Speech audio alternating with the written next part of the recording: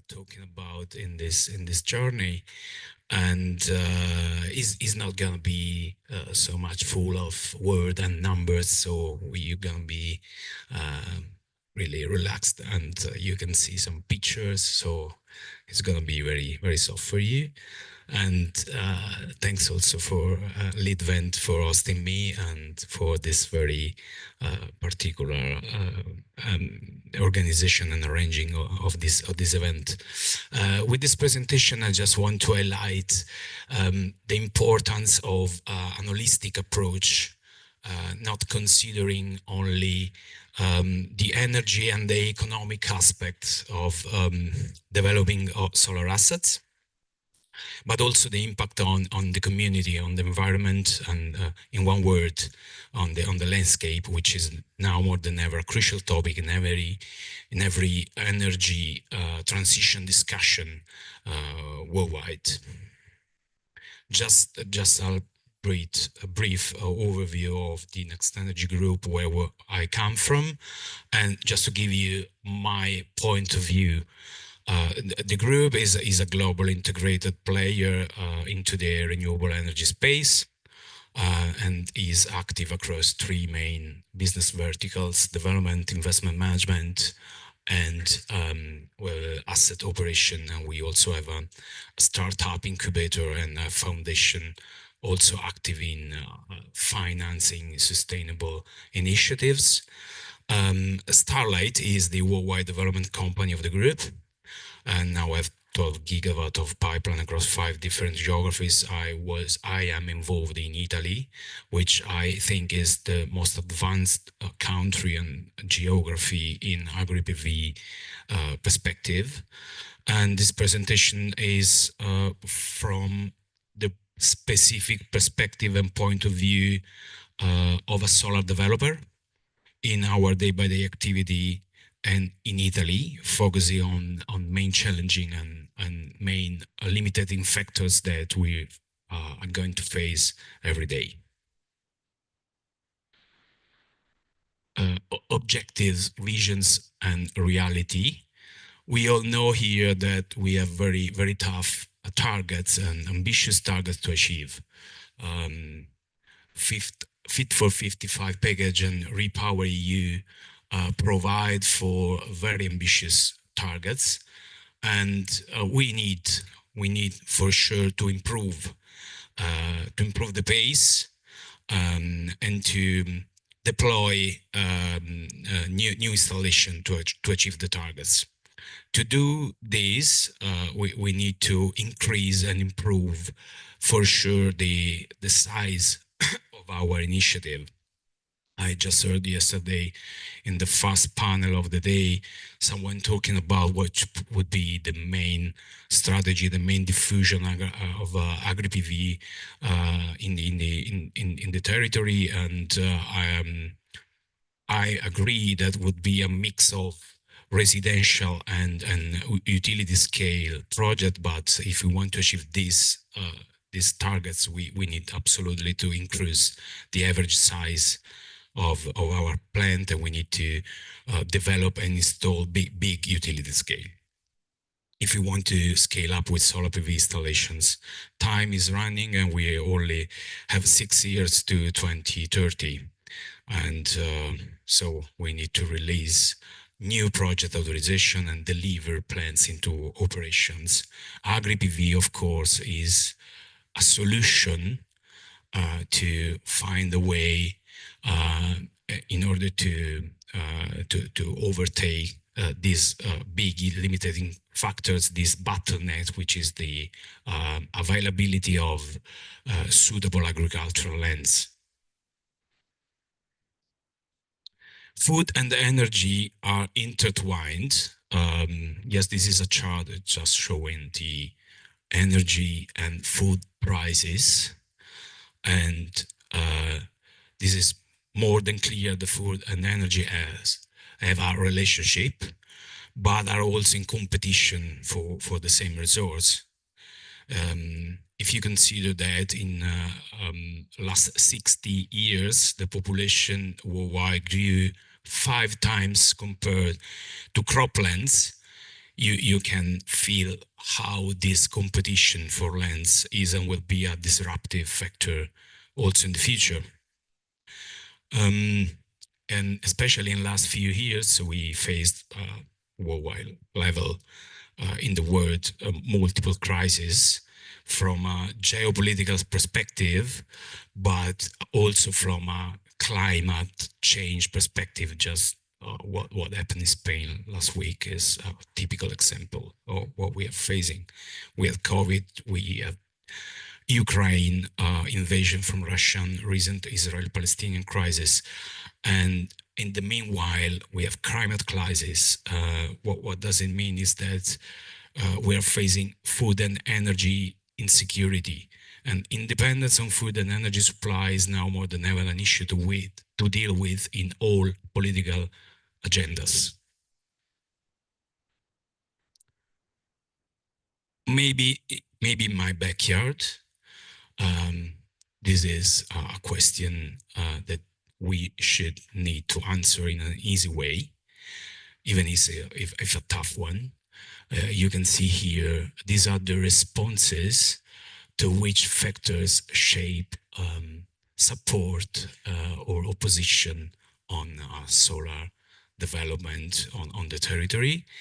And what is clear here is that you can see the green ones is related to benefits, especially for the local stakeholders, and the most red ones are all related or in some way linked to the landscapes of to the landscape. So we in our energy transition, we are living a tough conflict with our attitude towards energy landscapes.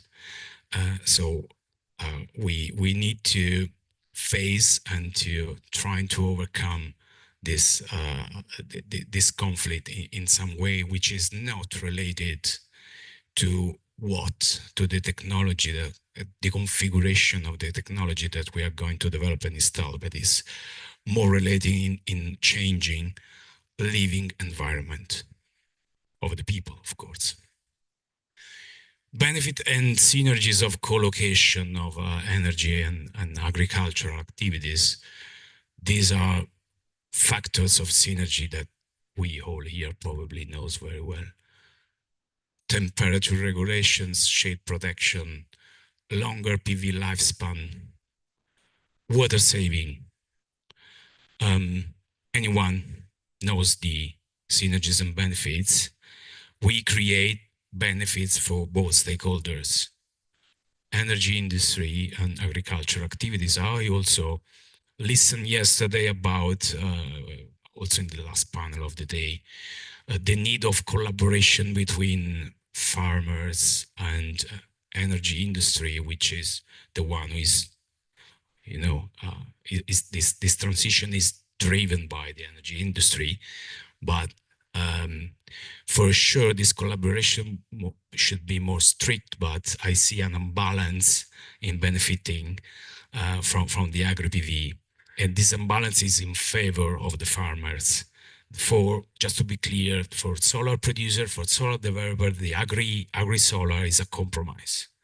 Solar provides farming businesses with additional income, with less risk, increasing agricultural diversification, and the energy system just need to take care on fitting with the agricultural activities and find a way not to interfere too much with that.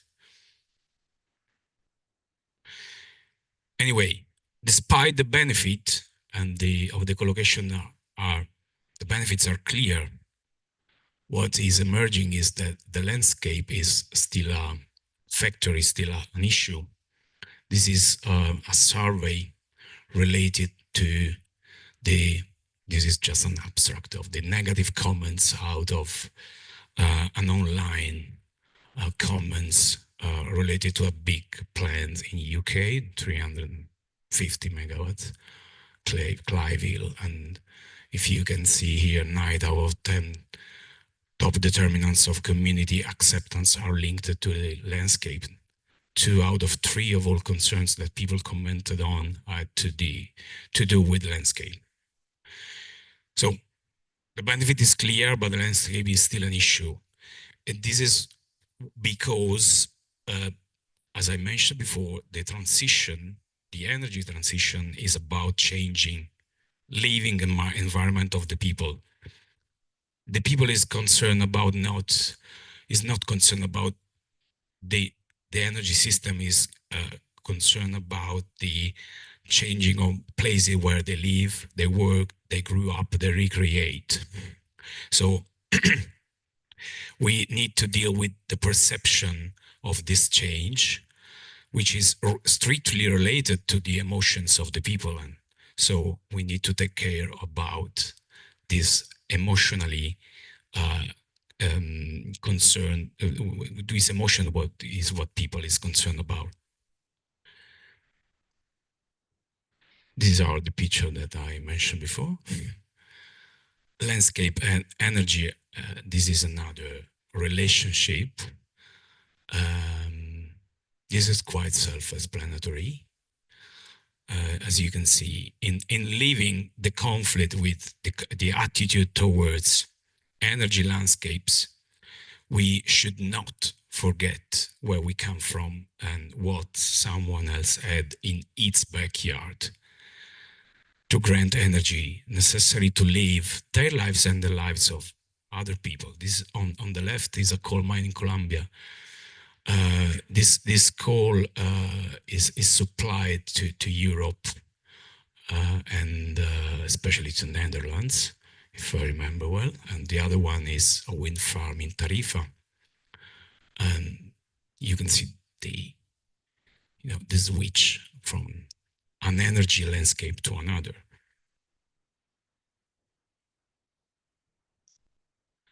So focusing on the matter we are talking about, we need to integrate our system, agri-PV systems, with the landscape.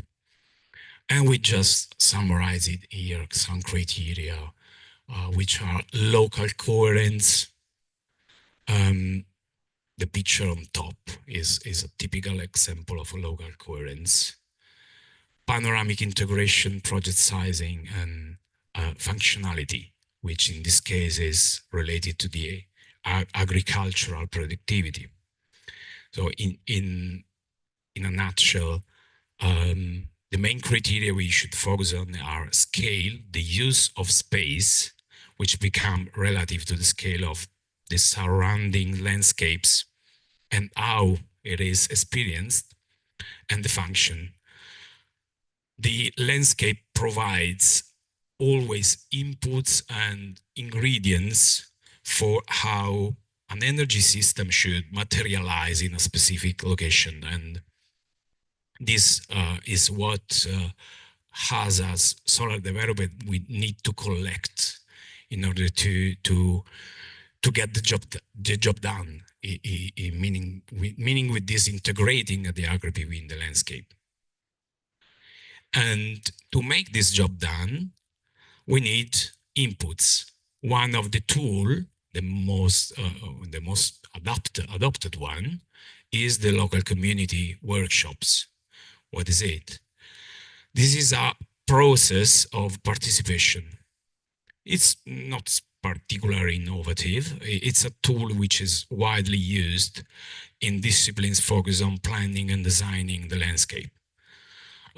We had a collaboration on that with a university in Italy, and this is the architectural landscape architectural department of Florence, and they used to do this in many different areas. What is it? It is more than just a meeting. It's a kind of journey of shared imagination. You need to share with the people, with the community, what you are going to do and what you are designing to do in their territory, in their places.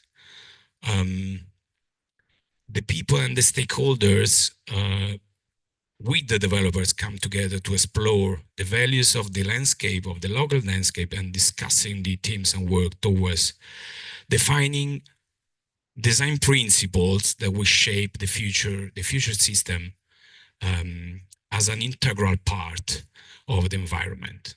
The main outcomes, expected outcome, will be first of all, as I mentioned before, the collection of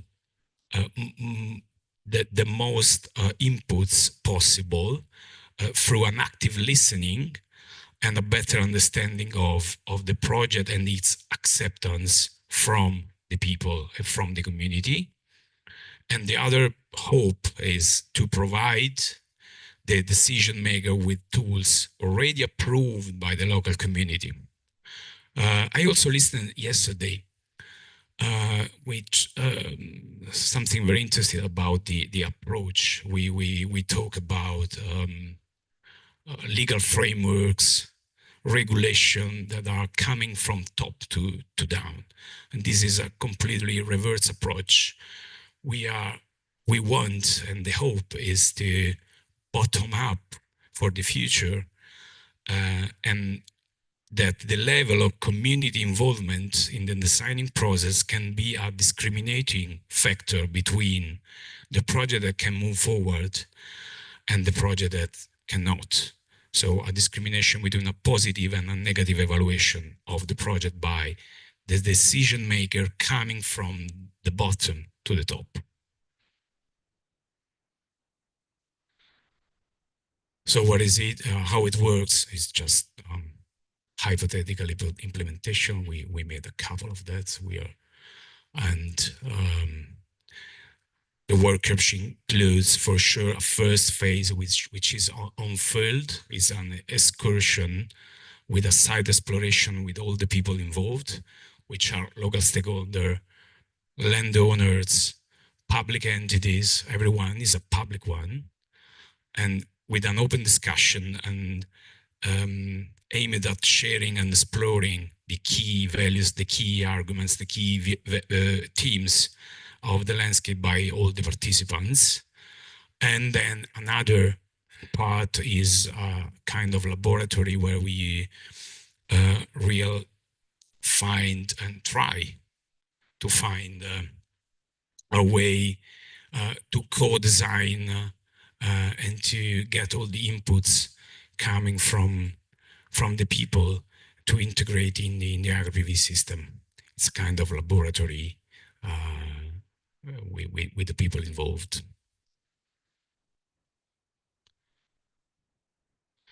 So, innovative approach to AgriPV, as I mentioned before, is not the innovation is not a matter of technology, of who is involved in this process. In the context of the energy transition, the solar developers have an extremely important role to play in trying to achieve the very ambitious goals of green energy generation and emission reduction. But what is even more ambition is to contribute to doing so in a responsible way by ensuring that all the actions and the initiatives that we put in place do not generate impacts and consequences in the medium to long term on other areas of our lives.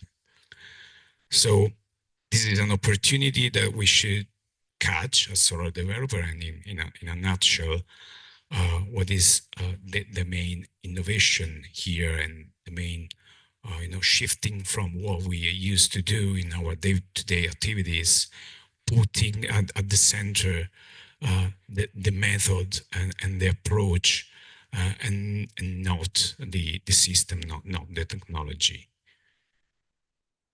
This is it. It was so far, as I mentioned before, a lot of pictures, and thank you very much for joining, and thank you very much for your attention listening. Thank you, Stefano. Any questions following the presentation? Question in the front. Is the microphone heading your way? Here. Yes, thank you for your presentation. You mentioned on this slide 12 innovative approach of agri-PV and in the economic and ecological part, you mentioned circular bioeconomy. Would you please bring an example how we can integrate this innovative one with agrivoltaics to bring more innovative things? The principle is to get the people, get the local community involved. If you make a kind of workshop like this, you can get every input and ideas that you can even imagine. So people is going to be involved and they want to be involved in have an active player, to be an active player in the system. And what I discover in our experience is that also the most, of course, involved one want to be updated on the process, on the administrative process of the project, and want to be updated on what are the next steps in order to understand if there is space for them to be part of in some way of this initiative that could be everything, for example, just for taking care of for example of the green boundaries for the agri PV that should always need to put in your project. And so the ideas coming from this workshop are very incredible. You cannot even imagine. Some people want to be involved in every aspect of the operations of the plants, also in the project design. Yep. Thank you. Welcome. Do you have any other questions? Also maybe from our online audience? I'll see that we have to move on to our next week because of time. Thank you again, Stefano. Thank you very much. Thank you. And I'm going to move on to another case study, this time on AgriVoltaics, an opportunity for the green energy transition, by Maurizio Pizzolo, Regional Manager for Sardinia for RP Global Italy. So please welcome Maurizio.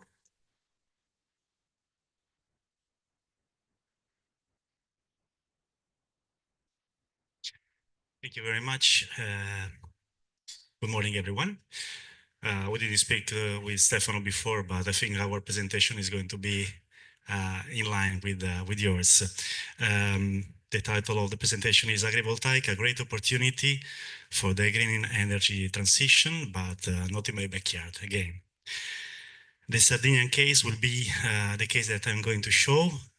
Is the place where I'm from, and is the place also where I'm trying to work in the last 3 to 4 years.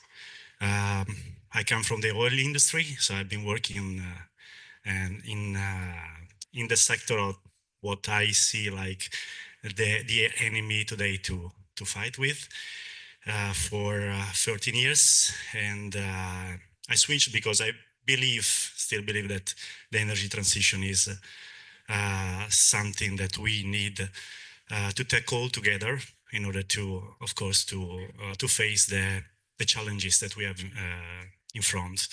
I am the RP Global Regional Manager, as we said, but I am also part of an association which is called Italia Solare, which is the main association of the main producers of photovoltaic plants in Italy. We are more than 1,500 associated with 25 billion euros of fatturato. I don't remember the name in English, backlog. I work, as I said, with RP Global, which is a developer based here in Vienna. We have more than 40 years experience in the business. We develop, of course, PVs, wind farms, and also hydropower in Europe, but also in South America and in Africa. And we have now a pipeline of around 16 gigawatt of projects around the world, especially here in Europe. And we are more than 200 people working hard for the energy transition. We all know, of course, what is AgriPV. Also in RP Global, we try to answer to the question, what is a good AgriPV design? And we are trying to answer to this question with real AgriPVs that should answer to the land use conflict, of course, as we mentioned yesterday a lot, with nature preservation and, of course, trying to protect the soil health and preservation of water, which are very important aspects, especially in Sardinia, where we don't have so much water. The situation in Italy is quite interesting at the moment because we have, of course, some important targets that we need to reach until 2030. So we need to install 80 gigawatt of additional PV plants according to PNIEC, which is the National Integrated Plan for Energy and Climate. So far, we have installed around 25 gigawatt. So a very important step forward that we need to face in the next future. Of course, we have a big problem in Italy, like in other countries of Europe. So we don't have so much not arable land. So we are living this conflict now, especially in the north of Italy, where we have good lands, good soils. But the problems are starting to arise also in other areas, in other regions, like I will show later on for my island. We are trying also to see how to work with abandoned lands, of course, which are the first lands that we should try to exploit for agro-PVs, but still it's not easy to find this kind of lands anywhere. So it seems interesting time, but also, as I said, a tough time. Yesterday we spoke about regulations. In Europe, we saw that we have different regulations, different specifications. In Italy, we have one that is going around for now 2 to 3 years, which is the guideline from the MITE, originally MITE, Ministero of Energy Transition in Italy, now called MASE. And this specification, this guideline is trying to guide us into a process of defining what agrivoltaic is. Still not easy to understand some of the topics in there, like some of the requirements. Very briefly, we have 4 main requirements in our regulation. A requirement that is giving some indication about spacing, geometry, and land usage. We have an indicator which is giving us a mandatory requirement of producing at least 70% of the previous production of the land we are installing in the agrivoltaic plant. But the question is, what was produced before? How can you measure it? So many questions on this topic, of course. And then we have also the requirements about geometry. The most important one is the height of the panel when they are the most tilt. And we have 2 main indicators, 2 main heights. The highest one is 2.1 meter, and this is coming, I think, from DINSPEC, so from Germany. 2.1 meter for any cultivation activities, and 1.3 meters for livestock activities. So for mainly in Sardinia for sheep. But these numbers are, again, a lot discussed at the moment, because the question is, why should I use 2.1 meter for anything that is not requiring this height? There is discussion ongoing on this guideline still. And then, of course, we have some requirements about the monitoring system, which is a requirement that is asking us to provide some indicators about what are the advantages of installing an agro PV in the land. So what is the water energy saving, the agricultural productivity, how you measure the continuity of the agricultural activity, referring to what was done before. This is all very, very nice. And as I said, we are trying to understand, all of us in the industry, how to better design the agro PVs in our state. But the reality is this one, as also Stefano was saying, we are, and this is not the worst image I could show, I'm sure. The main problem today we are living, at least in Sardinia, but also in other regions in Italy, is much more related to the resistance of the population against this kind of plants. Not only agrivoltaic, of course, everything like wind power plants and everything. And what are the reasons for this resistance? Well, first of all, the agrivoltaic is often confused, always confused like a photovoltaic plant. So even if you try to explain to the people that there is a big difference, most of the people don't even listen to you. So they say, okay, it's something that you are doing because you need authorizations. In some cases, we saw that there are projects like this, that's sure. In Sardinia, we have 50 giga of connection requests today, 15 giga of agrovoltaic and photovoltaic plants. So there are projects that are designed not really according to the rules. That's true. But also there are actors like we are, RP Global, that are trying to do as best as they can their job, and they are not really different from the others in terms of perception. So in some cases, these plants are designed well, very well. In our case, they are. We try to save water. We try to, of course, to respect the people there, the landowner, and so on.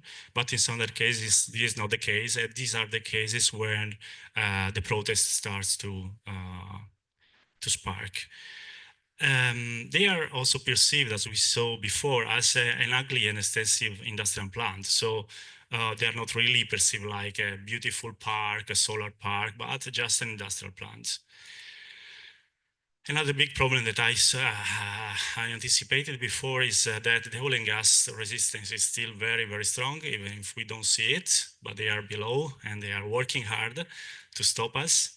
And this is a matter of communication. So they are investing a lot of money in communication today with a lot of fake news, and we'll see this later. And another point that is very astonishing to me is that I thought at the beginning, well, we can work with the associations, with the agricultural association, and we are going to find an ally. This is not absolutely the case. The agricultural associations that we are talking to, they are not really interested in agrivoltaic. At least this is my feedback.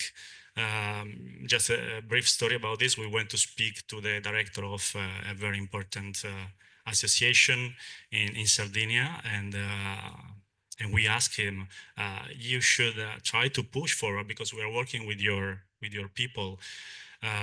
In Sardinia, there are many people that have signed land contracts with a lot of money involved for this business. And this guy in 5 minutes said, okay, you need 6 gigawatt of projects in Sardinia, which means that even if you are doing this like just for agrivoltaic, you need 10,000 hectares maximum, and this is going to involve 300 landlords. And I have 20,000 associated, so this is going to be like 1%, 1.5% of the people that is voting me. So why should I push? Why should I go to politics and talk in favor? So it's not really easy to find allies in that side. Of course, it's not easy to find allies in the oil and gas industry. As I said, just a very quick picture about Sardinia. Today, we have the 75% of production of electricity still done through coal plants and tar gas plants. So we are refining in the south of Sardinia, we are refining products of coming from the oil and gas, and we are using these to produce the gas that is going to be fired.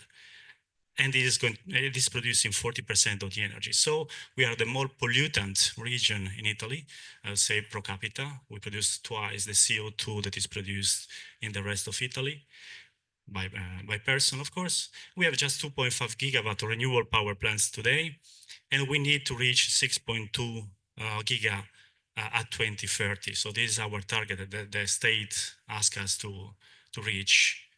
But still, what happened is this. So we had 1 month ago a decree which was discussed even yesterday in the region from our politicians. And this decree, which is called Decreto Aree Idonee, so is the suitable areas for renewable power plants, is saying that you have so many constraints that you cannot install anything, mainly. There is the article there showing you the happy faces of the politicians when they declare that Sardinia was protected.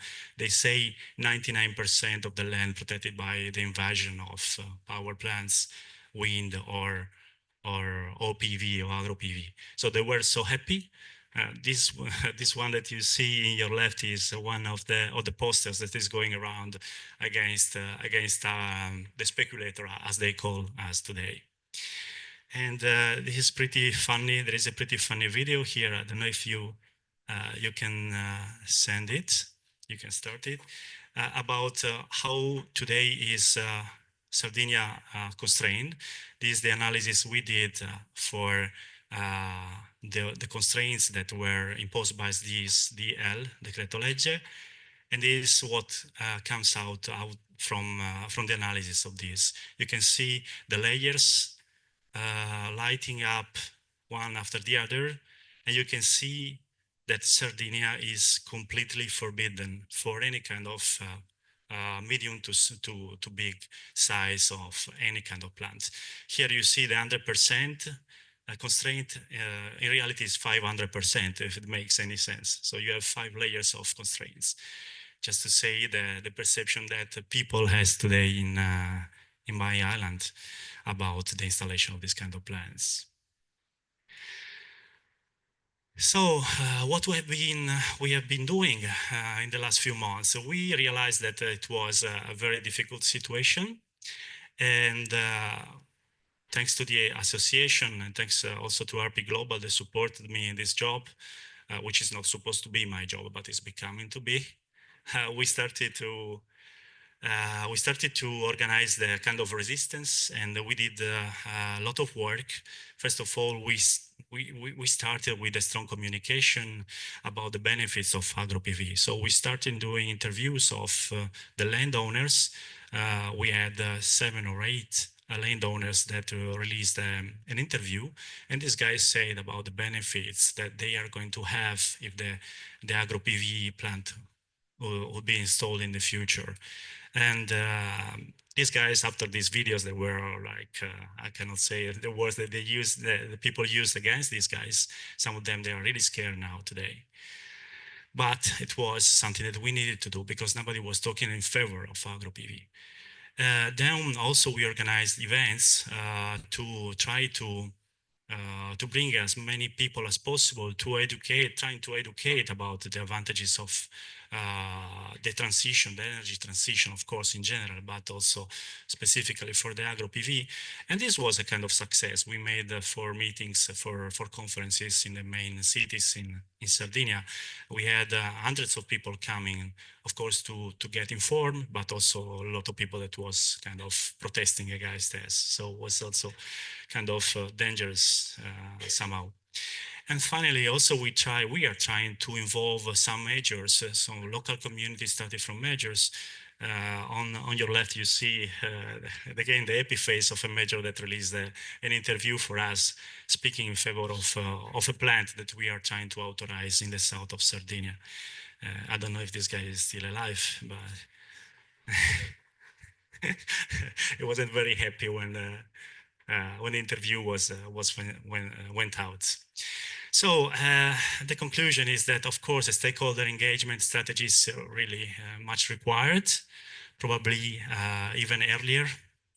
We didn't realize about this kind of problems before. We realized when the job was already done and we had 50 gigawatt of projects already landed in Sardinia. So probably we should have started before.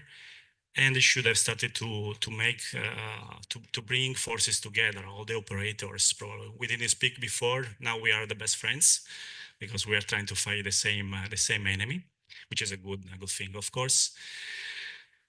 But my suggestion is to start with the communication before, to start with the local communication very strongly, to work together with the majors, of course. So starting to talk about the project to the local communities, to the local politicians, and to the people. We are trying also to go to the majors together with the landowner, or at least presented by the landowners. And as many landowners you have, the better it is, of course, in your project, because they have a kind of power in the village. We are talking about villages of 1,000 to 2,000 people, so 10 landowners can change the balance. Then another suggestion is to work on sustainability projects, to propose some kind of compensation. Of course, we need to do that. We are proposing something very interesting, like working together with energy communities, or proposing projects for the local communities that can be something interesting to all the people in the village. But the main people to be talked to, that we needed to talk to, were the regional politicians, because they, at the end of the day, they make the laws. And we tried, of course, to talk to these guys. Now we are in this kind of discussion every day. It's not easy again, because they have their own pushes, but I think is something that is really required from our side, to speak about the potential benefits for the region and for the old people, for the old population. So my presentation is over. I hope that I gave you some interesting tips, and available for any questions. Thank you, Maurizio. It's very interesting, especially I didn't know that there was 500% land use on your island. So that was new information for me. Do we have any questions for Maurizio? This is the presentation you saw. See in the back, and 2 questions in the back of the room. Thanks. Thanks for your presentation. I wondered if you had any thoughts on whether the resistance that you were getting for these projects started more from communities or more politically, or whether it was resistance from communities that actually meant that politicians were more reticent, or they were feeling less likely to make changes through policy. Yeah, thank you for the question, because it opens up a big discussion. Actually, what happens in Sardinia is a very strange situation, because nearly 80% of the local communication is in one man hands, which owns the first television, the first newspaper, the first radio, and the whole social media. It's Berlusconi's son since 20 years already. And this guy is very well handed with the oil and gas companies. We all know that. Everybody knows it. And is just throwing fake news every day in the newspaper, like any kind of thing you can imagine is out there. Like we had 1 month ago in a newspaper, the news about bees being fired by the presence of a photovoltaic plant. I'm also a beekeeper, so I was like going to everybody was so upset. But you know, on the other side, we don't have communication medias. So that's what we are trying to start now with the communication. It's just online and social media, but the power of communication is very strong. So to answer in one word, there is a big interest of the oil and gas industry today that is passing through the communication. Then the local communities are just responding to fake news. We are living an invasion. These people are all speculators. They want to fire our land. The money will stay in the hands of few people that are going to bring the money out, like in Austria or in Germany or whatever, but not in Sardinia. So it's not real resistance, because people know what it is talking about, but it's just a push from powerful people, unfortunately. I think I have one more question at the back there. Is the person still seeing no more raised hands? So I assume the question was already answered. Do we have any questions from our online audience, or further questions from the room? I think that was the final question. Thank you, Maurizio. Thank you very much. We're going to move on to our next program part about technology, innovations, and structure designs for agrivoltaics. Our first talk in this subject will be by Michael Salvador, co-founder and CEO of Mirai Solar. And he will talk to you about adaptive shading and mitigation solutions for agrivoltaics. So please welcome Michael.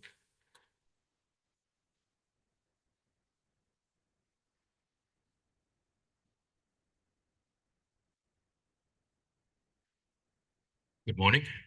Great pleasure to be with you here this morning. Let me get acquainted with the clicker here. Yes, very good. So my name is Michael, co-founder and CEO of Mirai Solar. And so when the CEO is presenting, you probably already figured that this is a very young company, which is the case. But we have as you will hopefully recognize, quite a ambitious agenda when it comes to agrivoltaics. So we are a technology company. We develop and design photovoltaic shading. And so I would like to share with you a few thoughts of how we think about agrivoltaics. Our internal definition is actually written over there, which means farmer-centric PV solutions. And we're really abstracting us from any, let's say, legal definitions of agrivoltaics. And the reason why we have this internal definition is because we started out as hardcore solar scientists and engineers, so we knew nothing about agriculture.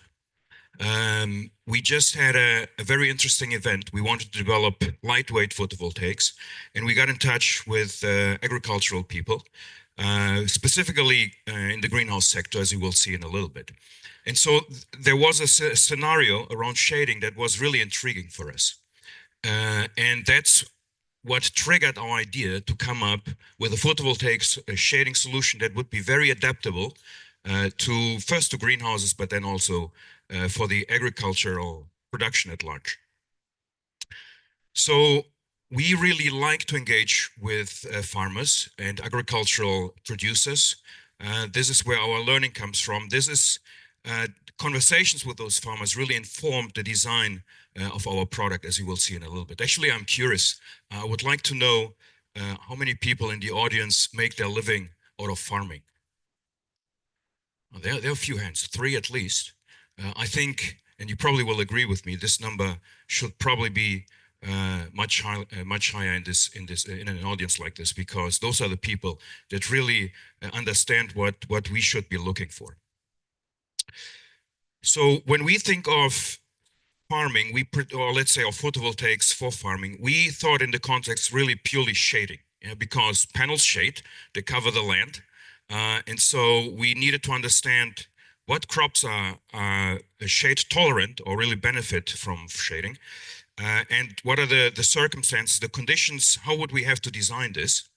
And first and foremost, we wanted to understand and answer the question of how can we help those businesses and farmers capitalize on their need for shade. And this is really at the center of our mission for what we are trying to do here.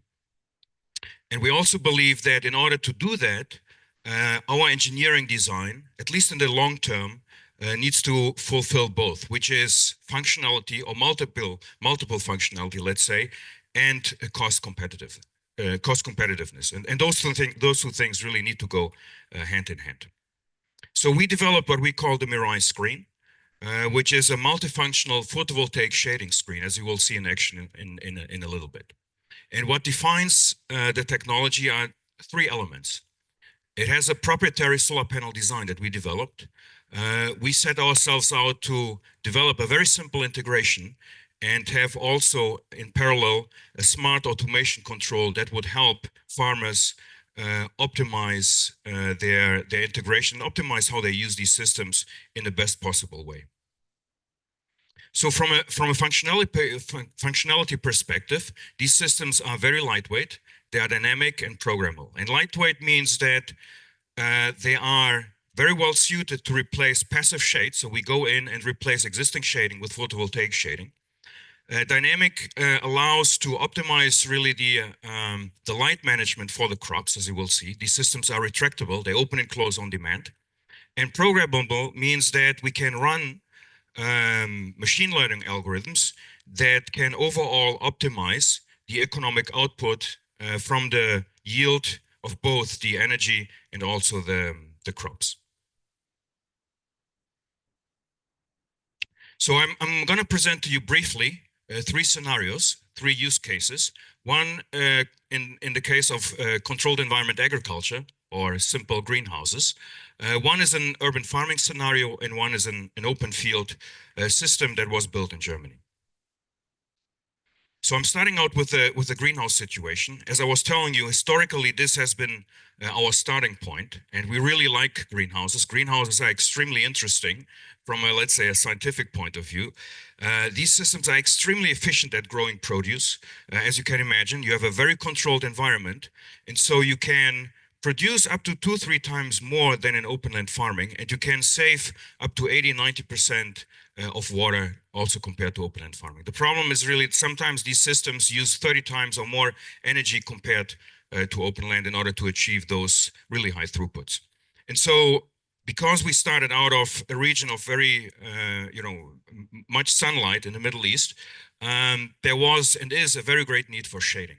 And so we started out replacing those shades with those photovoltaic shades that you can see here in this video. So you can nicely see side by side how a conventional shade operates, and you can see how seamlessly we can integrate and replace those shades and replace them by our photovoltaic shading. So this is a relatively small research greenhouse, but it's a nice model for us because we were able to take the room, split it in half, and on one side have a conventional passive shade, and on the other side our photovoltaic shading screens, which we designed to have the same shading amount at large compared to the conventional passive shade. And this is at the Donald Danforth Plant Science Center in St. Louis. If you haven't been there, if you should ever be in St. Louis, go and visit. It's an excellent facility. And so we were lucky because the researchers there really liked our product, and they set themselves out to test it with different crops. You see the crop variety here. I'm not going to explain this in detail. Just show you a few photographs and at least give you a conceptual overview of what was done. So you see in this case things like lettuce, tomatoes, and some hydroponic grown lettuce as well. These slides are very busy. They were designed by scientists, researchers in an academic context, so that they really like to fill this up. I'm just going to give you an overview. So this is just to represent that there were very controlled, there are controlled environments inside, and so they monitor temperature, humidity, light, obviously under several points in the room, so that we really know that the amount of sunlight under the conventional and the photovoltaic shading is very similar, which was proven to be the case. So you see both light intensity data here and also spectral data. So even they even went all the way to measure the spectrum to see if there would be spectral difference, which is really not. And then in order to get some performance indicators, they took the plants after a few days and measured the weight of the plants fresh and dry to get an idea of if there's a difference in terms of quality and growth of these crops when they're grown under these two different scenarios. And you can see from the bars, orange is the Mirai screen, blue is the conventional screen, that it's very similar. Over the different crops we typically saw, or the researchers saw, that the performance under our screen was slightly better compared to the conventional screen. I must say we weren't expecting that. For us, there's no real physical reason why they should be different. We were just hoping or expecting to see very similar performance across the two systems. Lettuce size, or let's say leaf size, is one of the other indicators. So you look at the size of the plants, measure them physically, and report this as a way of comparing the quality of the plants. And another indicator, and I'm really not an agronomist, but the fluorescence or quantum yield maximum of photosystem 2 seems to be an indicator for the health of the plant. And this was measured here in order to get a feeling for how the quality of these crops are. And you can see again, better, slightly better in the case of the Mirai screen compared to the conventional shading screen. So overall, as I was saying, there was no real difference. If all, it was always slightly better under the Mirai screen. Just, you know, confirming that there is no impact in terms of crops if you use our photovoltaic shading screens compared to what greenhouse producers normally use in terms of shading solutions. We also, as you can imagine, measure the energy yield coming out of the screens, and the metric for us is always to compare how much energy can be delivered when looking at the overall consumption of the greenhouse. And in this case, it's about 70% if you take the data that we have for the time being. As you can see, this was measured only over a few months by now, so we don't have the winter times. But if you would extrapolate, let's say, the more optimistic data, you get something like 70%. I must say, however, we have scenarios where we even generate much more than 100%. And this is in the Middle East, where there's a lot of sunshine. And so there we can really benefit from the fact that the photovoltaics that is installed can produce efficiently photovoltaic power from the excess sunlight. So it really depends on where these systems are installed, as it does for conventional photovoltaic, let's say, agrivoltaic systems in general. I would like to show you another scenario here. This was constructed and built in Germany, near the Rhine River, a region called Geisenheim, together with some partners. We were the entity that manufactured, developed the panels and the retraction system. And then there were several entities involved, as you can see, that helped conceptualize and also build the system on site. A few photos of how the system looks like. You can see this on top, as I was saying, vineyards, grape plants. They were planted early spring, I believe, really at the level where there were only seedlings. And so this has been growing over the summer quite nicely. There is different fields, as you will see in the next photographs. It was designed such that a typical tractor could drive underneath. This box just shows you that it's an off-grid system. There's a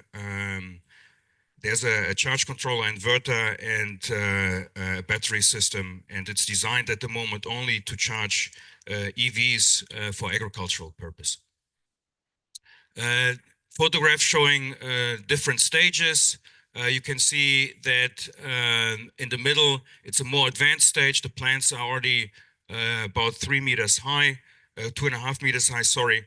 And on the right-hand side is the comparison. I don't have, or let's say there's no reliable data, as you can imagine, as of today, to showcase the benefits of the PV system. We need to wait probably half a year at least, or maybe more, to understand really the impact of the PV. This is a video just to show you how it's functioning. As I was saying, the system is retractable, programmable. It's connected to a weather station that was also built so that at certain inputs, the system will be retracted, and this can be wind inputs to protect the system or others like a light sensor in order to set things like the DLI, the daily light integral for the plants. Again, we measure the energy yield. As you can imagine, given that there's no consistent load that is being used, so the data is very scattered. In yellow, we calculated the energy yield based on weather data, typical TMY data predictions. And so you can see that on days where there was high discharging, we hit at least very close, or even sometimes have outliers about maybe on very good days above those predictions. Finally, a system that we built this year, which we designed in the context of urban farming. We're very interested in smaller systems for obvious reasons. As you all know, if you go big, there's probably some advantages in terms of scaling. but also higher complexity in terms of permitting. And so being small usually alleviates that part. So this is urban farming because we believe, at least in the US, there's quite some trend in terms of implementing agricultural plots in the context of big cities. And this is why we designed it with a local partner that was interested in our design. It's built between two containers. It doesn't have to. The containers are just very easy in order to avoid foundational work. So you just put up the containers and you immediately have a structural system that allows you to secure the system. I'll show you now a few videos of how the system expands and retracts. You can see this is a wire bed. It's very similar to the other designs. It's obviously motorized, and again, the motors can be controlled and can be programmed. In this case, two halves that can be operated independently. You see that the shade is nicely uniform because the materials that we use are by design very hazy, so very light scattering and diffusing, so that you don't have patterns from the PV itself. Again, we measure the yield, obviously continuously. This is again an off-grid system. The nice thing about the containers is that we can put all the electronics inside the container, house it there, and so that it's protected from the environment. Again, in yellow are the predicted data using historical TMY data. We get relatively close. We know we have some losses from the design itself and a little bit from the shading of the overstructure, which explains why there's quite some, let's say, a small deviation from the predictions. So this is what I wanted to show you. I hope I could convince you there's quite some space for innovation in the context of agrivoltaics in different scenarios. This can be controlled environment agriculture, it can be open field, it can be urban farming. We are positioning ourselves to deliver solutions that we think are amenable to the needs of agriculture. I don't think this will be easier in terms of permitting or other scenarios, maybe even quite the opposite, because it's quite new, it's innovative. If we talk to banks, which we haven't done so, it could be complex, but at the moment we are building demonstrators across many parts of the world. And so if you are interested, please let us know. Thank you very much. Thank you, Michael. It was very nice to see the video. Makes it very, how should I say, intuitive how the system works. Are there any questions for Mike? I see here in the back, in the middle as well, on the front. Thank you very much, Michael, for your great presentation, and also very nice to see that you've expanded your application from greenhouses to more open field applications. And I was wondering if you have it in open field application and there is some wind, do you get any cracking of your solar cells at all? So I must say, Wilma, I can't answer that yet. What I can tell you is that in the lab, we do the same type of experiments, obviously not with wind. So we do retractions, we do thousands of cycles, and there we don't see any problems. And that's also why we do the field experiments to see if at some point, so we will remove the panels at some point and do measurements in the lab to see if there's an impact. At the moment, I can't tell you. What I can tell you is that we are currently going through certification, and as you maybe if you're familiar with IEC, you know there's things like dynamic load testing with pistons and also other static load tests, and we have passed those tests. Okay, thanks a lot. And what is the transparency of your screens, and can it be tuned to different applications? Yes, so we tailor it for the application. Mostly we do somewhere between 50 and 60%. Shading levels, but we can tailor it. Yeah? And usually, experience has shown us that it's always better to go for higher shading levels and control the amount of sunlight through the retraction. This makes more economic sense. Thanks. Another question in the middle, yes. Yeah, very nice presentation. Thank you. A question, is your system treated regarding to zoning and construction permit in the same way as a more, how to say, rigid system? So do we have an advantage on that? Let's say to get an easier construction permit and for rezoning? I would like to find out. I don't know. Okay. It's an interesting question for sure, because we are so we do photovoltaic shading. We set out, starting with agriculture, but we are looking at it at large. And so building integration is something we're very interested in. But we don't have the experience for me to answer that question, at least at the moment. Because I know a little bit similar system, like it looks like a harmonica design, was moved into a container, and they don't need a construction permit because it's easily removable. It's an advantage for them, of course. Yes, so I don't know in terms of construction, I don't know, but what I know from, for example, from experience in the US is, that wasn't the case of the greenhouse. The fire marshal came, he looked at the system, and he decided that we had to install sprinklers. Although there was no real reason, at least from our perspective, but I think it's going to be depending on really who's going to look at it. Was another I think there's an online question. Yes, go ahead. Yeah. Do you think using part of solar energy as artificial light at crucial stages of crop can be effective? Not sure. Can you read this again? Do you think using part of solar energy as artificial light at crucial stages of crop can be effective?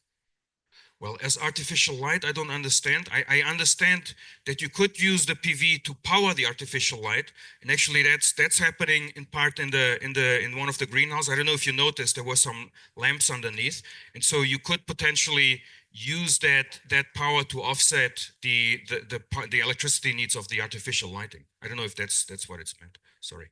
Thank you. There's also a hand going up there. Yes, go ahead, sir. Thanks. Nice talk, Michael. Another question. How many options or how much are you playing with different solar panels? I mean, silicon cells, as you showed, also pretty heavy, and the shades are often made pretty light. Yes. So all our IP are around the panels and the system, not the PV technology itself. So we're quite agnostic. We just thought that we want to use something that can be used, that is cost effective and can be, taken off the shelf, and build the systems based on those solar cells. Yeah? But obviously, as you can imagine, I told you our background is PV, so we do look at perovskites and all the other technologies that are up and coming, be it tandems or whatever, organic photovoltaics, but those are just not cost competitive in order to make them integrate into our solution at the moment. But we would if we could. Thanks a lot. There was another hand going up here earlier. Is that question answered? In the front. Okay, you already answered. The answer to question one goes. I think it was the final question. I don't see any other hands going up. So, yeah, thank you very much, Michael. It was a very interesting presentation. Thank you for answering the questions. We're going to move on to our next speaker, Patricia Geze, Key Account Manager and Specialist AgriPV at Goldbeck Solar. And she'll talk to you about economical systems design with focus on the Austrian and German market. So please welcome Patricia.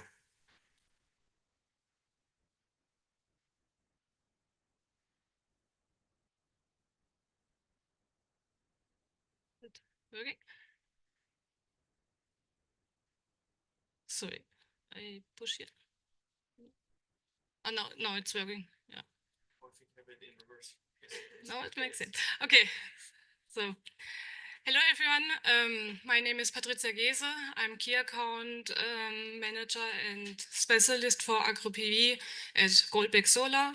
Goldbeck Solar is an EPC company, and today I will talk about the topic AgriPV from an EPC perspective. EPCs, engineering, procurement, and construction. I will give you a short introduction where we're coming from as Goldbeck Solar, and then I would like to take you on a journey when you have the idea from the AgriPV, from the project development phase, how you choose the technology, and then how you come to a system design, to a layout design. In the end, when you have this developed, then you have some techno-economic indicators, and based on this, you can bring your project in implementation. And in the end, I will also give you a short outlook what we think about AgriPV and how we come to large-scale application for AgriPV. Goldbeck Solar is a family-owned company. We are located in Germany with the headquarters close to Mannheim, Heidelberg, and soon we will have also an office here in Wien. So today I will talk with the focus on the German and Austrian market for the AgriPV application. Goldbeck Solar is a kind of pioneer also in the PV sector. We started 23 years ago. In that time, we started with rooftop application. Later on, we did ground-mounted application for PV. And since a couple of years, we are focusing also on AgriPV. And since last year and this year, we see also strong growth in the AgriPV project implementation. Nowadays, we are more than 550 employees all over the world, and our main focus in the PV sector is the EPC construction, but we're doing also O&M and on our own project developments. Yeah, now I would like to start with the journey.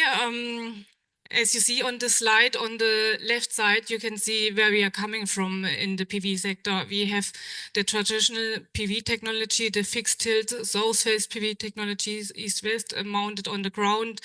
On the lower photo, you can also see the tracking technology. This is also kind of traditional PV technology we can see from the past in the PV sector. And now it's coming a kind of transition, how you can adapt the traditional PV technologies in order to fulfill an AgriPV project. On the right side, you can see some concepts about the AgriPV. It's already well known. We have seen many really good presentations also on this event here. Here you see three more common ones, what you know in the AgriPV sector. It's the combination tracking systems with the AgriPV agriculture activities. Then you have also higher mounted PV technologies where you can work below or where you can combine it with livestock. And you can also have the higher mounted combined with soft roots. In this presentation, I will only focus on the tracking technology, the upper one. It's the 2P tracker, 2 modules in portrait. This is the main focus, what we see now in the combination with grassland and combined with field crops. This we see in the short term as an economic solution also for larger scale application. What benefits do we see in the AgriPV tracker? First of all, the tracking system itself is a space-saving technology in comparison to a fixed-tilt system. You have a higher distance in the between the module rows. It's the pitch between the module rows. So there you have already a lot of space available. And it's a flexible solution since the modules are moving towards optimal towards the sun. You can move it flexible. And this is also one part which you can use now in synergy with the agri applications. So you choose a row distance where you can work in between the tracking system. And you can also, if necessary, adapt the position of the modules for the AgriPV or agriculture demands. Furthermore, where you're in the post row, in the module row, this part you cannot really use for the agri part because they are the posts, but you can also do some ecological enhancements in this project. So you can also add there a benefit to the project. Furthermore, the tracking system, since it's optimal orientated to the sun, you increase also the electrical, the specific yield of the project because you produce more electricity. because it's optimized orientated to the sun, and since it's orientated mostly to the east and to the west, you produce more electricity in the morning and in the afternoon, and this is also a grid compatible electricity production where you can increase the incomes of the project.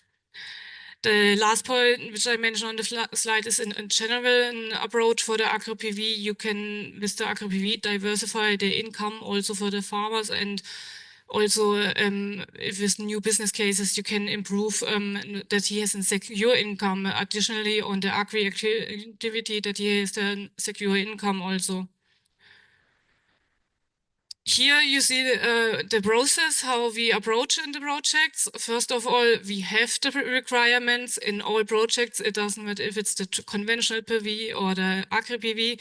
First of all, you need to fulfill the regulation. You need to fulfill the building regulation, the environmental requirements. This is the base where we're working on. And what we have new now in the PV sector is the land use concept. The land use concept needs to be developed in the project development phase. And based on this, we can start working on an agro-PV project, how we choose the technologies and how we do the design. And the final point, which is really important as a requirement, it has to be an economic design. If it's economically not feasible, we cannot realize the project.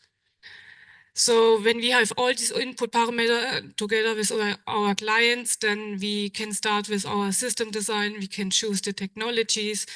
We can develop the layout design. Based on this, you can do the land loss calculation. This is also an important parameter for the agri-PV projects. And based on that, we optimize the electricity production. And if we have all performed all of this process, in the end, we have the KPIs of our project, which is on the one hand, the land loss, and the other hand, the electrical shield, which we can achieve with the project. And on the cost side, you have the CAPEX and the OPEX. So now I want to go shortly in detail about the land use concept. This is the first step, what has to happen in the development of the agri-PV project. On the left side, you see an example when we talked with the farmers. We looked into it for field crops, what crops he can bring on the field in the rotation. For example, winter wheat, summer wheat, legumes. And based on this, we looked into the year when he will plant what, how much time or how often he will go on the field, how long he's on the field, what machines he has, what dimension he has. And based on that, we can start then with the blend design. On the right side, you see also an example where we figured out how the farmer can move through the PV blend. Every second row, for example, how it can be more efficient, how he can enter the solar park on what time. And this has also an influence in the end on the economic evaluation about the electrical shield production in the year. When we have this elaborated with the farmers, then we can work on the PV design. Here you see one example about the 2P tracker. So in between the posts, you have the pitch, and the pitch is defined by the width of the typical cultivation, what you need for the farming application. So we look mostly in grassland and in field crops. With grassland, you can work with a little bit smaller width, which can start with 6 meters. And when you go with field crops, then you have also higher pitches or working with, and then it could go up to 50 meters. Somewhere there's also a kind of limitation because, again, you need it also develop on an economic basis, the project. About the typical clear heights, technically talking, you could start at 2.4 meter, 2.5 meter, and depends how are the requirements of the machines. You can go up to 3.5 meter. It can be challenging, depends how is the field and how is the technology. And for sure, this increases the costs again. Here in this example, you see the open position. So it's positioned like this, the modules that you can cross with the machines in between. This is one option how the machines from the agriculture part can pass. But we have also seen, or also the feedback already, it doesn't have to be this position. It can be also horizontal, the modules, and the machines go below the modules.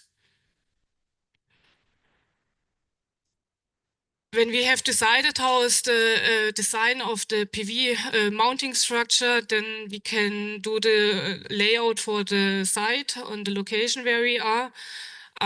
So we decided the row distance, a certain safety distance also to the post, and then you can fill your available land with the PV mounting structure. And we have one example now when we have a working width of 9 meter and a safety distance of 1.9 meter.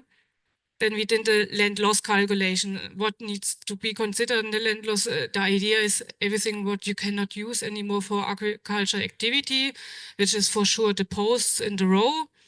The safety distance, there you can think further about the land use concept in order to reduce the safety distance as much as you can and use as much as you can the surface also below the modules. Then the construction roads or service roads which are needed for the PV plant cannot be used anymore. Transformer station and fences. And this is also important, the compensatory measures, for example, such hedges, which has to be sometimes be done when you develop a PV project. And this impacts for sure also the land use for the agri-PV, for the agri part. In one project, we had this example, we developed a land use concept with this dimension, and then we couldn't fill the land anymore because we achieved the maximum number of land laws in Germany. It depends on which category you are. There are two categories. One is with 10%, the other with 15%, and we came to the limitation of 15% land loss factor. So in the graph you see where the red circles we could not fill anymore, then we would go over the 15%. So why I mentioned this, I think in agri-PV the approach should be you should to have a proper land use concept.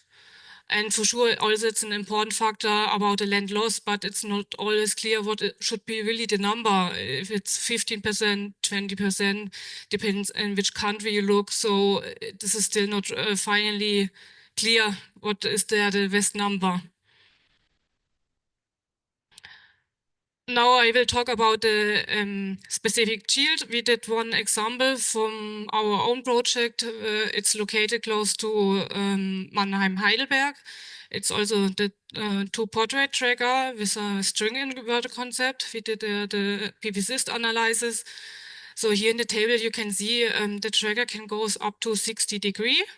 And on that location we have 1,350 kilowatt hours per kilowatt peak per year. And if you compare this to a fixed tilt system, conventional build, then it is almost 20% more of electricity production in comparison to the conventional one. And you can also see in the table, if there's the necessity to limit the tracking angle, then you don't lose too much electricity. For example, if you just limit it to 45 degrees, then you just lose 0.5% in the electricity production. So you see on this table also the 60 degree is not because of the optimal electricity production. This is more a requirement from the agri part. Here's a summary about the techno-economic indicators. When you develop the PV design, which I showed before, then you can go up to 650 kilowatt peak per hectare for two portrait agri-PV tracker. Looking in the electrical yield, you can produce up to 20% more of electricity with a tracker in comparison to a conventional fixed tilt system. And as I mentioned, when you have to limit the tracking angle to, for example, 45 degrees, then you only lose 0.5% in the electricity production. When you look on the cost side of a tracker, these are really rough numbers, but just to get an idea, We have seen 25% more cost in the CapEx of a tracking system. I will explain it then soon. We have seen in comparison to the fixed tilt system, and what we see nowadays, there are still smaller plants which are in development, and for sure when you go up to bigger AgriPV plants, you have also the economy of scale. When you compare, for example, in 30 megawatt versus a 5 megawatt, you can reduce the cost by 25%. And if you even go up to 70 megawatt, you can reduce it by around 28%. Where the additional costs mainly come from in the system, for sure, the first point is the increased coordination and planning effort. You have to coordinate much more. You have to put much more know-how and knowledge in the design phase also and develop their proper concept, considering more in the engineering. Then also the choice of suitable technologies for the requirements, which is, for example, the high mounted or also the AgriPV tracker system, which has special requirements. And in the construction phase, we have it also seen yesterday in presentations, the installation is almost 100% in height. So for mounting the mounting structure and the modules, you have to work in the height. And this increases also the costs of the project. Now is the question why we are doing this. The heart of AgriPV is the double land use, that you can do two activities on the field and that we preserve the land, especially when we are in countries where we are limited in land. And we see also now the movement of the legal and regulatory framework that moves forward now with the AgriPV. We see it strongly in Germany, we see it in Austria, and also in some neighbor countries in Europe that it moves forward. And yeah, it was interesting to hear the presentation before about the acceptance issue. You see now different approaches about the AgriPV. We had also this experience with also our local project. When we start to talk with the farmer, first of all, it was a lot of rejection. We talked with the association, it was a lot of rejection. And then when we start to talk and to explain, we included the farmers, we developed the land use concept together, and then we could see a change in the project, in the approach. Then there's also the opportunity about new business models, how we include the farmers also in the business models, what you can develop. I mentioned it, when you choose the proper technology, then you can increase the specific yield, and with that you have your income in the project. And with decreasing costs, it's also more feasible. How we can decrease the costs is developing standards and also the economy of scale. But all over in the end, we see it also in the market. Still, we need a subsidy. If you compete with the AgriPV project with a conventional PV, there's no chance, because we include here more sustainable activities. And that's where we see it needs incentives that we can bring it in large scale on the market. Yeah, now I will have 2 slides more. I want to show, to give some insights what we are doing at Goldbeck Solar. This is the project which I mentioned close to our office. If you can see on the left corner, there's our headquarter, and on the other side of the highway, we want to develop our own project. This is for sure for learning from the really first phase over construction, and then in the operation phase, there you learn the most. You know what hurts, what matters, and then you can bring it also in the field and develop it together. You see here some examples. We want to put the tracking system, the vertical system, and yeah, this is for us also the playground that we can learn much more about AgriPV. Yeah, and here you see some examples from the operational business. We are already in construction for AgriPV. We have a larger pipeline than 100 megawatt in construction already. We started last year. It's this year we see a lot activities in Austria. And I think next year in Germany, we will also see a lot. We had also a lot of movements. You see here an example on the left side about each step in the construction phase, coming from the design, putting the post, the mounting structure, the modules, and in the end, you see the final PV blend fully operational, and then we were looking forward to see the application in the future. The example on the left side is combined with grassland, and the next projects are in pipeline where we see the combination also with field crops. On the right side, you can also see an example when you're in the construction phase. For sure, you have damage on the soil because of construction, but with the machines, you can restore it again, and then it's ready for usage in the agriculture activity. Yeah, we are looking really forward now because you see a lot of movement in the agri-PV market is starting now, and yeah, this we are happy that we are part of the agri-PV movement, and we see there also a switch or transition from the conventional towards the agri-PV application. Yes, this has been my presentation. I'm here, my colleagues also here. We have outside also booths. When you have the further question in detail, we are looking forward for conversations. Yeah, Patricia. Any questions for Patricia?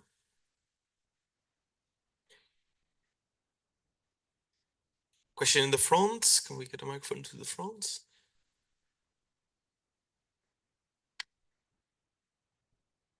Yeah, thank you for your presentation.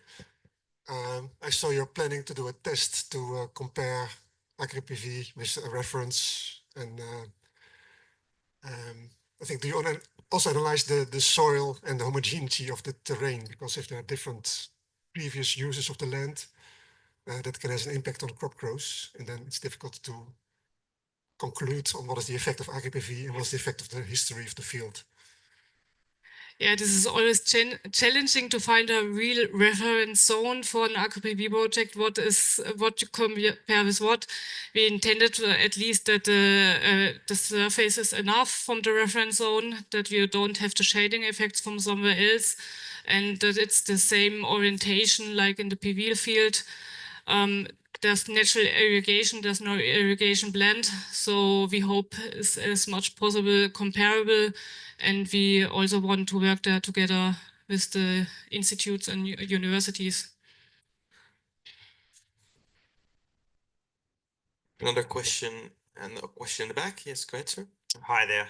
Great presentation. Thank you very much. Can I ask a question about the increased cost of the tracker system? Sorry, I was watching it. Visible hidden at the back.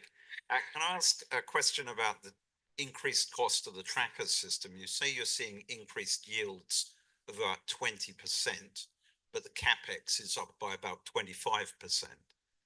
Can I ask, is that on a highly elevated system you're seeing that cost?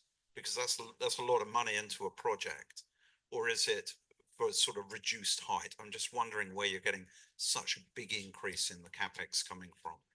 Yeah, the main point which we see, it's because it's in the height and another choice of technology, so you need to enforce it because of the installation of the height. So you see it on the mounting structure side, and on the other side, you see it in the installation phase, because you need all the machines that you can work all over the time in the height. Thanks.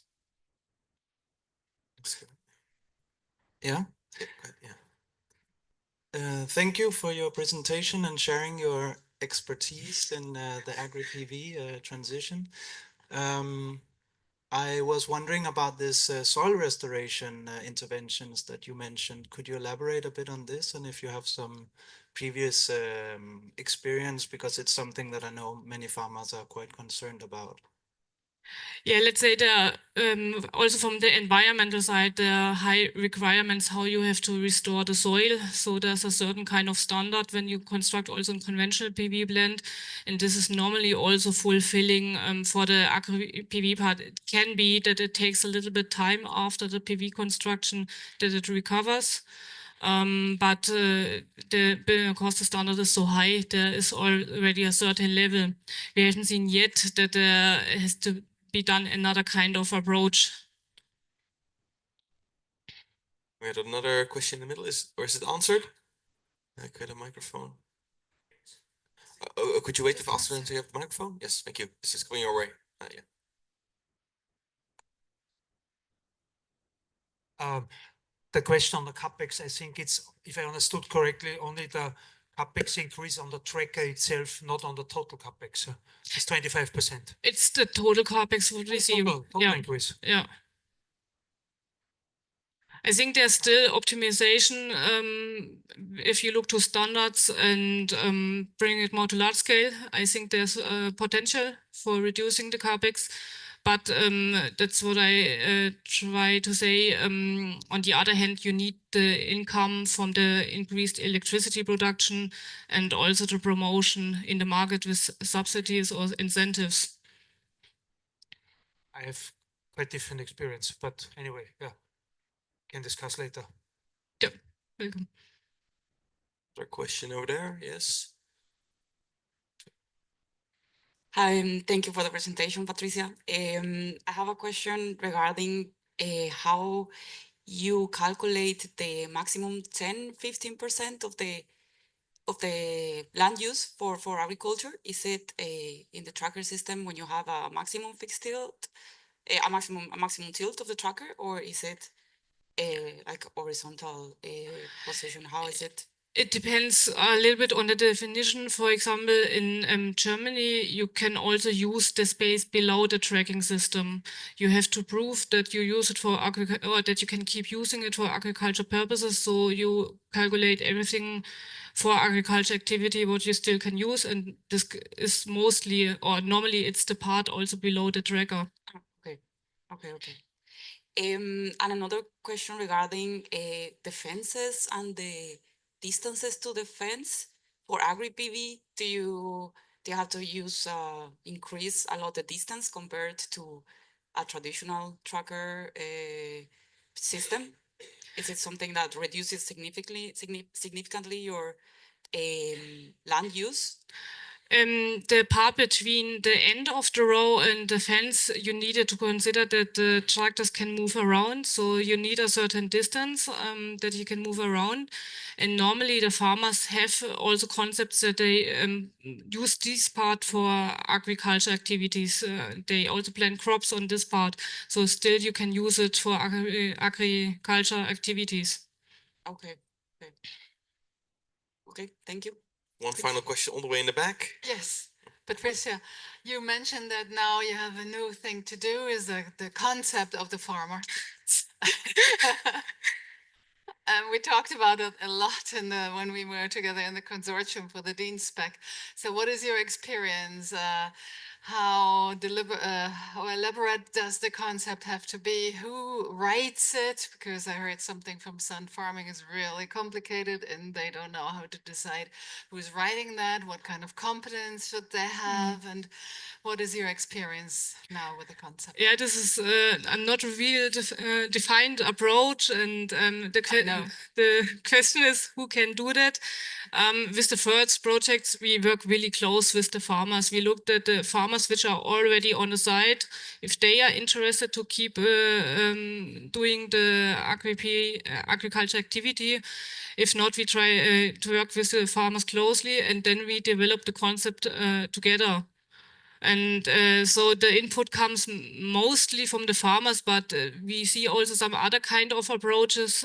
It doesn't have to be already defined a farmer, because when you want to have, like, let's say, a more open concept, because it doesn't mean that the farmer will work there for 20 or 30 years.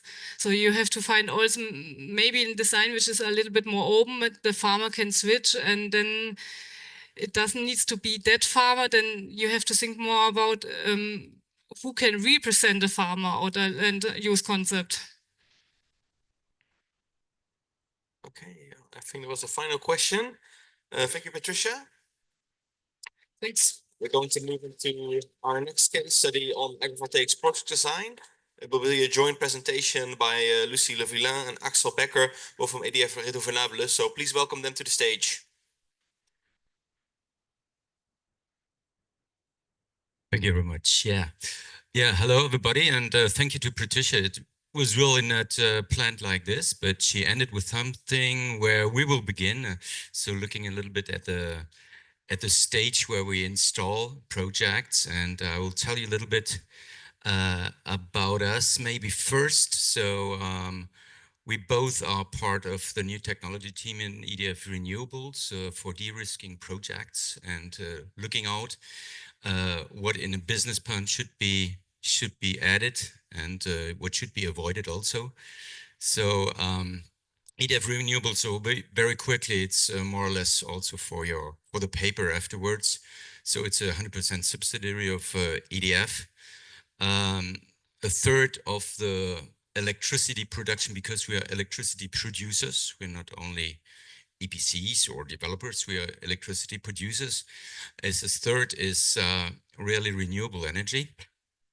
And what is also important here is that we're doing everything from the very beginning, from the R&D until the maintenance and the usage of these plants until the end of lifetime and dismantling it eventually and so on. So everything is inside, so we have to look for everything. And what are we talking about today is, I'll give a little general considerations on France because we heard something from France, but not too much. You'll see maybe why. Afterwards, Lucy will take the location analysis and the system selection and also the challenges. And at the end, we'll a little bit look about the risk mitigation also. What is our job in this? So we heard a little about the laws in France and the AgriVoltaic laws. And Angela told us yesterday very good. That's complex, and one of the most complex, I think it's in France. So we have to look about very special things when we want to make something on agricultural land. It's very protective. Maybe you already saw the land, the farmers in front of the majors and everything in France. So sometimes we block everything in France because of the farmers. So it's not very easy. It's very tricky. So also the government is a little bit frightened of this, I think. So we have a very special law, a very strict law, which was followed this year, finally, 2 years too late, by a decree, which is afterwards used by the different parts in France, by the majors, which is very important for ensuring the compatibility with farming practices and the maximum farm losses. We heard this already, and also the land protection. And in this land protection, we see here the different parts. It's the renewability of the reversibility of the systems to improve and maintain the soil health. So this is what Patricia was just saying. So it's very complicated. The farming continuity, and afterwards also the yield preservation of 90%, 40% land coverage maximum, and maximum 10% also of this unusable area. So what we are talking about today is the first three.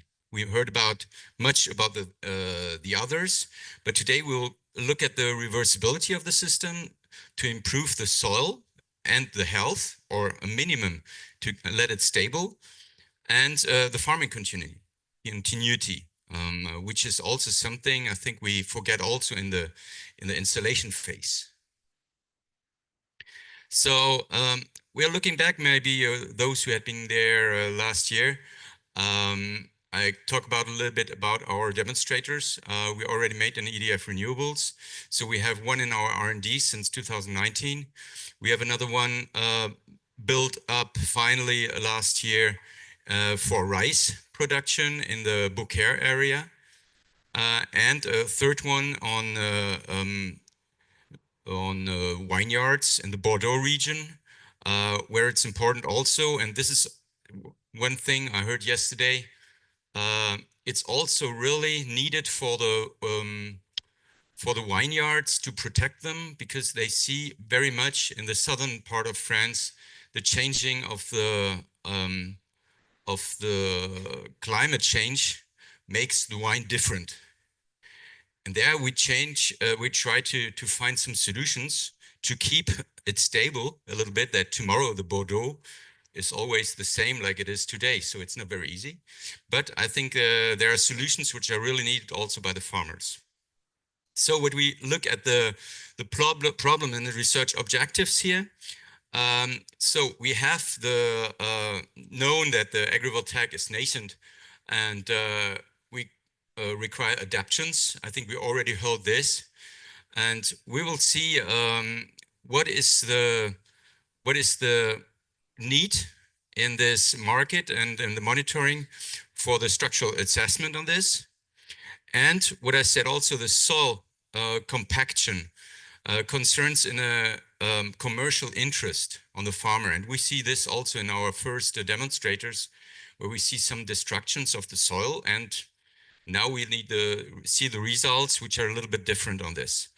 And so Lucy will talk about a little bit about this compaction and how can we simulate maybe it, and how can we optimize this. This is also our need. Here, a little overview only to see that in France, the agrivoltaics is really growing up. When you see here only 120 megawatt already installed and 630 really in development 3 phase, we have some gigawatt in the development pipes. So this is really a big issue in the future for France. So we don't have many places left which is able to use. So we need to find solutions, and you see also a little bit the variety of the different activity concerns. So I hand over to Lucy. Thank you. Yeah, this one's going to be okay. So thanks, Axel, for the general consideration. We are facing a lot of new challenges with AgriPV and a lot of technical challenges. So I'm an engineer, so I'm more on the technical part. A lot of new challenges we are facing now is related to maintenance, for example, how we can manage to have access to the site where there is already some animals, for example, or some agriculture. So how we do access the site, how we do the maintenance on the high structure, everything connected to the cleaning side. What will be the impact on the agriculture product on the cleaning and on the panel. So it's like very, very concerning for the technical part, but there is also a lot of new challenging regarding the structure itself, the foundation. I will talk about that a bit later, but also with the modelization of the crop that was already a lot talk about yesterday and this morning. And I'm also working on what we can do regarding the construction work, the engine, and the impact on the soil. The overall process, or the overall objective, is to have a reduction of the capex and the opex, because you all know that the capex is very high for AgriPV, but also the opex has to be reduced also, because it's very high compared to the classical project. So regarding the foundation and the structure analysis, one main challenge regarding the AgriPV project is how to choose the right foundation, because as you may know, the concrete is not a real solution for the AgriPV project. But we do know that some of the AgriPV sites have some specific soils condition, and there will be some corrosion due to the agricultural production. So we are facing a big problem here to find a foundation solution that will be working in 20-25 years, and that will be also okay with the size of the different structures that will be higher than classical one. And regarding the soil analysis, there is also some different new challenging regarding the AgriPV project. And one we did not think about it earlier is the drainage network. So it's basically some pipe inside the ground. And there is a lot of pipe inside the ground in some of our projects. So how we do avoid passing the drainage network, how we are able to locate the pipe in the ground, and this is kind of the new challenge we are facing, and we are trying to find solution about that. So different kind of solution can be the ground penetrating radar or some use of the drone. That will be a very, very specific use, but very, very good one for the drone technology. Regarding the system installation, Patricia already presented a lot of things about that, so I will be very quick. We have kind of the classical structure with fixed tilt or tracker for the livestock. The difference will be the lowest point depending on the animal. What we are currently working on is more like the polyculture and the crops in general. And the challenge here, or the innovation here, are more like the canopy one, and how we can install it, how we can find right foundation, as I already said, and everything related to the height of the structure that will be more or less a problem in the future and in the long time project. So here you can see some of the demonstrators that Axel already present. So some of the photo we are working with partnership and different kind of structure that we are trying to test here. Regarding of the impact on the construction and the engine during the construction, we are now currently working on the impact of the soil compaction. So during the construction phase, there will be some soil compaction.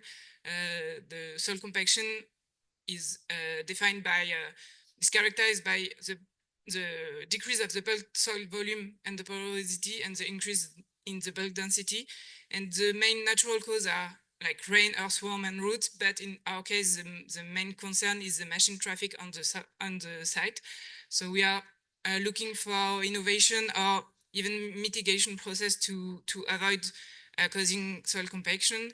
Because of the law in France, we want to avoid the negative impact on the AgriVoltaic project and on the direct agriculture, because the soil health degradation will have an impact, a big impact on the roots and the plant health, because it will cause anaerobic condition, or it will impact directly the root penetration of the plant. So we want to avoid we want to avoid lower the yield of the agriculture project itself. So to avoid this kind of problem, we were trying to avoid like the classical machinery we use on the project. So here is some different example we faces during the demonstrator construction. So we were able to see that there is two different problem in the classical construction. The first one is the high number of passages in the same spot. So that's what you can see in the left photography. This kind of problem is facing during most of the time during the distribution of the material on the site. So for example, if you have the module distribution or the structure distribution on the site, there will be a lot of passages in the same place. I remember yesterday someone was showing the different number of passages in the same place, and it was, I think, 30,000 passages in the same place. So we want to avoid that. So that is a big problem. And the second part in the right is the high load machinery that we use for the AgriPV project. Because of the height of the structure, we need to use some crane, and the crane will be heavier than the classical engine, and it will create some problems that we can clearly see here, and it will impact the production in the end. So to avoid this kind of problem, we did some simulation with an open source tool in the internet. So it's a bit technical, so I will explain first how the graphical works. So let's focus on the left graphics, which is a dry soil. So in the open source tool, you can enter every parameter regarding the soil. So the soil composition, for example, the clay percentage, the sand percentage, and everything connected to the soil composition, and you can also enter the humidity parameter of the soil. So let's stay focused on the dry one. On the graphical, you can see the vertical axis is the depth of the structure. So it's going from 0, so it's basically the ground to 1 meter depth. And the color area are showing the compaction risk of this kind of soil. So this is a specific one where we have a project, where we will have a project. And what we want to know with this simulation, if this, what will be the impact of the soil stress for a specific engine. So as long as we are in the green area, everything will be okay. The compaction risk is low. And if we are, obviously, if we are in the orange area, it's going to be risky, and we want absolutely to avoid the red area. The compaction will be very high, and maybe the risk will be very high for the crops. So if, as long as we are in the green area, we are okay. And so everything connected to the green, orange, and red area are connected to the soil. And what we can see in blue is the soil stress applied by a specific engine. For the example, it's a wheel loader. We can see the picture here. So the blue curve presenting the impact, the soil stress, the soil pressure of the engine on the soil. So what we want to avoid here is to be in the red area. So you can see from 0 to 20 centimeters depth, you will be on the red area. So there will be a high risk of using this kind of engine. From 20 centimeters to 30 centimeters, the risk will be medium. And after 30 centimeters, the risk will be fine. There will be no deep compaction. So as you can see, depending on the humidity of the soil, the impact will be different. And I mean, it's pretty obvious, but if the soil is very wet, so if the humidity is very high, the engine will have an impact very deeply. So for example, here you can see the same engine with a wet soil will have an impact at least at 60 centimeters of depth. What we want to keep in mind is the first 30 centimeters are the limit of the compaction we are working on. So for the first 30 centimeters, we can have quickly regeneration of the soil by itself or by some classical means. I mean, there will be costs associated to that, but it can be done. But after 30 centimeters, the compaction is called the deep compaction. So it will have an impact on the crop for a long time, and it will be difficult to correct. So we wanted you to keep in mind that after 30 centimeters of compaction, the soil will be kind of destroyed and the crop will be impacted for a long time. So what we did in the simulation part, we tried to compare different kind of engine. So this is a specific site. So if it will not work for every soil composition. It's for the one we did. So we will do the same for every new site we will work on.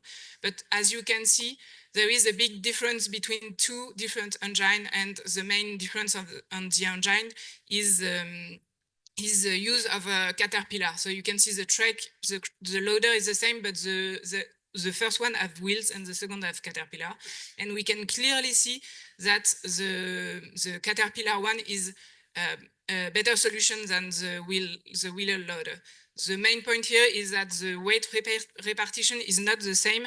And because of the weight of the distribution system will be in the front wheel will have a big impact on the soil, and we want to avoid that.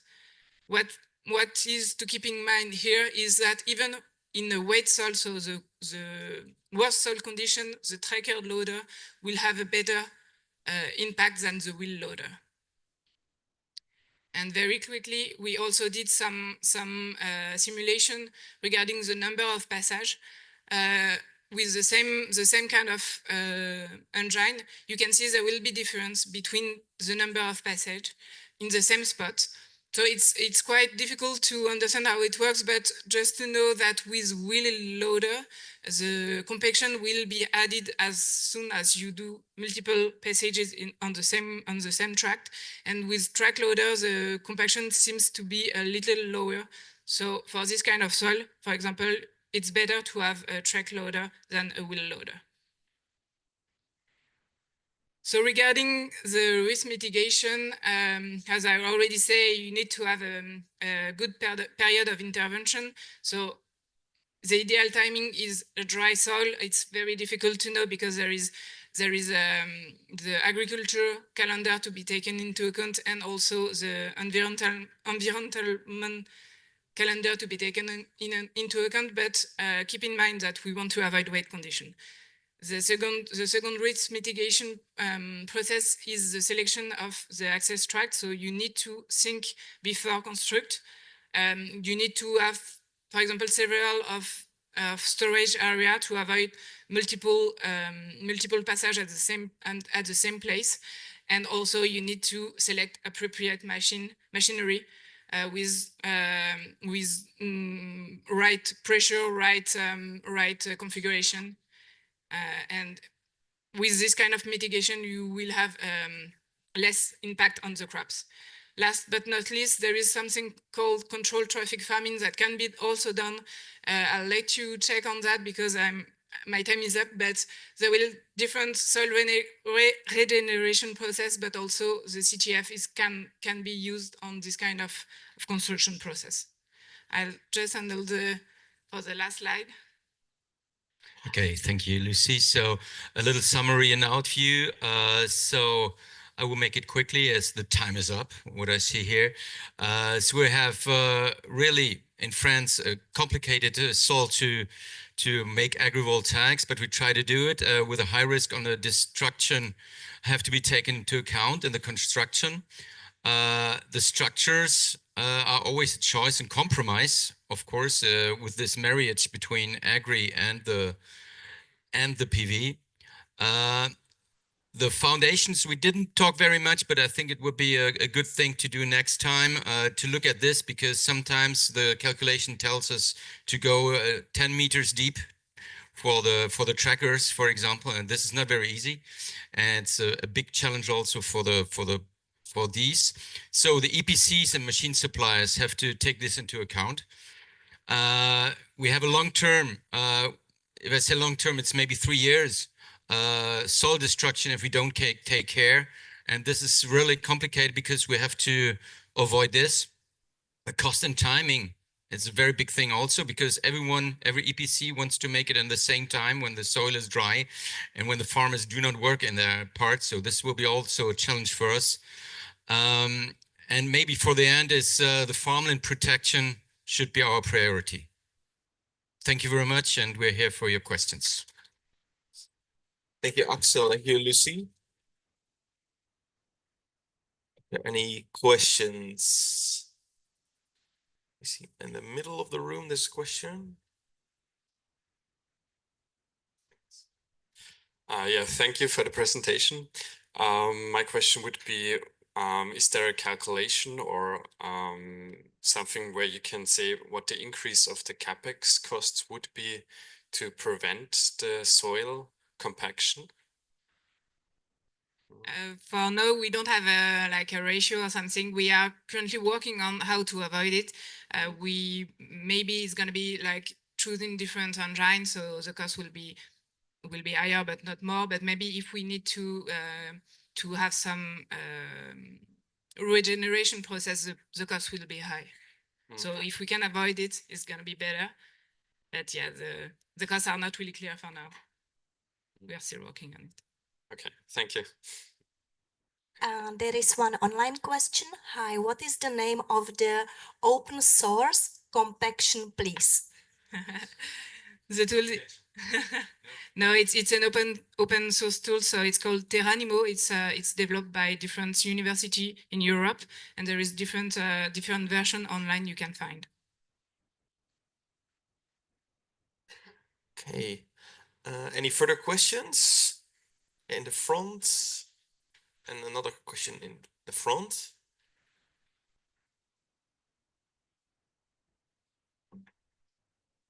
Hi, thank you for the presentation. Have you planned to compare your simulated data to a pre and post construction?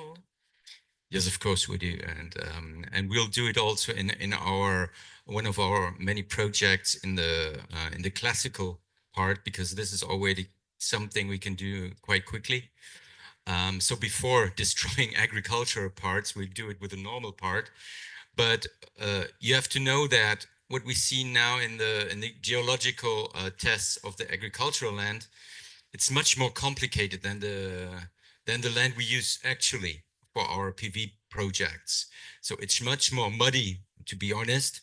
We make a very special test on this. This was in Adderley in the Beaucaire area, which is the Camargue. I don't know who knows it, but it's a wetty ground. And rice, who knows rice is in water. So we're really there, and we had been staked until 60 centimeters in the ground. And this is really something we test today, and we test the mitigations also with plates or whatever, using them for construction and so on.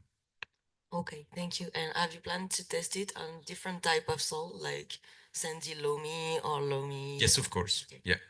Thank you. And the question is answered? Okay. Then that was the final question. Thank you, Axel. Thank you, Lucie. And we're going to move on to our next presentation.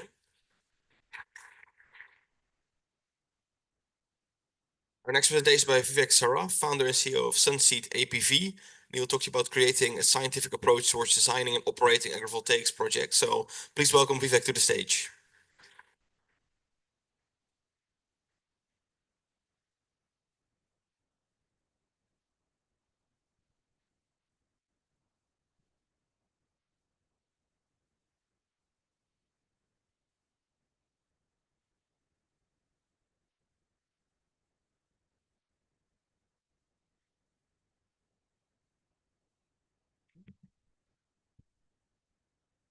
So good morning, everyone.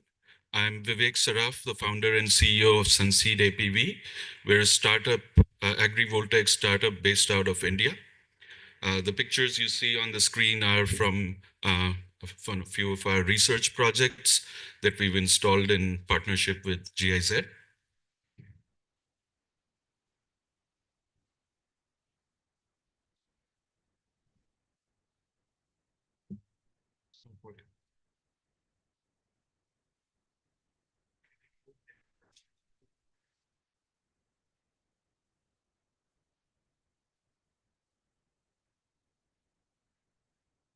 Okay, so, although a lot of progress has been made over the last several years, we do see that there's some problems with agrivoltaics design at the moment. So the foremost is an absence of deep scientific understanding required for project design and ongoing operations. And it's the lack of insights regarding the temporal and spatial distribution of light and microclimate and the effect that has on on different physiological processes that leads to improper cropping designs.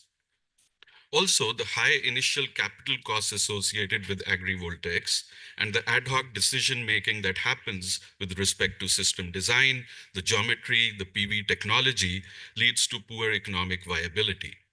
And the inability to forecast your crop and PV yields accurately would lead to bankability issues. So we're trying to solve this using a decision support software that's based on deep tech simulation models based on bottom-up scientific principles that delivers the intelligence needed for creating the best possible system design and the development of crop-specific agrivoltaic strategies. And we also have an embedded controller that would then help you actively manage the light and microclimate as opposed to a passive design that you make initially.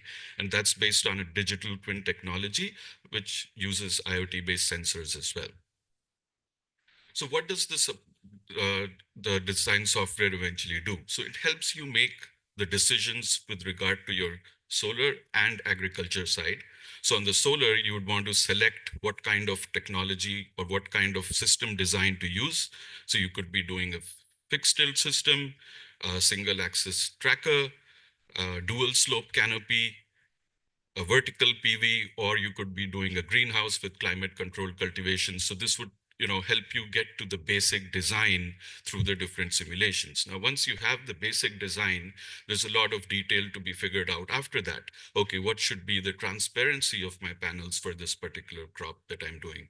Or what should be the dimensions, the height of those panels, the azimuth, the gap between the different rows, or the intra-row gap between panels.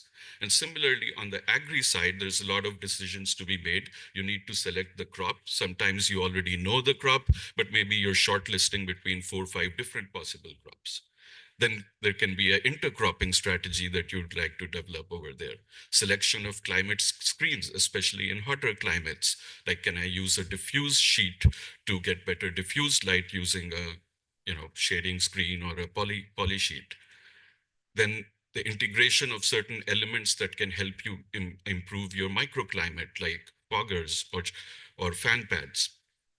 And then you can also, you want to develop an understanding of the change that you can incur for the crop phenology. And then once you have all those details, you want to still figure out your crop layout and with respect to the offset from the panels, and there's a whole bunch of things that you need to figure out there. Now, how we go about doing it. So the most important and the first step is to create a very accurate agrivoltaic scene. So, your real life scene needs to be replicated in the software. And so that's where you select your agri PV system, the geometry, the whole layout, similarly the crop layout, and any agriculture infrastructure that you're using, and very importantly, the 3D model of the crop that you want to grow. So these are some of the input screens that you use to get all those details in the system. And you can model like any number of systems. So you can evaluate 20, 30 different systems that you want and see how, they're being affected by the light and microclimate. So different screens for different kind of parameters. But the most important thing I want to touch on here is the plant architecture model that gets you the 3D models of the crops. So the agrivoltaic scene includes 3D models developed using a combination of photogrammetry techniques and a procedural plant generation model that uses real data of various plant parameters as inputs. So you can see a bunch of different things that are going into creating this model. And the model covers key organs like leaves, shoots, flowers, fruits, and a statistical way of generating each part to ensure randomness that mimics reality.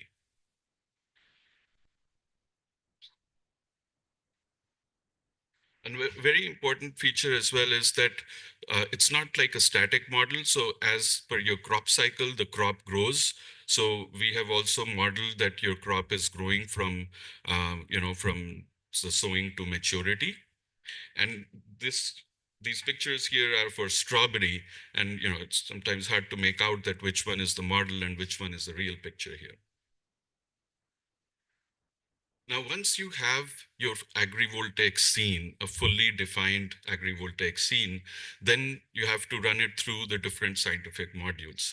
So the first step is to do an optical and thermal ray tracing along with the energy balance that provides you the PAR, the near infrared and long wave radiation, and the leaf temperature distribution on each leaf of the plant that you have in the scenario. And then also on the back side and front side of the solar panels. So some of the salient features that's on this module and why it's different from generally used radiance is that first, instead of just optical ray tracing for the light, we are also doing thermal ray tracing. So that thermal ray tracing along with the energy balance, it will give you the temperature distribution as well, because for photosynthesis, it's just not light, but temperature that's equally important. And then the model uses spectral properties of each of the materials that are modeled in the scene, and it captures the plant scale heterogeneity that happened, and that's due to the 3D model, and that's why we model, the plants in that detail.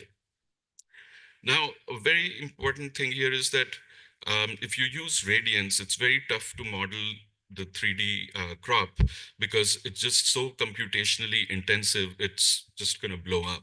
So what we do is that we're using We manage the high computational resource requirement by using GPU-based parallelization, using a very highly optimized software. And now, briefly want to touch upon why is plant scale heterogeneity important? Why is that really important? So we subscribe to the view that photosynthetic carbon assimilation is the strongest marker to evaluate your different agri-PV strategies, which is essentially then a proxy for your crop yield. Now, this requires modeling plant scale heterogeneity because it is important to quantify the leaf level variability in photosynthesis to understand how the individual elements will contribute to the canopy behavior. So you see this picture for an apple tree, and you see that, there's just so many leaves receiving all kinds of different light, some in the east, which will receive more light in the morning, and some in the afternoon. And then there's leaves that are mostly shaded, which will do very little photosynthesis. And this heterogeneity aspect has been kind of validated from a study that the INRAE Sun Agri Consortium has done for apple orchards. And they concluded that there's a lot of heterogeneity within an apple tree and in terms of leaf morphology and the photosynthetic capacity. So that's why a whole tree modeling seems to be an essential tool to optimize the agrivoltaic and shading strategies. So once you now have your light and temperature distribution, then we take that to a photosynthesis and stomatal conductance module so that we can get our carbon assimilation and the water use as well. And this requires the input of photosynthesis and stomatal conductance response curves. So what we have done is that we've taken a lot of these curves from literature where available, but we're also using a Lycor photosynthesis system to create these curves for a lot of different crops. So the three types of curves that we need to create is the light versus CO2 curve, a light versus photosynthesis versus light curve, and then we do that at various different temperatures so we get the full range. Then this data is then fed to FPCB, or more commonly known as the Farquhar model for photosynthesis. It's the most standard model that's used out there. And so the model then predicts the net photosynthesis rate at any given environmental condition given by the light flux and temperature, and that's provided through the ray tracing that we do, and along with the CO2 concentration and the humidity. Now, again, this is something that Matthew touched upon yesterday, is the whole aspect of daily integrals versus an hourly, or even, what he was saying, a 15 minutes. So what we do is an hourly time step of analysis. And why that's really important is that if you look at the curve on the top right, which is the light response curve, now on a daily if you look at a daily temperature, then you're not really, you could essentially have 50% of the time the light is like beyond the saturation point, 50% is like it's at the vertical region, and then you'll still end up with an average number that is very close to the full, which will give you full saturation photosynthesis. Whereas in reality, the amount of photosynthesis will be capped when you're above saturation, and it will be very low when you're at 50% light.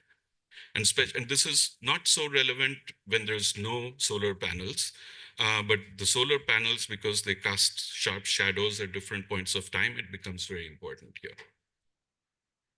Some of the other key features or key differences that we have with respect to conventional models is that we go deeper into the light and microclimate aspect that is basically influenced by agrivoltaics. So we're not touching upon things like nitrogen balance and all those complex things which are not getting affected by agrivoltaics.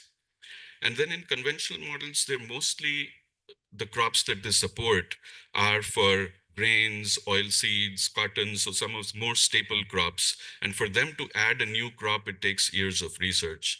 We are focusing more on the horticulture and fruit crops that are more generally done in agrivoltaics. And for us to add a new crop is like, a few weeks of time. Another very important aspect is the photovoltaic model. Now, as again, Matt had discussed yesterday, the bifacial gain is something that's not easy to get via PV cyst because their albedo is an input.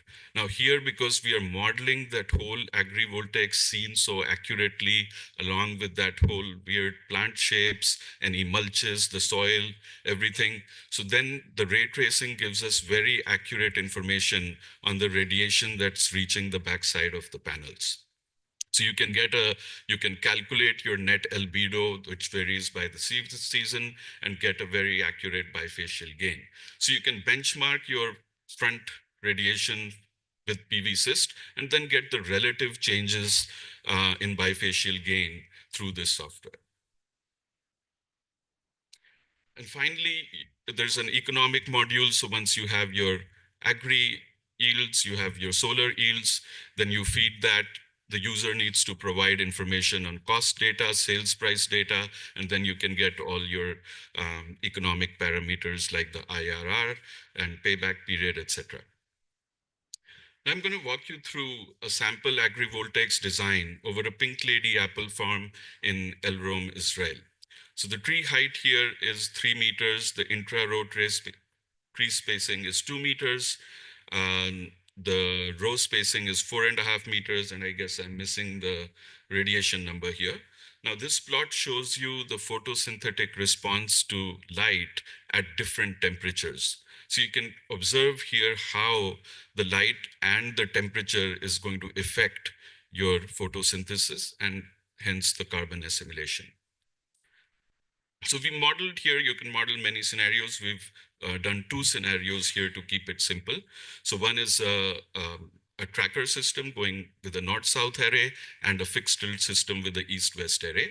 This shows you the 3D visualization of carbon assimilation for a particular month.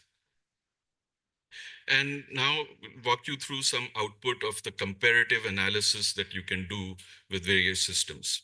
So you have 3 lines, 3 plots here. This is showing you the cumulative carbon assimilation across the whole life cycle, 1-year life cycle, from when the leaves start to come to the harvest. So the blue line on top is the carbon assimilation without any solar panels. So it's like the control carbon assimilation, what you can get in full sun. And then you see that the next line is the fixed tilt and the tracker with the lowest. So here, now you see that the carbon assimilation and hence the yield would be about 66% in the fixed tilt scenario and only 50% in the tracker scenario. So what this means is that probably the ground coverage ratio I've used is very high, and it was 45% in this scenario that I used. So that's very high. So you clearly know that, okay, these yields don't work for me. Let me try to increase my ground or decrease my ground coverage, or maybe have transparent panels. So essentially, in effect, change that.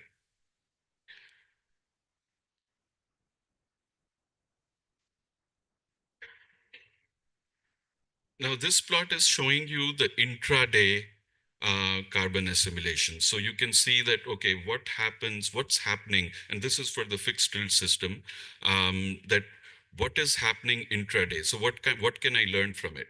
So like Mo mentioned yesterday, that crops like the morning sun. And here, you look at the typical summer day plot on top, and you see the highest photosynthesis rate you get is in the morning, 8 to 10.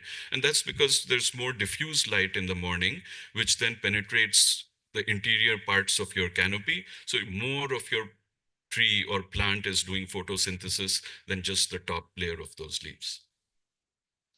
Then this is showing you the comparative crop transpiration. So what is the water use that you would need? And in places like Israel or India, Africa, water use is very important. In Europe, maybe less so.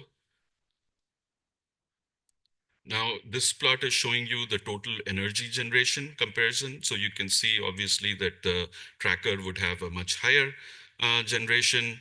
And in this case, you sum this up, it's about 11.5%. And this plot is showing you actually just the bifacial, specifically the bifacial gain. So as a percentage of the front side generation, what is your backside generation from the panel? And again, you see the blue line is the tracker, which is giving 6 to 8%, so an average about 7. It's higher than the fixed tilt case. And then if you compare a control with just the solar panels and no agriculture in this case, there normally you get bifacial gains of 2 to 3%. And here you're seeing it's about 6 to 7%.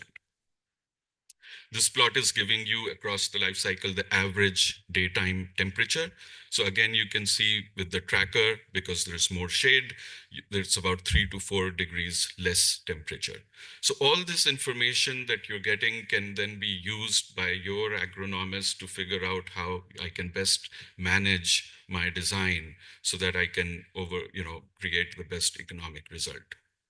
I'm going to touch upon one more thing, which is sunburn. So in apples and a lot of other fruiting crops like tomatoes, capsicum, you have a problem. So once the fruit formation happens, you have sunburn issues.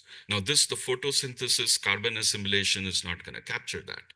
So now sunburn happens due to excess temperatures above 30 degrees centigrade and intense heat, especially during the afternoon hours. So people not apart from APV generally use shading screens to overcome this issue, and then AgriVoltaics could possibly serve the same purpose.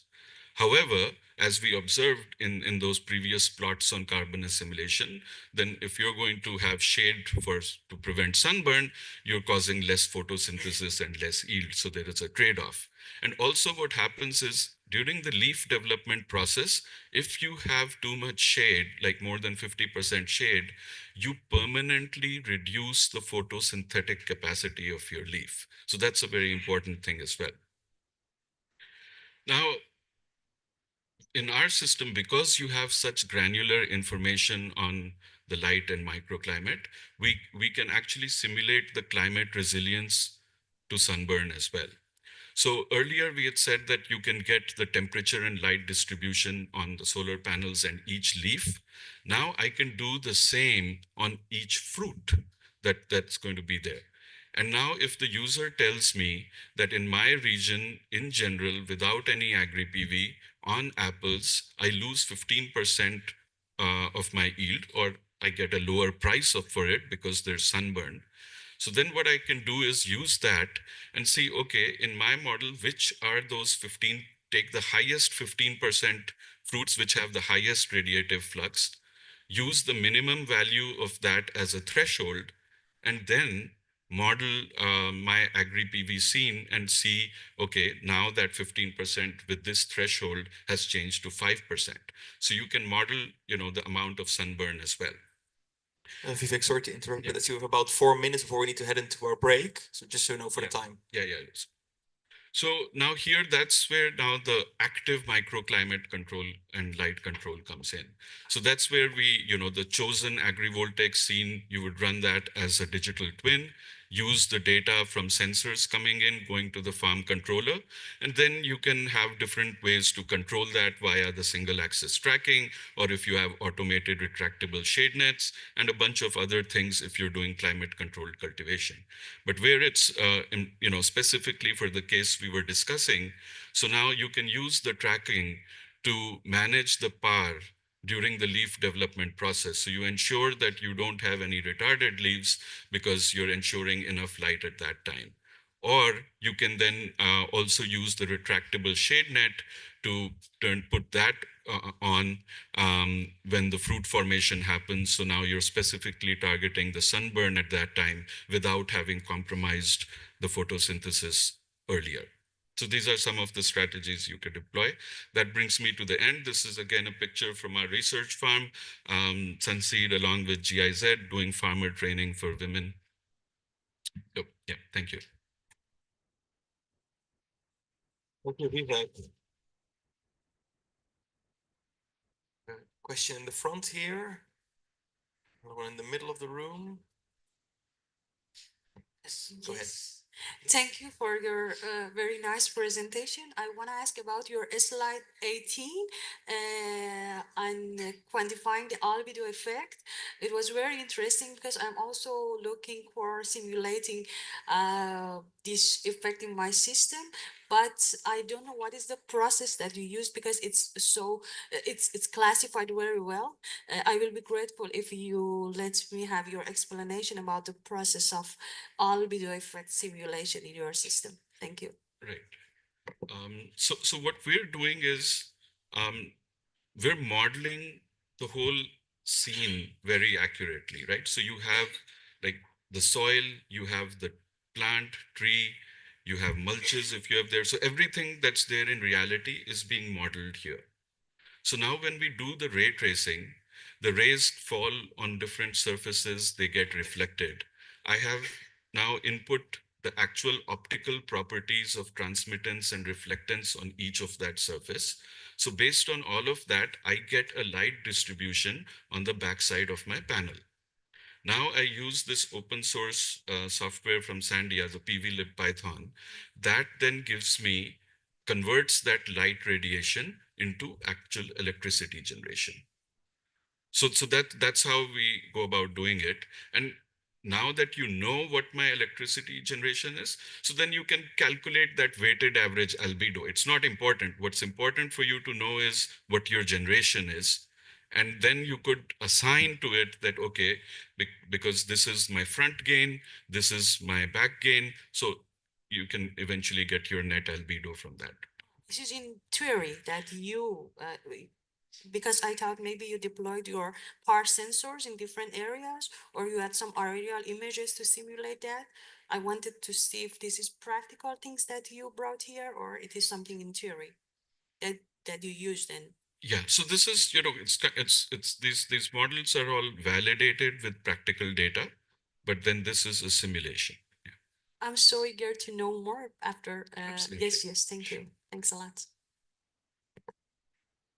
Another, yeah, thank you very much for the detail and the presentation. My question is more or less the same, is how do you cross-check the simulation and then the output and the data that are supposed to be steering the agronomical part of the future agri-PV plant? How do you cross-check that with the reality? And when you say that you are able to integrate the new crops, like within few weeks, how do you make sure that actually the direction and the data are accurate to reality, to the specifics of every countries and climate parameters and so on?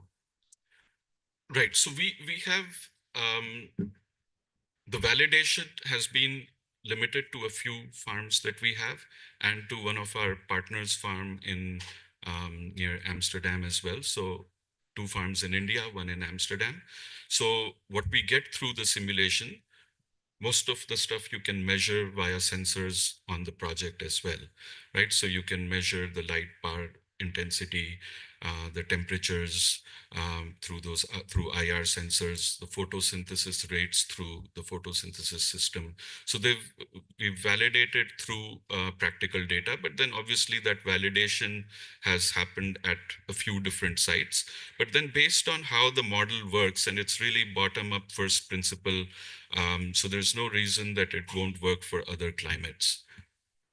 Okay, thank you. Yes, hello.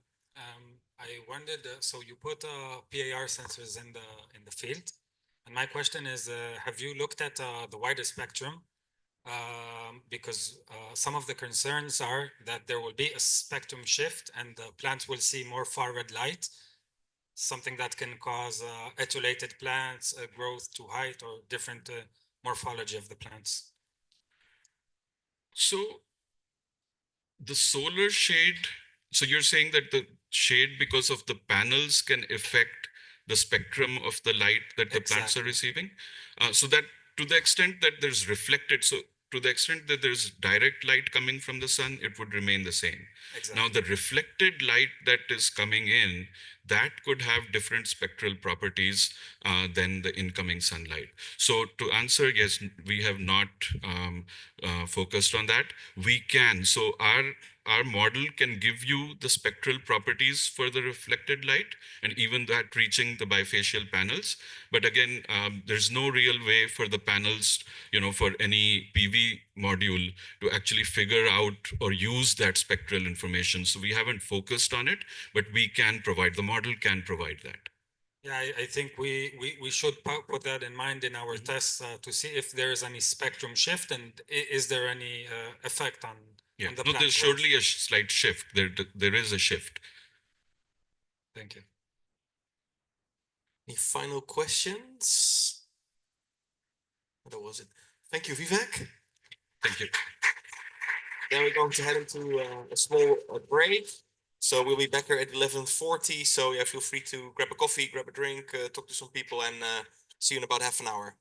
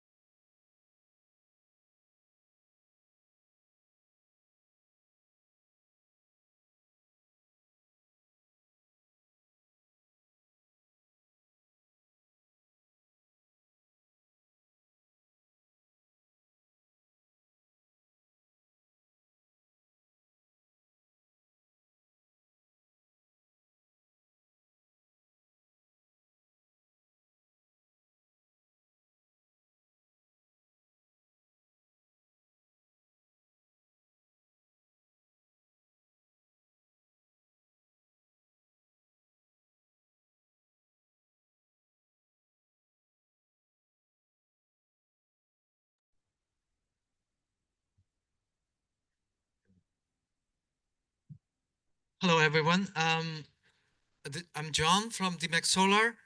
I'm the product manager of AgriVoltaics. First of all, please let me in a short introduction of our company. We DMAX Solar, coming with a factory located in China and Indonesia. We have the capacity of around in solar around almost 20 gigawatts of solar module and around a little bit more than 20 gigawatts of solar cell. Actually, we start with our company in 1980 with production of magnetics, and soon we leading this industry. But it is now we come over 2/3 of our business is coming from solar industry. So we start our solar from 2009, and soon we become tier 1 of Bloomberg, and our product is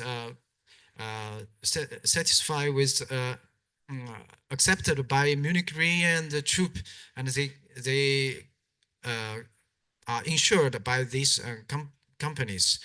We are a very healthy company in solar industry, because you know the competition of this industry is very hard, and most of the company at this moment, the price of solar is very low, and many people losing money. So it's very important we are a very healthy company who can work with to provide a long sustainable tenable support with you. And we are EUPD top brand since 2018. We have a very good reputation at our bracket modules in Benelux and Europe. This is a criteria, standards with almost double or even triple hard to the basic IEC standard for photovoltaic. That is IEC 61215 and it's IEC 61730. So this proves the very good quality and reliability, durability of our products. So above that, we also have our sub brand, which is Greenhouse, to involve in the agriculture and or greenhouse, let's say, so horticulture products. We know that for agriculture, because there are so many climates, climates over the world, and each climate, they have lots of the plants to grow. And so for us, we from solar, we are not almost zero knowledge at how to grow, but we provide many different kind of options for the farmers, and to always able to find a product fit for his needs. So based on the projects where it located and what is the light the plant needs, he will be able to find a product always to fit for her from us. So in general, our product we recommending is just in order to save the cost. We recommend the standard size is the 2278 multiplied by the width is 1134. But we are also flexible to adjust the size, the transparency, more than out of this table. Also, there's an important part of agriculture, which is actually, we call it the horticulture inside of greenhouse. So in order to meet the needs of greenhouse agriculture, we have developed our special system, let's say frame, to fit into the greenhouse roof system. So instead of put a glass, we can put our products into the greenhouse roof system. So to produce both, to create both environment control, able to control space, and also to create electricity from the roof system. This is a product. Our advantage, one design of our product. The left upside pictures is our design. Our solar cell, the blue color is solar cell inside of the glass laminates, and our cell is very close to the frame. So by doing that, we minimize the shade of the solar module projected to the ground. So in this case, we give more light without hurt at the electrical yield. We have almost around 10% more light will be able to given to the plants that grow underneath the solar panel.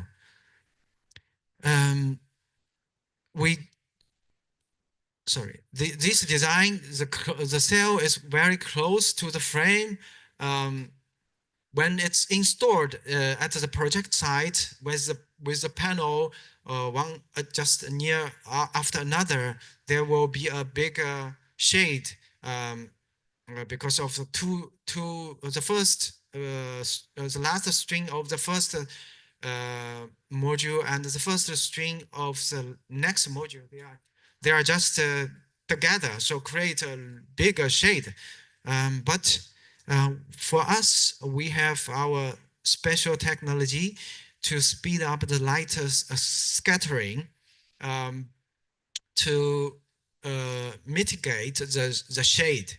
So you will see in the right lower part of the pictures, our technician is measuring, and we find out that our light scattering enhanced technology applied product, we are able to reach the light consistency almost 80% within 2 meters below the panel. For this, we are able to, because now most of the AgriVoltaic systems, they have to be installed very high because of the tractor and the machines that goes underneath. But I do believe that those machines, they are also will getting shorter or lower. But our panel is now ready to be installed not so high because we can mitigate the shade impact. Actually, we are also another stage is we are planning to further reduce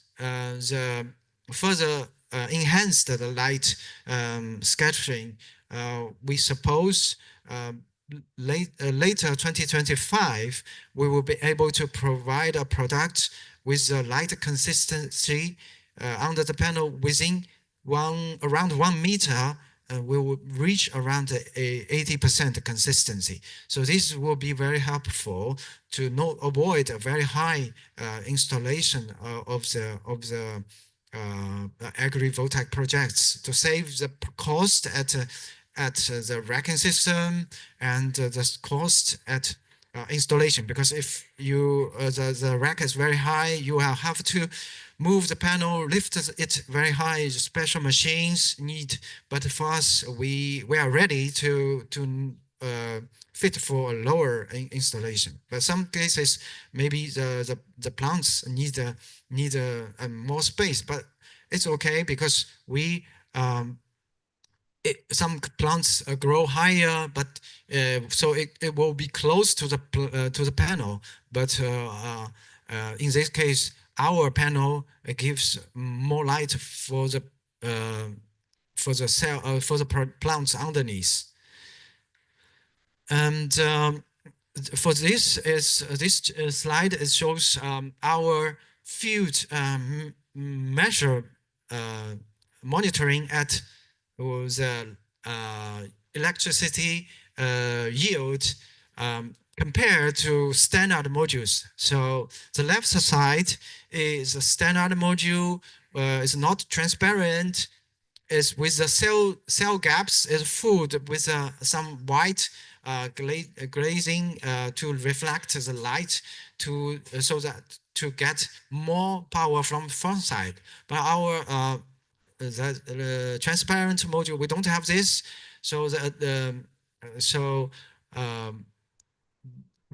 result shows that the transparent module, especially at the low irradiance, when the irradiance apparently low, the green chart, green curve shows the extra gain against standard module of our transparent module. So it shows that the lower irradiance conditions, our transparent module even can gain more than 5% of standard modules. Mind that our this project site is located with the latitude around 30 degrees, and for European, most of the regions is between 40 to 50 degrees. So we assume, right now we don't have the data, but we assume the backside of the transparent module yield even gain maybe more than 5, maybe or 6 or 7% in Europe against our standard module per watt peak. So please let me summarize our advantage from DMAX Solar.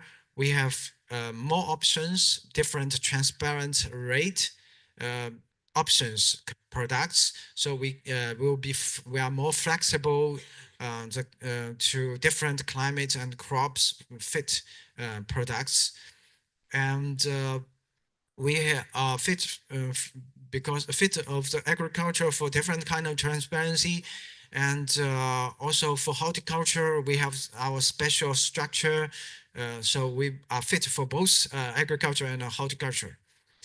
And so at our area, the transparent module, it shows around 3% more power more yield per watt peak against standard modules. And we also, our products compared to our competitors, due to our special design, we have 10% more light for the plants. That means the plants grow harvest yield, it can be 10% more, but without hurt the yield of the electricity from the solar modules. Also, we have our unique technology to mitigate the shade impacts for the plants grow underneath solar panel. These are our advantage. So after from here, this slide, there are some reference projects. So this one is 31 megawatts greenhouse installations, and plus 5 megawatts ground mounted and ground mount project. So totally, actually, this project is 36 megawatts. we worked together with our partner, which is XM from Netherlands, and also Maurice Consambo is a builder of this greenhouse, and the roof system is coming from the greenhouse roof system provider. You maybe know it as a Bowl, also from the Netherlands. And this project actually is the first project we work with some plants grow underneath. The total roof transparency is around 10%. So it cannot be grow some fruits.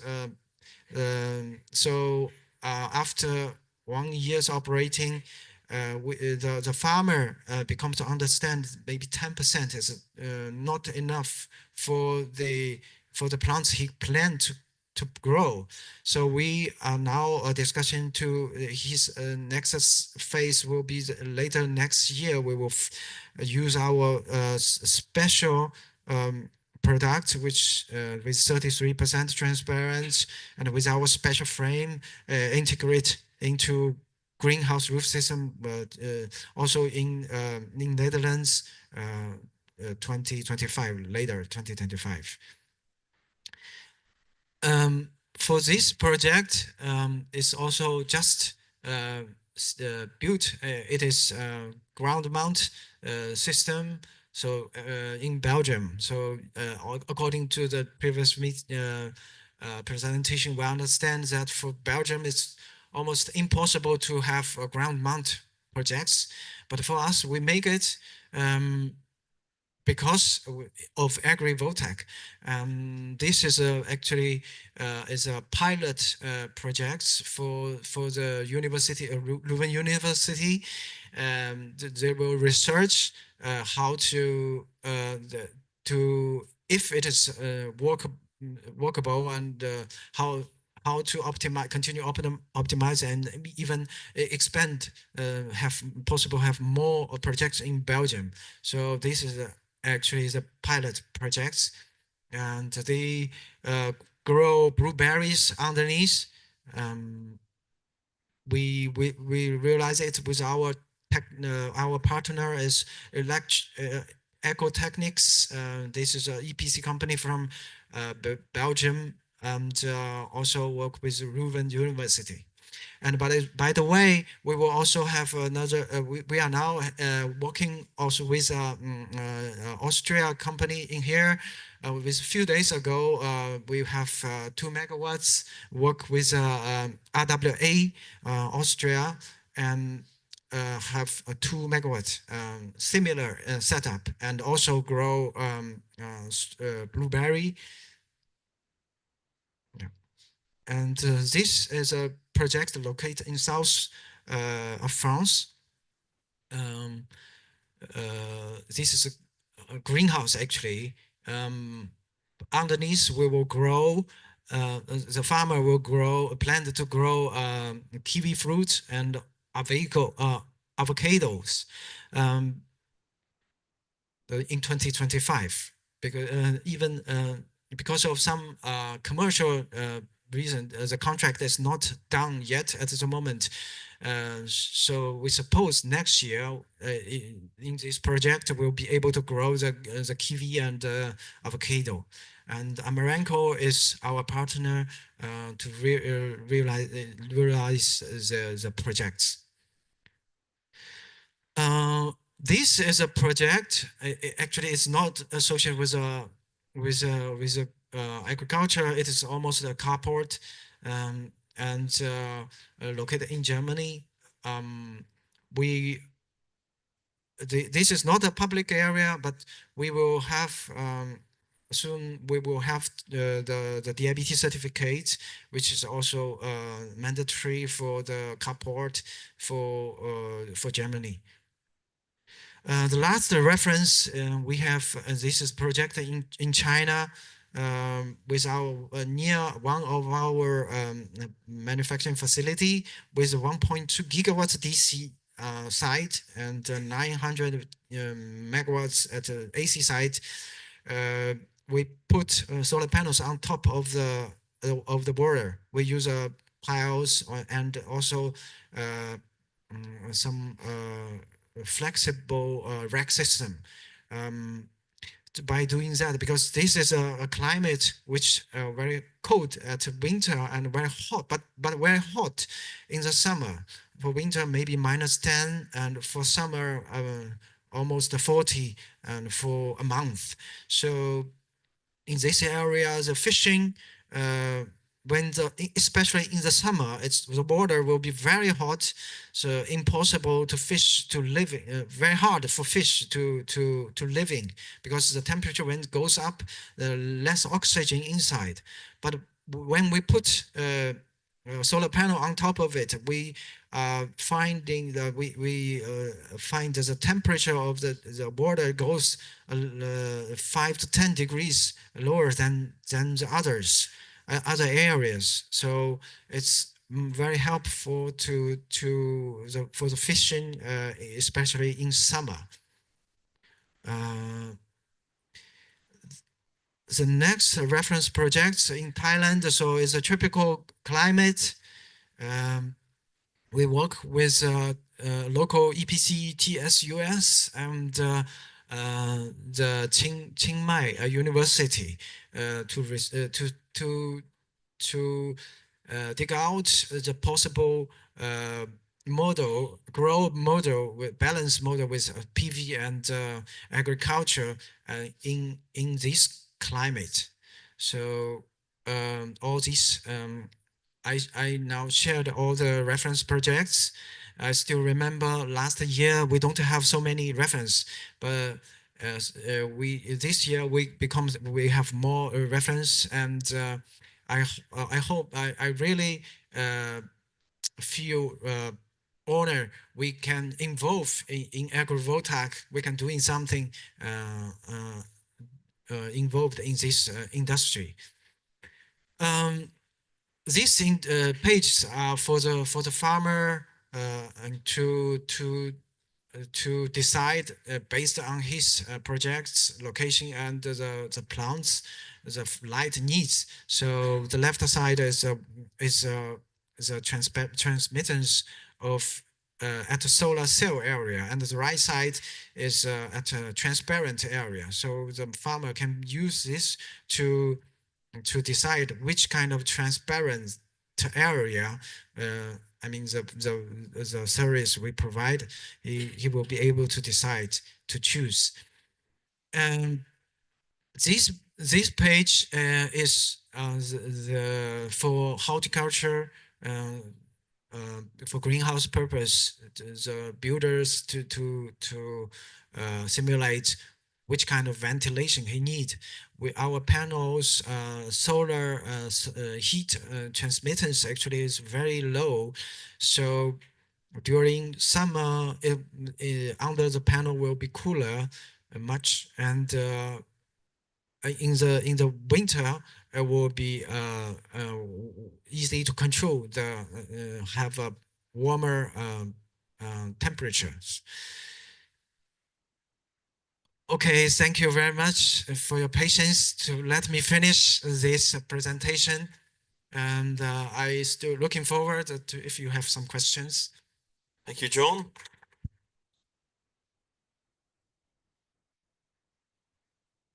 So some questions, or any questions from the room? And yeah, in the middle and in the back. Yeah, thank you very much, John. It's good to see that you have developed panels which have higher transmittance in between the cells, because we've also seen in our pilot in the Netherlands that glass is actually absorbing quite a lot of light. So I'm glad to see this development. And I was wondering, because you showed an example of the greenhouse pilot in the Netherlands, do you already have some results on how well the crops grow below your panels? Yeah, you mean the projects with the 10% transparent? 10% is very low. So actually, he has used the lead to feeding the plants. It is not commercially is not not workable with a 10% transparent. But I mean, with his plant, he is growing flowers at the moment. But maybe some asperus at the moment. Maybe there's some plant need less light. I think there is, but at the moment still is trying to yeah. But commercially, it is not yet benefit. Okay, and we had a question over here as well. Microphone is heading your way. Yeah. Yeah, hi. From the transparent part of that panel, so suppose you allow like that 80% of the light from that portion goes through. What is the diffusivity of that? So is it diffusing that light as well, or normal light is just going through as normal light? The transmittance, we have two value. One is at the cell area. So at this almost zero, especially for the short wavelengths, but almost 10%. You see the chart to the longer wave the length light, and for the transparent area, the transmittance will be around 90%. Slight difference at the short wave and the longer wave light, but in general is around 90% transparent. In case of the you're asking about the diffuse, yeah. Our technology, which I mentioned, is enhanced light scattering, actually also diffuse technology. Yeah. It is diffused light. All of it, like it diffuses all of it. Like is there a percentage that get diffused, or like the whole we measure the light consistency under the panel. So around within 2 meters, the consistency under the light consistency on the ground right now is 80%. But we suppose our next generation product, which is supposed to produce later 2025, we will able to realize maybe within 1 meter, around 1 meter, the consistency we will go up to 80%. And provided that the sun moves, so we suppose the shade the farmers no need to worry about the shade impact to his plants under our panel. Any further questions in the front here? Yes.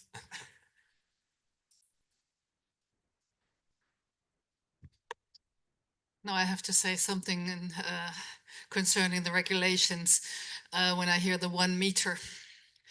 We talked about that when we were in the consortium for the new standard in Germany with the DIN spec for livestock and AgriVoltaics. And we were discussing 1.5 meter. And of course, you have to speak about workers' right and security. I do not think any worker can work underneath 1 meter. So is there any possibility to think about agri-PV? It might be good for the plants, but nobody can work underneath.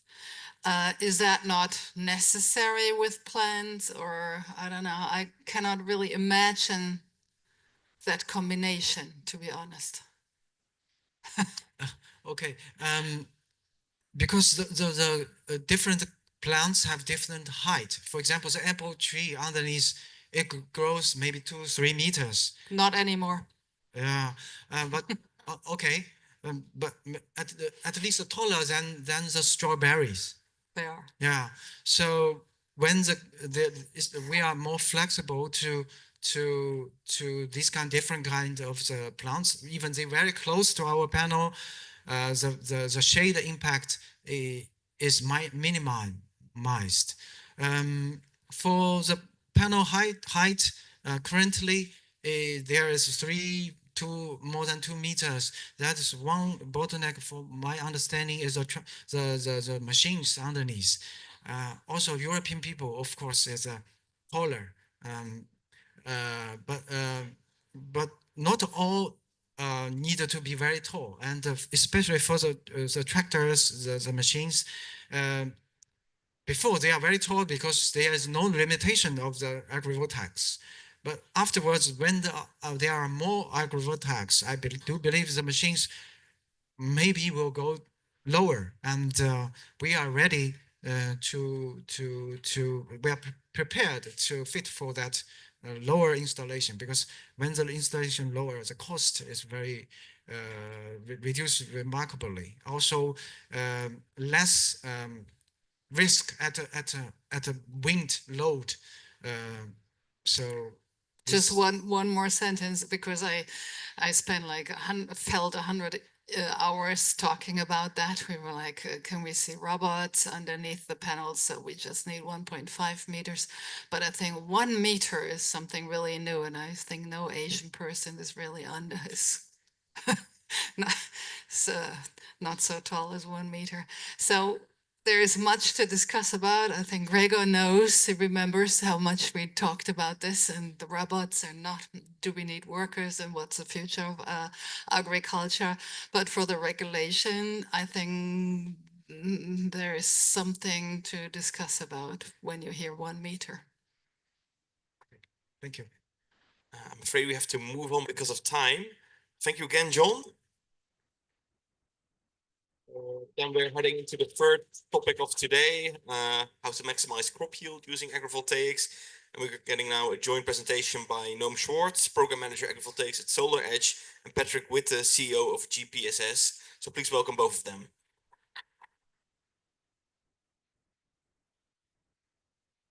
Hello, everyone. Can you hear me? Hi, my name is Noam Schwartz, and I'm the AgriVoltaics Program Manager of SolarEdge Technologies. And in this session, I'll talk about how SolarEdge module-level power electronic technology is used to maximize the benefits in real commercial agrivoltaics projects that we are already involved in. And there will be two parts for this presentation. So I'll start with presenting SolarEdge, what we do, what is our AgriPV solution, case studies and implementation of our technology in agrivoltaics projects from around the world. Sorry. And then Patrick Witte, the CEO of GPSS, will, the second part will present how they are pioneering the agri-PV market in Luxembourg and describe a real project that we worked on recently. So for those of you who don't know SolarEdge, SolarEdge is a global leader in smart energy solutions, from storage, energy production, and energy management technology. SolarEdge has more than installations in more than 140 countries around the world.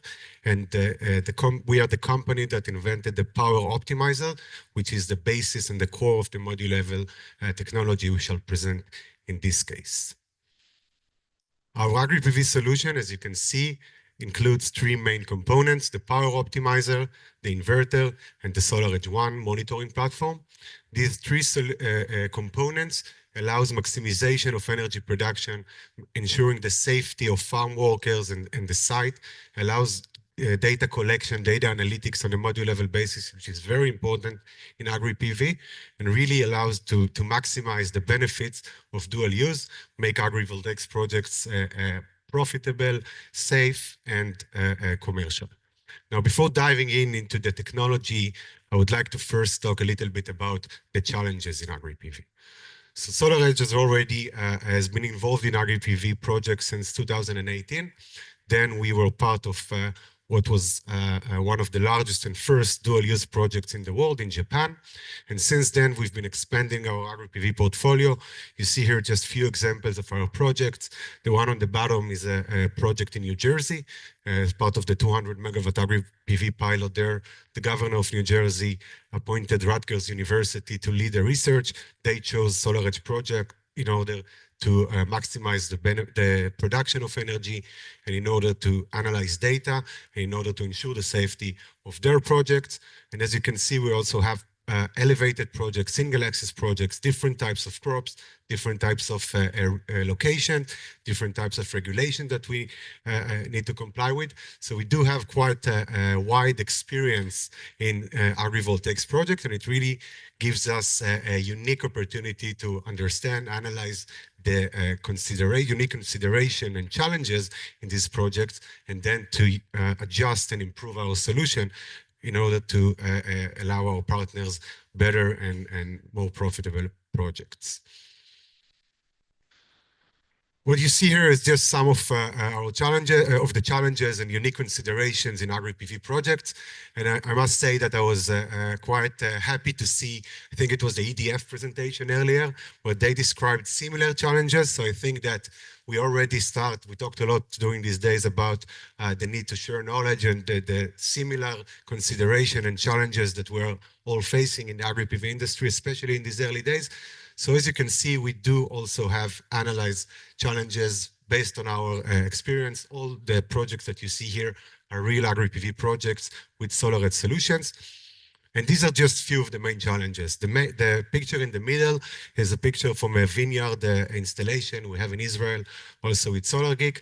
And I don't know if you can see, but there is a challenge of soiling and dust on the modules. Now, this is one of the main challenges in AgriPV. Production of energy in general, mismatch losses, the way, the ability to produce energy in an acceptable level is reduced, not just because the sunlight needs to be shared between the crops and the modules, but also because of the farm environment, because of dust, because of soiling. And there is already research about soiling losses in AgriVoltaics. I think it was done by Fraunhofer institutions, where they talk about 40% production ratios due to the soiling in one of their AgriPV projects. So it's a lot of basically money that can be lost due to soiling and production challenges. Another challenge is what you see on the top left. These are different layouts in our AgriPV project in New Jersey. Now, I think also yesterday and during the sessions today, it was clear that developers and the AgriPV industry are trying to find the optimal space, the optimal way to install these projects. Again, the difference between 6 meters or 7 meters road distance could be significant in terms of energy production. And therefore, it's another challenge, not just for the financial and profitability of a project, but also bankability. Because if PVsyst or other simulation softwares can't really tell or predict the amount of energy that will be produced, but still used in order to get financing for a project, then basically there is a gap in information, and the bankability of AgriPV projects is more challenging. Cabling and wiring. So we talked a lot about how to, the structure, but it's not just the structure. It's important to understand when we put AgriPV system on farmland, we don't just create shading on the modules. We also put cables, we also put metal, things that could be very, to have a lot of impact on farm operation. These things need to be taken into account. On the right, we see one of our project. It's a lychee farm. The installation there is 5 meters height.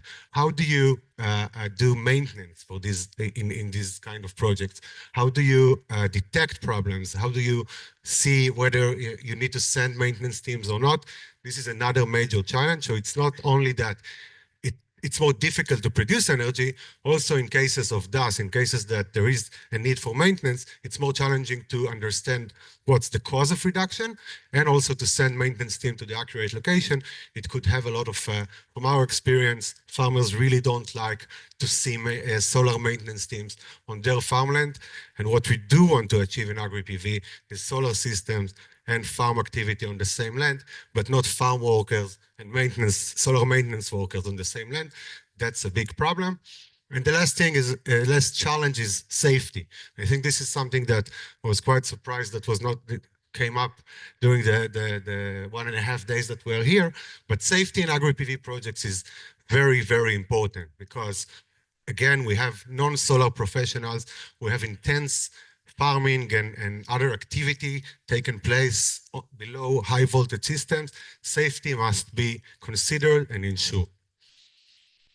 Now, another way through which we learn about challenges and considerations in agri-PV is through global documentation, regulation, standards that were already published. And I think during the previous sessions, we talked a lot about the fact that there is still not enough regulation. We need to know more. But I think that it's not really true, because as you can see, just few examples here about global standards, documentation, requirements, and real case studies that already tell some of the challenges and best practices in agrivoltaics. We really analyze it to learn. You see just few examples. The French Agri-PV decree, for example, they have specific requirement for monitoring, data collection, and things, and how to do it, how to achieve it. So they do have quite informative regulation. The other document is a book, the document next to it is a book that was recently published with really specific information about different aspects of agri-PV, from production, insurance, O&M, things that are very important. And you see, we just use these quotes in order to give examples, but they really analyzed real projects in the US mainly, and talk about how PV infrastructure, for example, limit the operational aspects of farmland and things to do in order to mitigate that. Safety in agri-PV, the document that is presented in the middle of the page of the slide, is an interview with farmers in India that already installed agri-PV. So they have experience, and they talk about their experience working their land below agri-PV systems. So we can learn a lot from these documents. And again, these are just few examples that really allow us to learn more. So we do analyze our own knowledge from existing projects that we have. And also these documents really help us to come up with these 4 main benefits that are very, very important in each of the agri-PV projects that we are part of. You see here, maximize energy production. As I mentioned, the challenges in producing energy in agri-PV are significant. Balance of system and land use efficiency. Again, it's not enough to say we do both agriculture and solar production on the same land. We need to also optimize that. We need to be able to do that in the best way possible in terms of land use and in terms of how we put the cables, how we put the modules. This is something that is very significant. Site visibility and module level data. Again, data, I think we all understand how important it is in agri-PV, but we talk mainly about agronomic data, and we often do a separation between PV data and agronomic data. That's not the right way, in our opinion, because in agri-PV, every agronomic decision entails impact on the production of energy. As I said, if it's 5 meters or 6 meters between each row of panels, it will have an impact on energy production. So these things need to be monitored on the level of granularity that is as much as possible, a module level basis. This is what we provide, and safety that I already mentioned. Now, these 4 benefits, I would like to show you how it looks on 2 real projects that we recently worked on. The first project is the agri-PV project in Maale Gilboa by Doral. They are here also if you would like to ask them more about this project after. But as you can see, this is a very, very complex project, 12.8 megawatts, so it's a large project. It's not a research project, it's a grid-connected project, so the electricity is already used. And you see the different types of structure, crops, intensive research. It's in a semi-arid area. It's a very unique agri-PV project. I think one of the most innovative that I came across. One second. I think it's reconnected. Yes, there we go. Yes. Thank you. So, and it's also one of the first projects to be installed in Israel, especially on this scale.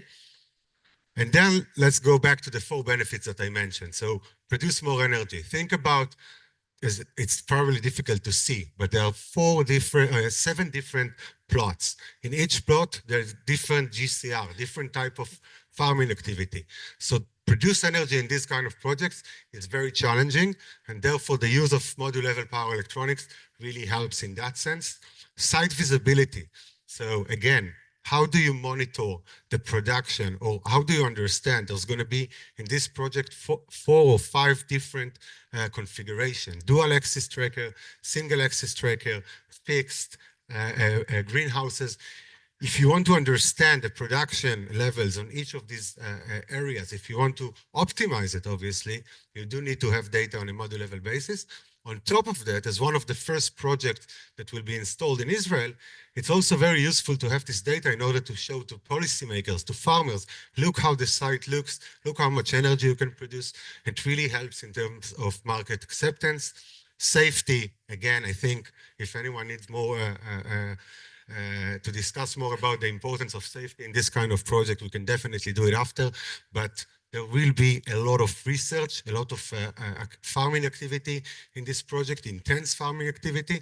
If you don't ensure the safety of farm workers and site safety, that could be a big problem. And land use efficiency, as I said, in each of these areas, there are going to be different GCRs, different types of configurations. So the ability to do something that really allows maximization in terms of the installation that still allows productive agricultural activity is, again, very important. And the second project is the GPSS project, and Patrick will talk more and elaborate more about this specific project after. But again, it's one of the first projects in AgriPV project in Luxembourg. And it's also a grid-connected part of a national tender, AgriPV tender in Luxembourg. So the need to produce more energy, and here we can also provide the initial analysis of how much more energy will be produced due to the use of solar edge technology. But I must say, this is based on a PVSys simulation. And one thing that I think also was mentioned yesterday in the Fraunhofer presentation, PVSys cannot and do not take into account the, for example, anti-tracking. It's not possible to calculate the amount of time that the system will be on an energy production mode and crop production mode. So it's really not accurate in AgriPV. Therefore, the numbers probably would be higher. And the main thing also in this project is that, and Patrick will talk about it more, but due to AgriPV considerations, they had to change the cabling, and using solar edge technology allowed 75% cost reduction. Again, if we talk about and if we think about what do we need to scale up, cost reduction was something that was mentioned. This was able in this specific project.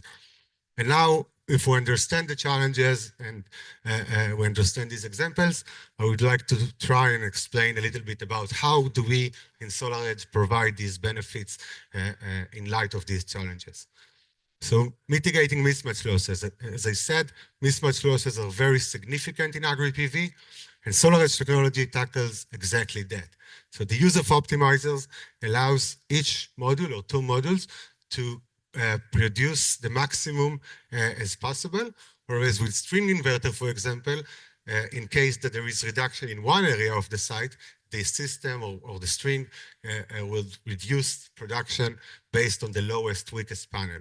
And as you saw in the previous examples, in AgriPV, that could be very significant, because if you have soiling in one area of the farm, and soiling is not something that is evenly distributed across the entire site, it would reduce the production for the entire site, whereas with SolarEdge, that won't be the case. The system or the panel, the modules that are not covered by dust or not shaded or can still produce in the maximum would do that. And therefore, what you see here is just an example of an AgriPV project that we have in Colorado. And there you see the mismatch level. So this is a quite unique vertical installation between two greenhouses. But what you see in the graph is the modules, okay? Production on a module level basis. You see the difference between the lowest part and the highest part. Without optimizers, the entire production would be adjusted to the lowest part. With optimizers, each module produces the maximum possible. In this specific case, we produce 5% more energy on a monthly basis. The second thing is site monitoring and data collection. So you see here how it looks. Wait, sorry. So this thing is, sorry. The thing here is the utilizing module level power technology. for optimization and land use maximization. So again, optimizers allow connecting and installing in areas that are not possible, like shaded area, different orientation. We talked also earlier about agri-PV regulation that requires, for example, 15% coverage ratio. So this really allows maximum installation and utilization of the area. Site monitoring, data collection, again, this is something that we allow through our monitoring platform. You see here we allow alerts, digital twins, so you can really see and have visibility on what happens on site. And safety, SolarEdge optimizers allows reduction in case of risk, fire risks or safety risks on site. Safe DC is a feature that really allows reducing voltage to on each panel and reduce the risk of fire and electrification in agri-PV projects. And that was my last slide. I now would like to call Patrick on the stage.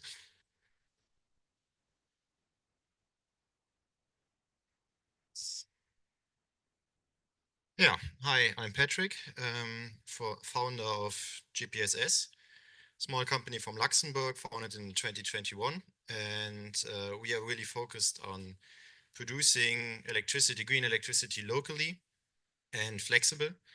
And maybe that's one of our strongest benefits is that we never developed conventional PV plants. We started with agri-PV from the beginning and are only doing agri-PV. Second step, production of green hydrogen, but today we are only talking about agri-PV. Short introduction into Luxembourg, because maybe it's not known to all of you. It's the 7th smallest country in Europe, probably the smallest fully functional country in Europe. There are enormous subventions for smaller PV installations, especially rooftop applications. There you can get up to 93% of CAPEX support for installations up to 30 kilowatt peak. But we have almost no conventional ground-mounted PV installations. Why? Probably on the one hand, because in Luxembourg, environmental protection and agriculture are extremely important. And because Luxembourg is part of the German electricity market, it's convenient to buy electricity. Luxembourg is a very rich country, so there's no need to destroy the beautiful landscape, just buy electricity from somewhere else. Nonetheless, also in Luxembourg, there's a clear goal for 2030, which needs to be reached, which is around 1,100 megawatt peak of installed PV. And by now we have somewhere in the neighborhood of 350 megawatt peaks. So that's not enough. And that was enough to convince the government that there is a need for more photovoltaic installations, and they need to be on the fields, on the greens, which led to a national tender for agri-PV pilot plants, which was in the last year. And it was for around 50 megawatt peaks. 50 megawatt peaks may sound like a research tender in other countries, but for Luxembourg, if you take into consideration that we have at the moment around 350, and now there were 50 additional megawatt peaks tendered, it is really about industrial sites, plants in Luxembourg. Real pilot. Patrick, I would like to ask you to speed up because we've already gone over time. Thank you. I can try to do so. Yeah, the tender was really about keeping up active agriculture, but also supporting biodiversity, which was extremely important. And main part of the tender was really to write a whole concept for all of the parts involved and to produce. But it was, once again, it was not a research tender, it was a pilot tender, which means there was a feed-in tariff tendered, so no additional CAPEX support or something like this. You really needed to build a plant which is financially viable for the next 20 to 30 years. Only way to do so. And 14 projects were awarded. 4 from those were from our company. And there were also a few agri-PV projects, and there will be another AgriPV tender in the next year, with hopefully the lessons learned from the last tender already implemented.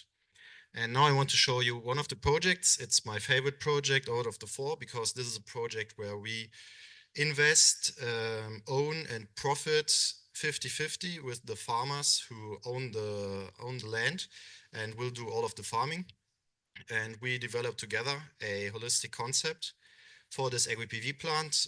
From the technical side, nothing special. As you can see, single one-axis tracker system, and we really put all of the effort into the agricultural management and also into the environmental management, because also in Luxembourg you have a lot of compensation stuff for environment going on, and on this side we had an endangered bird species. So normally there would have been a need for an additional surface for compensation of around 1.5 hectares, which would somehow destroy the concept of AgriPV if we need to take additional agricultural surface out of production. So we really developed a concept which showed that the endangered species was really profiting from the agricultural concept of the plant after the installation of the AgriPV. And we were able to show that the species will profit from it, and we will have to do no additional compensation. But now, regarding the technical aspects and especially solar edge, as you can see, we have a relatively high row-to-row distance, which is about 10 meters. And because the farmers are involved directly in the project, from the beginning, it was very clear that the transformer station itself has to be at the side of the field. It can't be in the middle of the field, because there will be there would be the need for a more or less paved way to the transformer station for the grid operator. And that was out of discussion, because that would have made agriculture more or less impossible in a very big part of the field. So we had a need for very, very long cabling, which would be with traditional AC cabling, traditional string inverters, more or less impossible, or at least extremely expensive. So we considered DC cabling. DC cabling a lot cheaper, but also a lot more dangerous, and we definitely don't want to fry any of the farmers, any of the technicians, or any of the visitors, because there will be no fence around this AgriPV plant. And that's one reason why we in the end decided for the solar edge system, and also the monitoring possibilities itself, because as I said, it's not a research plant, but it's a pilot plant, and part of a pilot plant is to show to anyone who is interested how the plant works, and to do so, a closed mesh monitoring, like it is possible from the beginning with the solar edge optimizers, is very, very helpful, especially for the visualization for any interested stakeholders from the farming business or even from the government. And as a very small company without a dedicated maintenance team, we need a possibility to monitor the whole plant from our offices and only send someone out in case that it's really needed, and best case to show them directly where maintenance is needed. So those points were enough for us to be convinced and to go with solar edge. The additional yield, we will see. I hope that we will have additional yield. We'll be able to measure it, because we have an additional installation with conventional string inverters. And I think those are very good arguments, hopefully for this project, but probably also for the next projects. We have very big plans for AgriPV in Luxembourg, and I hope this was quick enough. So thank you for listening. Yes, thank you, Patrick. Thank you, Noam. Yeah, and I'm sorry, it's due to the lunch. They serve it hot, so we have to be ready in time. So I apologize. It also means we won't have time for questions. So please go to Noam or Patrick if you have questions during the break, during the lunch break, I mean. And then we're going to go to our next case study on plant acclimatization by Onno Müller, who is a scientist at Forschungszentrum Jülich. So he will talk to you about plants and the growth underneath agrivoltaic systems. So please welcome, Patrick. Please welcome Onno. Thanks a lot. Yes, sorry to keep you from lunch with some plants, but happy to talk about plants, actually. I will focus on plants in this agrivoltaic setting, if the slide is coming. They're selecting it at the moment. Why plants? I have a pleasure to be here and to look at the dynamics of photovoltaics, agrivoltaics. But plants, that's what I want to tell about, actually are highly dynamic and I haven't seen so much about yet. So that's why my talk will wait. We've seen some talks by Matthew earlier where he adjusted the panels. We referenced to that already. To adjust to the plants, we saw earlier today the moving panels up and down to adjust to plants that have different demands. And here the Microsoft PowerPoint also has some demand, but it's coming. There we go. Okay. So as said, I'll talk about plants. Black acclimation adaptation. Sounds a bit like plants, but I'll get you through it because it's about agrivoltaics. I'm from Forschungszentrum Jülich. Easy to find, even on a European scale. If you look here, if you look very carefully, you can see in that red dot that we're there because it's next to this big open pit mine, the biggest open pit mines in Europe. That also brings with it that these open pit mines created an area that when they will close down, there is a need for keeping all those people at work. 10,000 jobs will be lost, and there was a big incentive. And among that also the opportunity, this is the Forschungszentrum, next to this big mine, to install an agrivoltaics park where we do most of our research. This is how it looks like, different modes, so a bit of a research installation, an animation or a picture similar to what Richard showed earlier at the last part, where they are robotics driving under the agrivoltaics and also water serving and other parts. We actually have those robotics and I will show you a little bit about it later. Bit more detail, the different modes are 2 self-oriented systems and 2 tracking systems. They may not be the newest, but for research, they really are sufficient. Tractors, smaller tractors, I must say, can drive under it. But most important part, and part that I will focus on, is these dynamics. You see the shade moving, but how do these plants respond to the shade? So these dynamic movements of plants under the panels, they also require dynamic measurements. So what we did, we had a lot of steel with this agrivoltaics in the field, and I made use, oh, this sound shouldn't be there. This is just the wind, but we also made dynamic measurements. This is one of the robotic systems that we have hanging on a rail system underneath all these panels. Actually, you only hear the wind, so the system is silent, but now with this microphone on, it's a bit light. So I go to the next one. To give one example. You will not be surprised that this park attracts a lot of attention, and I'm happy to welcome you also there when you have a chance or in a neighborhood. So it's not only the agrivoltaics that get attention, but also the farmers asking what plants can we grow here. And it's not the typical crops that we say. We grow typical crops at the beginning, and I will give you some examples of beans that we have been growing there. Examples focusing on crop growth under the agrivoltaics. You may know this article. Of course, agrivoltaics influences the plants. But how do these plants respond? And this is actually, we haven't talked about so much yet in this conference. And for me, it's textbook knowledge, I would say. Funny enough, I looked up these textbooks. The first press, I was a student, and with Professor Lambers, he gave the parts for us to read. The second one, I was a postdoc and I reviewed different chapters of it. And the first one, as a professor, I bought myself of this press for the students. And what's in this book is still the same. This figure is there. Plants can acclimate. That means if you grow them under different light conditions, they adapt to acclimate to it. They have different photosynthesis rate. Or the other way around, plants that haven't always grown in light or shade conditions in their life, they are selected, they are typical plants like grown under the same light conditions, but they can have a high or low photosynthesis rate, light adaptation. So we can play also with plants that we grow on the agrivoltaics. And we should also realize that in a model, we don't put in one photosynthesis curve, because the moment you grow a plant on the agrivoltaics, this curve, this response will change. How do I apply that? Well, that's what we call field phenotyping, and that we've been doing last 10 or 20 years, led by Jülich, and I do that in the field. And that's just in a few pillars. In short, it's nothing different from other experiments, and also experiments at the center. And one of these parts that I used in photovoltaics. An experiment is accompanied with quantifying the environment in high detail and measuring the plant traits on the left side. For me specifically, that will be photosynthesis and structure, where we then use the best sensors. In Jülich, I have the possibility to use high-end sensors and purchase these or develop those and put them on a positioning system, robots or other vehicles, to get the right timing and the right relevance of dynamics over time to measure photosynthesis, for example. And photosynthesis, without being cocky, others say it, we can do it actually pretty good over time, and we can do it, but this was one example of a paper in bean. And I realized I will be talking in the next examples, and now I come to AgriVoltaics, a lot about beans.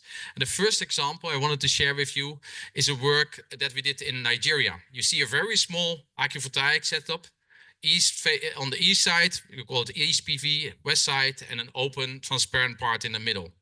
And what you see on this already here is the, well, Michael earlier called it crowded scientist slides, but bear with me.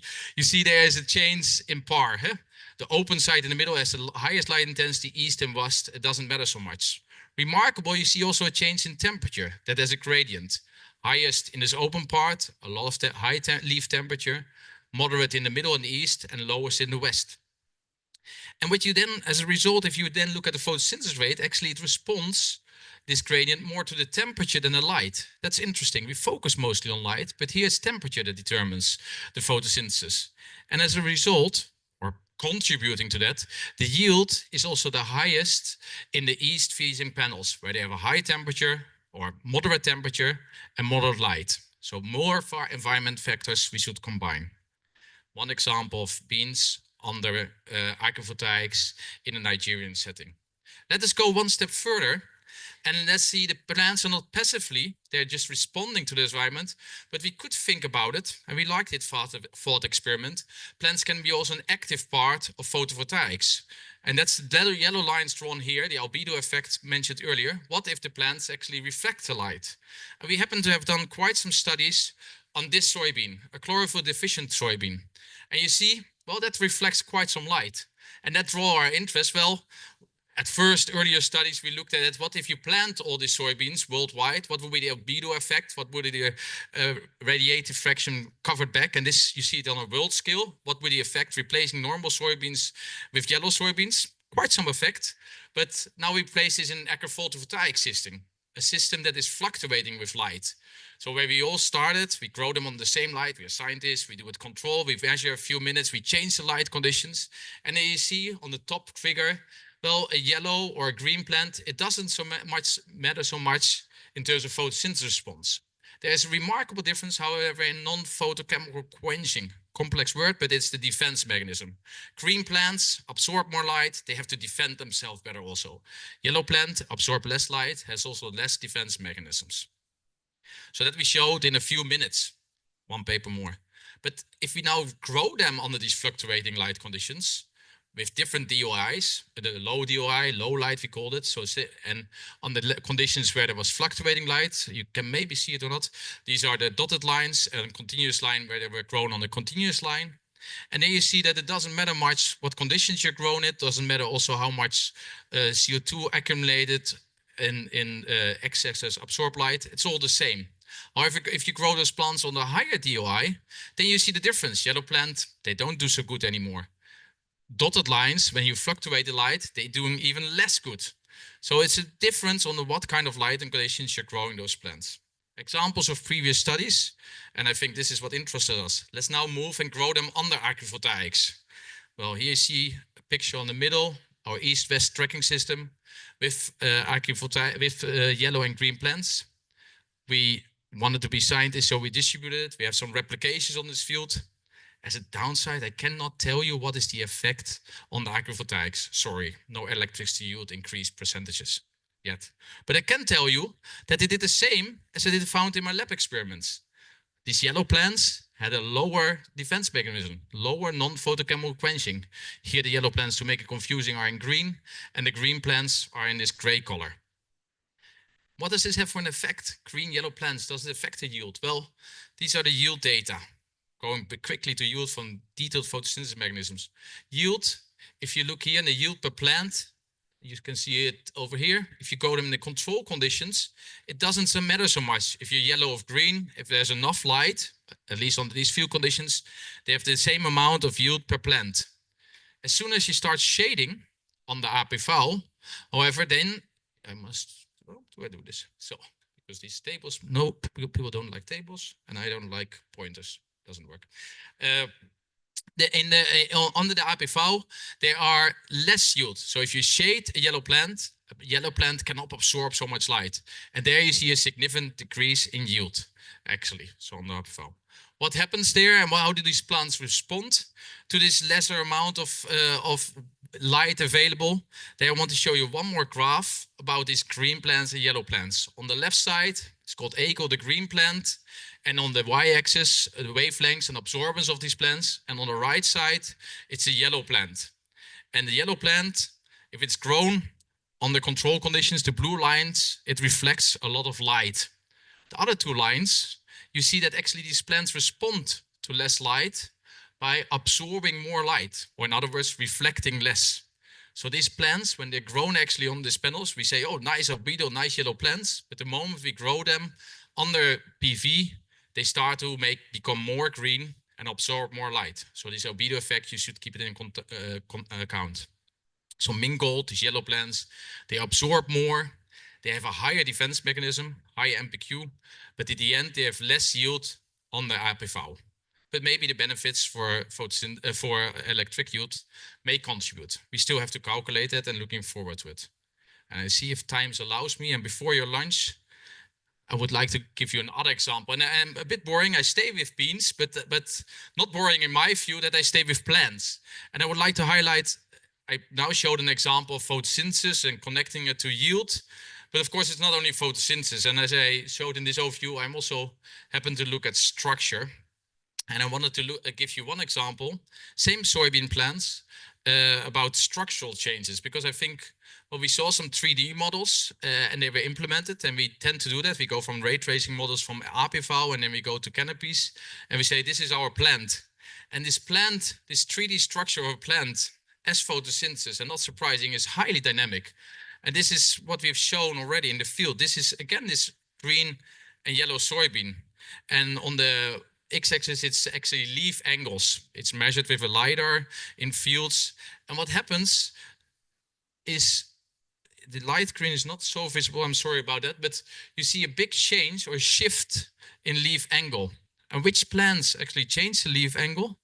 Well, those are these green plants. Plants that absorb a lot of light, but at midday from morning, in the morning they absorb out the light. This is horizontal. Midday, when there's a lot of light, the plant said, I have enough light, I go on vertical. The plants that are yellow, they reflect a lot of light, and they actually don't show any leaf movement.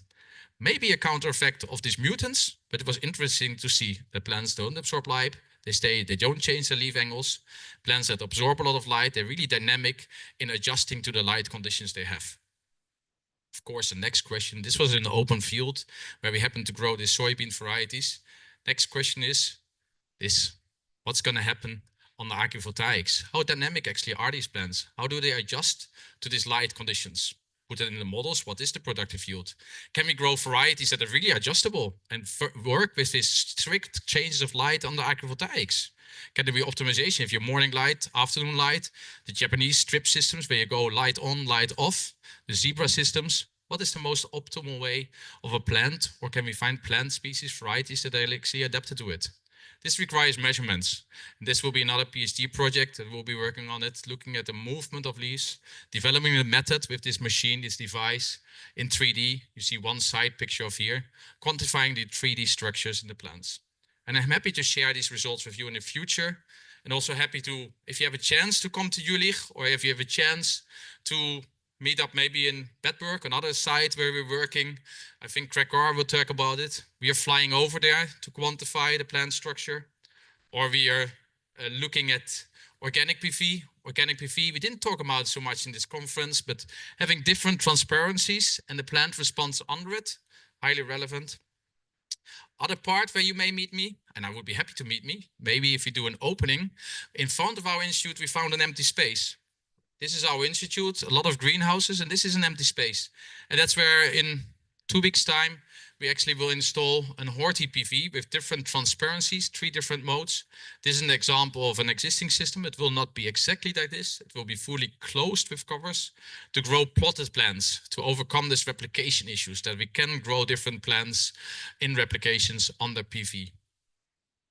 Or what was mentioned already earlier, I'm also happy to discuss and meet you about the soiling parts. We fly over with the company Phototech above different panels, above our AgriPV setting with drones. You can see the dirt on these panels and quantify that. Phototech is pretty good, but I will be very interested. Can we also see the plants on these panels when a drone flies over it at 20 meters? How much of the plant growth can we actually quantify while flying over with a drone? We're pretty good at it in open fields, but as soon as you have PV on top of it, can you still see it? We think we have some tricks in hand to do that. And last but not least, just very happy to meet at any part or in collaborations like here with Piacenza.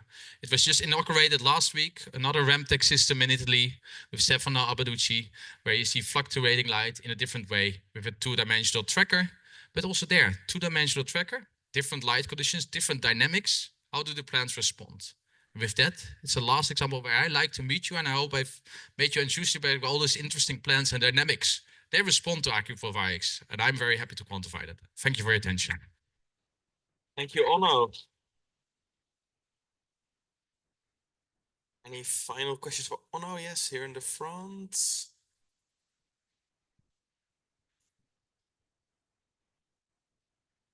Yes, thank you. First, I apologize everyone for my question, which mostly comes before every break and lunchtime.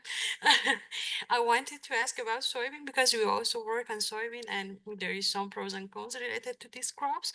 But I want to know, totally, you consider soybean a good crop to cultivate in a APV crop? And if yes, why? You want to know whether it's a good crop? Yeah. It's a good crop for scientists. I don't do statements on good crops on the PV because I think it's really dependent. I've seen over this various years that we've grown whether the yield was suitable and other years where it wasn't.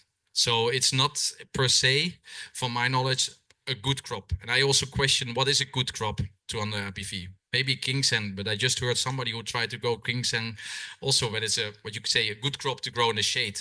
There are good crops. Yes. Soybean wouldn't be my first candidate to grow under reduced light conditions, to be Yes. honest. But it's nice as an experimental plant. And I also want to know more about this eco cultivar and what is the purpose of cultivating it? Is most for edamame or it's totally the green biomass? We ate the edamame of these plants and the beans. There's quite some interest in these protein parts of the beans. Soybean is, we are at the border of soybean cultivation, North Rhine-Westphalia in Germany. And they're more and more, well, it's getting warmer. They're growing more and more, the normal farmers them. And the most market or the profitable market is on edamame. Thank you. Any other questions? No, I think that was it. One question in the back. Yeah. Oh no, cool stuff. Thanks very much.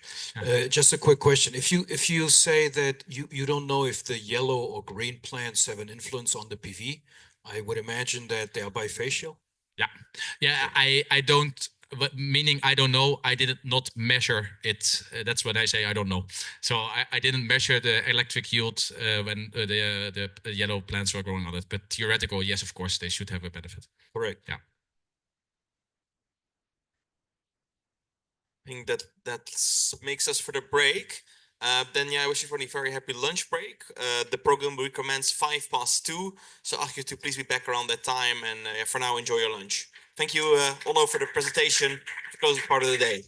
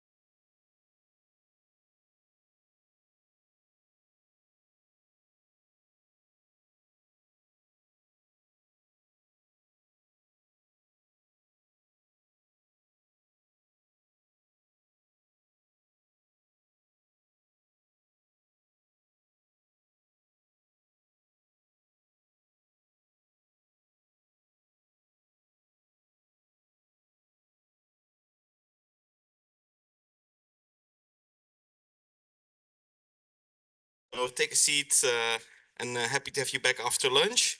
We're going to start with a talk by Chinani Ladel, Chief Agronomist of Doral Renewable Energy. Name you just heard in one of the previous presentations. He's going to talk to you about crop adaptation for agrivoltaic systems and the sun tracking algorithm that Doral is using. So please welcome Chinani to the stage.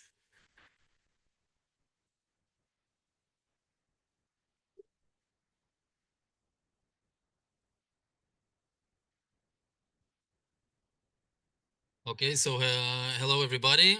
My name is Hanani Ladel. I'm the Chief Agronomist of Doral Renewable Energy in the Department of Doral Agro. And I'm a Master Science student in the Hebrew University of Jerusalem in the Volcani Center.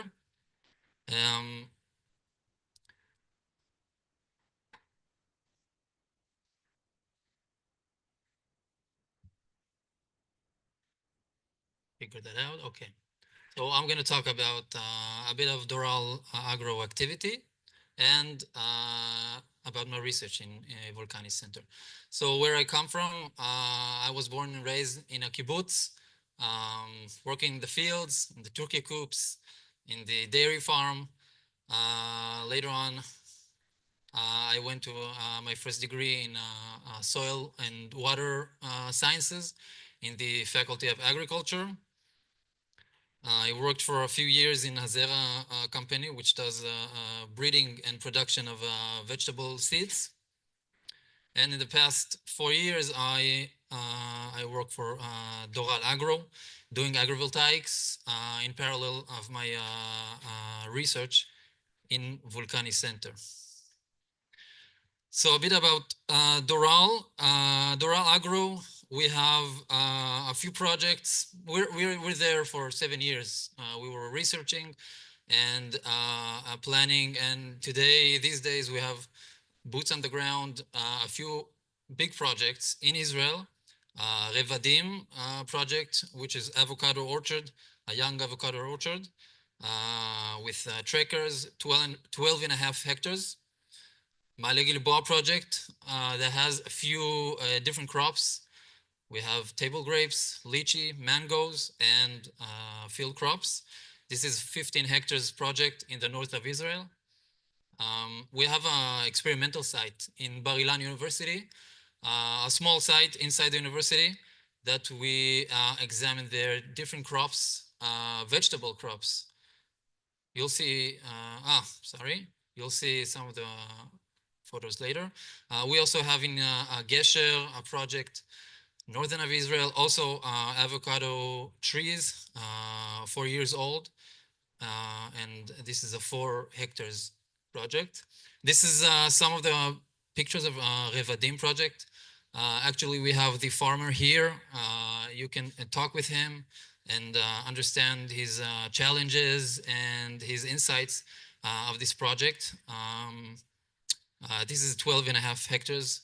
We have different constellations there. Everything there is a tracker, 4 meters height. Some of the trackers are above the trees. Some of them are in between the rows. And we have 4 varieties of avocados.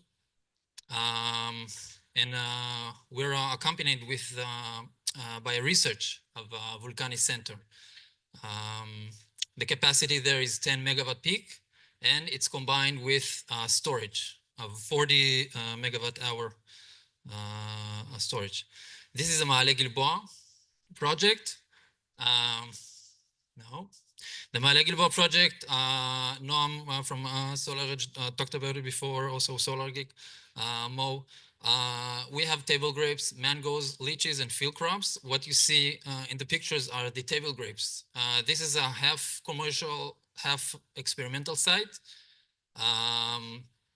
It's a 15 hectares project. The table grapes are 4 hectares, and we have different constellations there. We have double axis trackers of Remtech. We have 1 axis trackers of SolarGeek. We have fixed panels, landscape and portrait. So different constellations, and it will be very interesting to see the research that is going on there. The research is by Migal Research Institute. Yeah, and we're going to end of the establishment of this project at the end of the year. This is Bar Ilan University project. We have 3 years of research there, different vegetable growing there, vegetables and field crops, potatoes, tomatoes, sweet basil, pineapple, green onions. We also have sweet corn and sunflower. And the research there, the researchers are going to have to publish a paper in the next few months. Very interesting as well. And as you know, I guess some of you know that Israel had a tender for agrivoltaics small projects, pilot projects all over the country, different crops, different technologies and different climate zones. So we have some of these pilots, but it's important to say that there are the pilots, but there are still commercial projects that are promoted, and yeah, we integrate technologies inside these projects for us to understand and to have a better understanding of the processes. This is a short video of the Revadim project. Can you play? Thanks.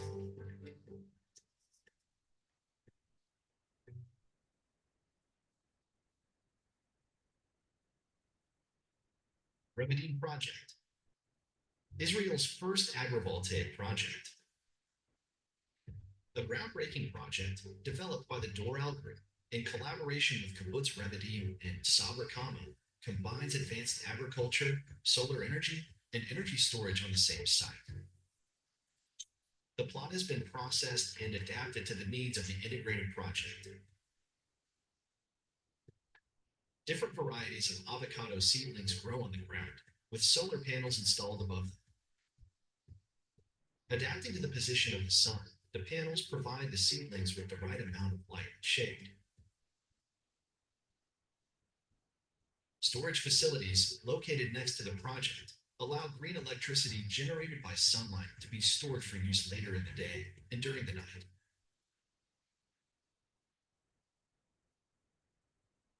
When connected to the grid, the project will produce about 10 megawatts of green and clean electricity and about 40 megawatts an hour of energy storage. This project and Doral's overall agrivoltaic portfolio throughout the country contribute to Israel's energy and food security.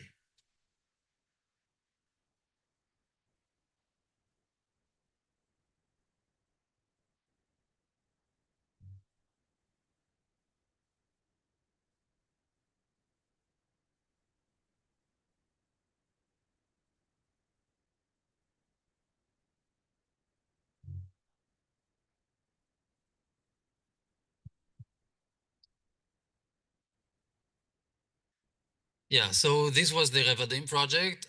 You can see the control plots there. As I said, there are a few varieties there.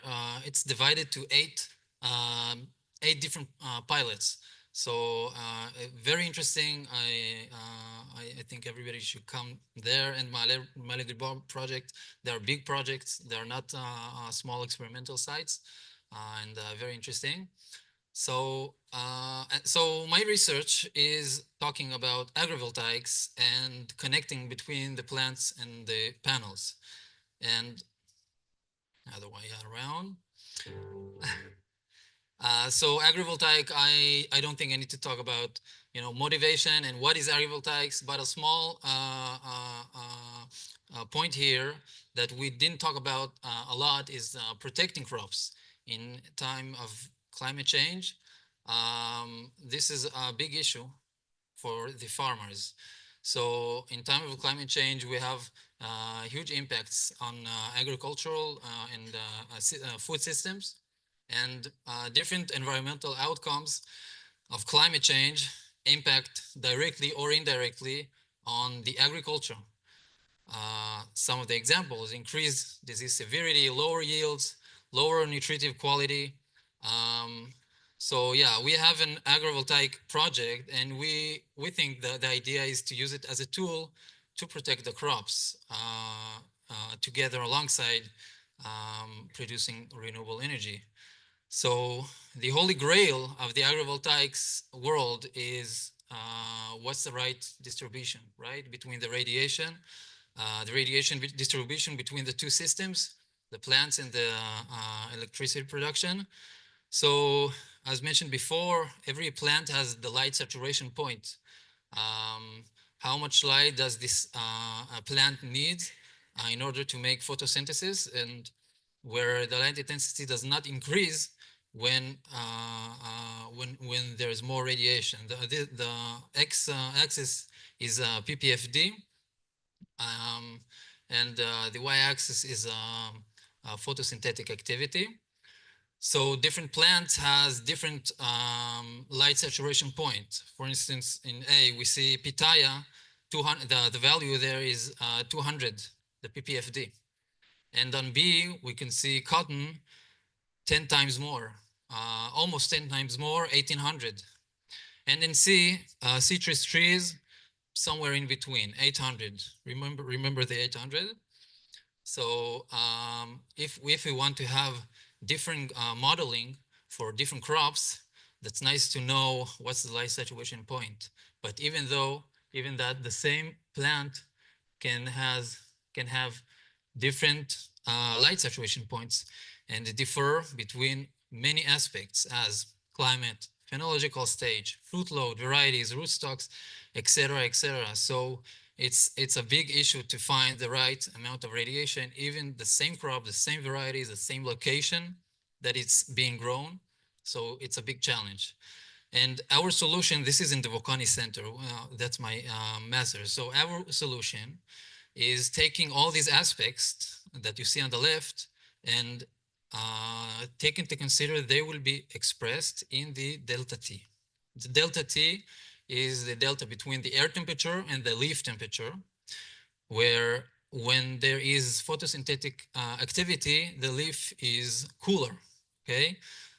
There are stomatas, small organs that are open, and oxygen goes out, CO2 goes in. So the leaf is the leaf is cooler when photosynthetic activity is going on, and when it stops, the leaf is warmer than the ambient temperature. So the experiment location is in Gilat Research Center. This is in south of Israel, part of Volcani Center. We have, it's only 15 trees, mandarin trees, divided to 3 groups. Control group, where they don't have panels above them, static or fixed panels, and the dynamic with this algorithm. Different measurements we took. I won't list them all, but meteorological and microclimate measurements, PAR, global radiation, soil moisture, soil temperature, air moisture, and the plant itself, water potential, stomatal conductance. This will tell us what's the situation in the plant and does photosynthesis happen or not? Does it need more light or less? So preliminary result that we had, first of all, we checked this delta T without panels above.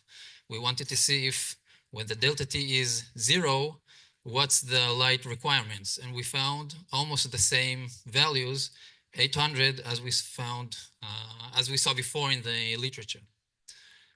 So that was a good direction. Later on, we had we measured the stomatal conductance, which is pretty much parallel to the photosynthetic activity. And the tree that was only one tree, that was in the beginning, had the PV above it, shading. It need more time, and it did more photosynthesis. Okay, next measurement that we had, ambient radiation and temperature during the day. You see the continuous lines are the temperature. This is the 3 different treatments. Continuous lines are the temperature, and the dashed lines are ambient radiation. So the temperature was the same for all treatments. And this measurement is right next to the leaf. Next to the leaf, and everything was the same. But of course, the radiation was different, shading or not shading. So the blue dashed line is the control group, where it had clearly the most, the highest amount of radiation. And the dynamic one is the orange dashed line. This is dendrometers of phytic. They measure contraction and expansion of the trunk of the tree, and it's a good health indicator. It tells whether the plant is in water stress or not. And this was measured in August, the peak of the summer, and for most part, vegetation was better in the dynamic treatment, which was a great direction for the research. This was also another measurement. This was manually for 200 days in different times. We measured manually with a caliber the trunks, and once again we had the dynamic trees that had the algorithm above them. They had the most best vegetative growth. You see the green one is, we call this overloaded dynamic, because in this part the static panels, they were trackers in the beginning. They were trackers, but they didn't move. Now we let them move according to maximum electricity production, and still the dynamic one was had the better results, better vegetative results. This is 3 months of stomatal conductance average during the day. The GSW is indicates this stomatus opening and closing. And once again, we had good results for the dynamic ones. Last result that we had, this was two months ago. First harvest, we measured the color and size of the fruits. So we had a comparison, and as you see, the control group was first to ripen, and that was talking about the color and ripening. But size, there were no significantly differences between the groups. And what we thought was better to use, this was an early variety, Mandarin variety called Tamar. And it was a better consideration at the beginning to take a late variety for, maybe potentially for expanding the season of the crop. So next stages, well, the algorithm allows us to maintain normal tree growth alongside producing electricity. I didn't talk about electricity production at all. We do have calculations, but they are still ongoing. And next stages are to evaluate the system in a beta site, in a bigger place, in a real orchard, not in a small one in the Volcani Center.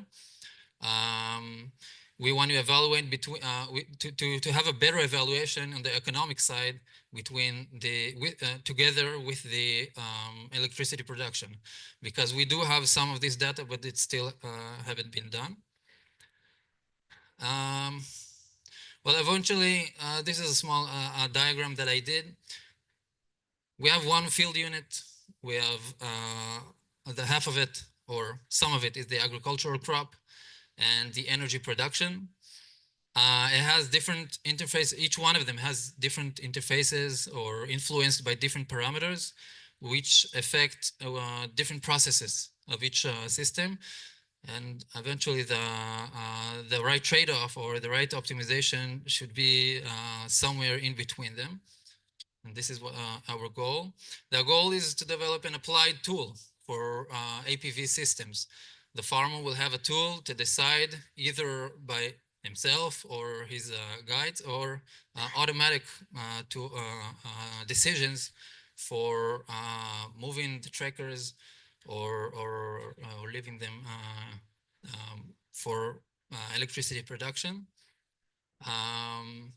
So we also there are different regulations across countries. So water prices and labor costs, they differ between countries. So these should be considered into account on this trade-off in every APV project. And yeah, this is just the beginning of this project, and we hope to expand and eventually to implement it in APV projects. That's it for now. Questions? Thank you, Hanani. Questions following the presentation? I see no raise in the back over there. Yes. Yeah, thank you for the presentation. Did you find any relationship between this soil temperature and the module temperature? Between soil temperature and module temperature. Water temperature? Module, PV panel temperature. The moisture and the temperature. No, PV module temperature. The PV model temperature. No, we didn't analyze the PV models temperature, which is a good, a very important thing. Yeah. Maybe the temperature is lower than the better production of electricity. Soil moisture, we did have sensors, but we still didn't have the analyzing, and it's very important, of course. Maybe there's less evaporation, need to water less, and yeah, this should be into calculations. Yeah. Any other questions? Maybe from our online audience, or there? Then those are the questions. Thank you, Hanani. Thank you very much. We're going to move to our next speaker. So now we're going to move on to regional experiences and use cases with agrivoltaics. And the first case study will be about Akuo as a pioneer in agrivoltaics, and it's will be presented by Juliette Bush, agrivoltaic development engineer at Akuo. So please welcome Juliette.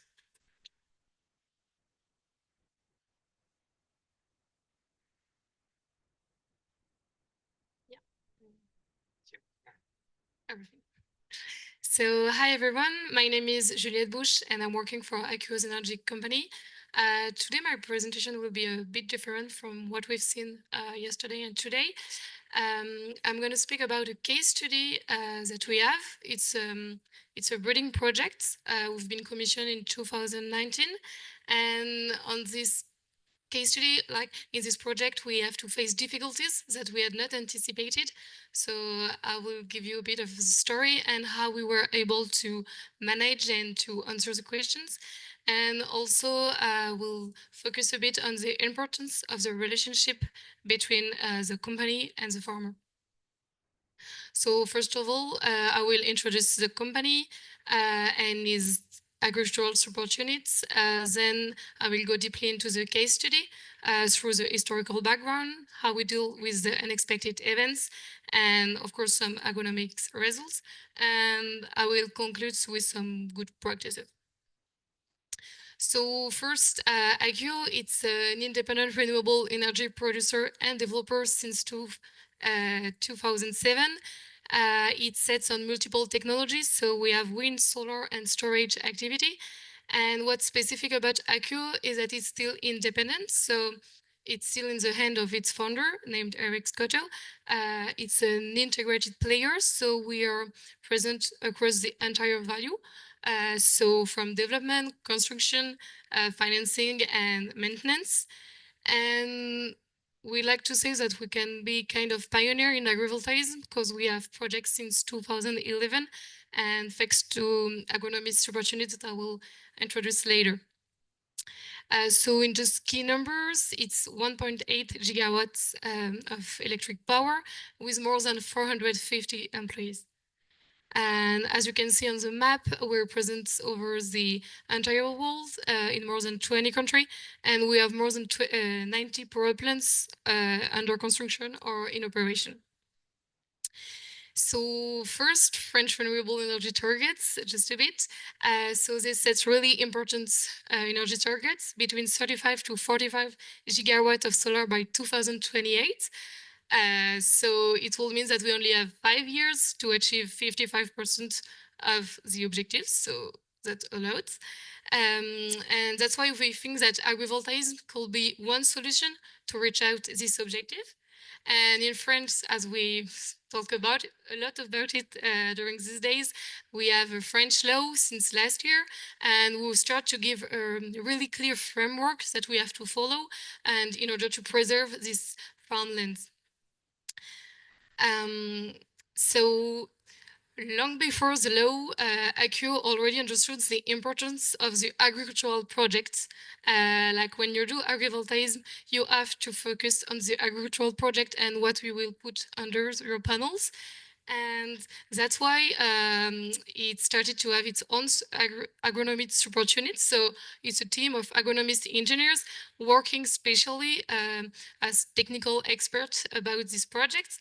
And what's the interest to have this internal competence is that we have knowledge of the agricultural environment. We can carry out agricultural studies, do light simulation and agronomic modeling. I know that some of you present some tools about it, and always do the agronomic monitoring. So now we have like experience since more than 10 years about AgriVoltaics projects, and now we're support in more than 50 agricultural projects. Yeah, so we, as I've said, we've doing so many projects since a long time. The specificity of ACU is that we have no demonstrators. Sorry, but we have quite a few pilots, and our strength is that we have done many projects. So now we can learn about what we've done and give our feedback, and in order to do better. So we've done agrivoltaic shade houses, then anticyclonic photovoltaic greenhouses, some trackers. We've done research about water management system, and all of this research leads us to always better and redefine our technologies in order for them to better fit to the crops, to the farm, and to the specific territories. So I choose to take like a sheepbreeding project. I could have taken another one, but I chose this one because of the history. You will understand it really soon. Contrary as we might think, breeding project is not always so simple. You will have the example. And so I chose this case because in this one, yeah, we had to face things that we did not anticipated at all. And so we had to manage in order for the project to continue, and I will explain it.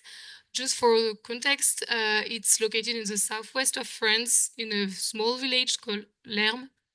And it's fixed solar panels, about 17.5 hectares, and it's fallow land. At first, we wanted to have a new agricultural project, so we wanted to improve soil potential and biodiversity. So we think about putting organic lavender plantation or bee crops and beehives. But when we're starting doing soil studies, we discovered that it has really, really low agronomic quality, and so only a breeding project was possible. That's why it's a breeding project. So we find a new breeder, and we find a partner who wants it to be part of the project, and we can start the project. So in 2019, we commissioned the power plants. The agricultural project was set up, so everyone's happy and everything going. But unfortunately, 1 year after, the farmer had an accident and he passed away. So we had to, like, we were with the farm with sheep, and we had no more breeder. So we had to find a new partner to take care of the herd. And after some research, Lerme's mayor suggested a new breeder, and so yeah, we were agree about everything, and it started again. But a few times later, it started to have poor pasture management. I mean, there were no dogs to take care of the herd, no fences, and he was living really far from the site, so it was not so available and so responsive. And it leads in 2022 to have pest problem in the herd. By the time in end 2022, we received a letter from veterinary check, ACU and the mayor, because he was not up to date with this herd. So we asked him to improve in his practices or to do something in order to get better. But despite our warning, it wasn't changing anything. So we had no other choice than to break up our contract with the farmer. It's not an easy thing to do. And it takes time because we wanted him to live in good conditions. He had to make his last hay and everything. And then back again in the same situation for the third time, we had no breeder. So we had to find a new one. And finally, last April, we find a new one and we choose to start with a 1-year contract just to see, learning from the last experience. And this seems to be a really good one because it's a breeder in Ariège. It's in high altitude. So during winter, it doesn't have enough space to put his livestock because of the snow. Yeah. And so he was looking for some space. And so the livestock will be in the lamb sites from September to May. And I hope it will be okay, but it will be. So so time. So now the question is, okay, we had all of these problems that we couldn't have imagined, and how we were able to deal with all these events. First, as I said at the presentation, we had a specialist time, so agricultural support unit, and that this team was helping to set up every new farmers and create a new contact all the time. And for example, for the last one from April, we started to do like rotational grazing in order to improve pasture management. And also we are an integrated player, so that was so important because like it helps facilitate the communication with the maintenance and the farmer. In this case, the maintenance is aware of the difficulties and main challenges that have to face. So it helped us a lot in this case.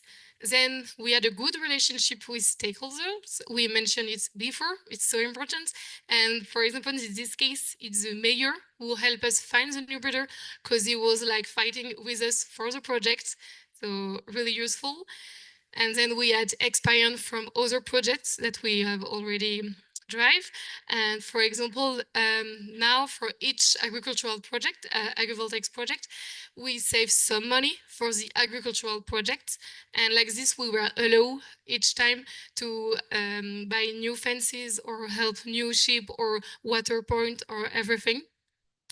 And then we were agronomic monitoring. Now it's mandatory since we have the law, but before it wasn't the case. So it was really helpful.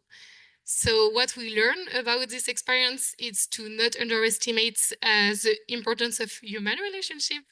And yeah, and in like we start to do internal research to improve our communication with the farmer thanks to this project, and in order to better understand how we can communicate, and so this won't happen again.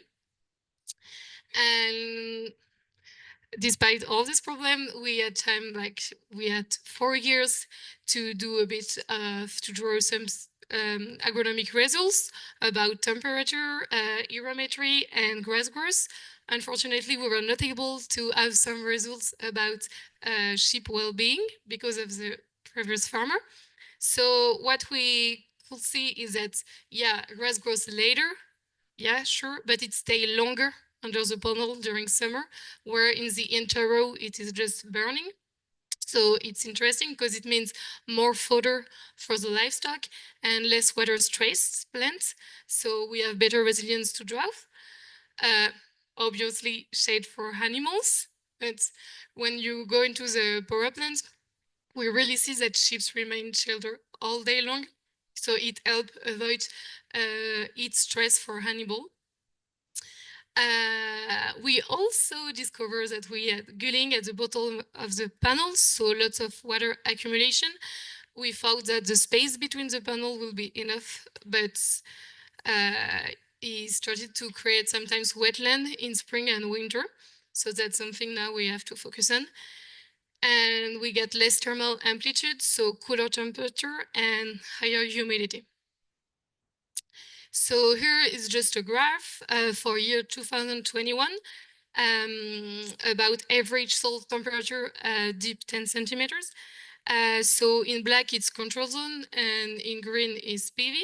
So what we can see is that the temperature and the, like you have, the temperature at the interior is higher than under the panel. We have an average of 2 degrees, so that's quite important.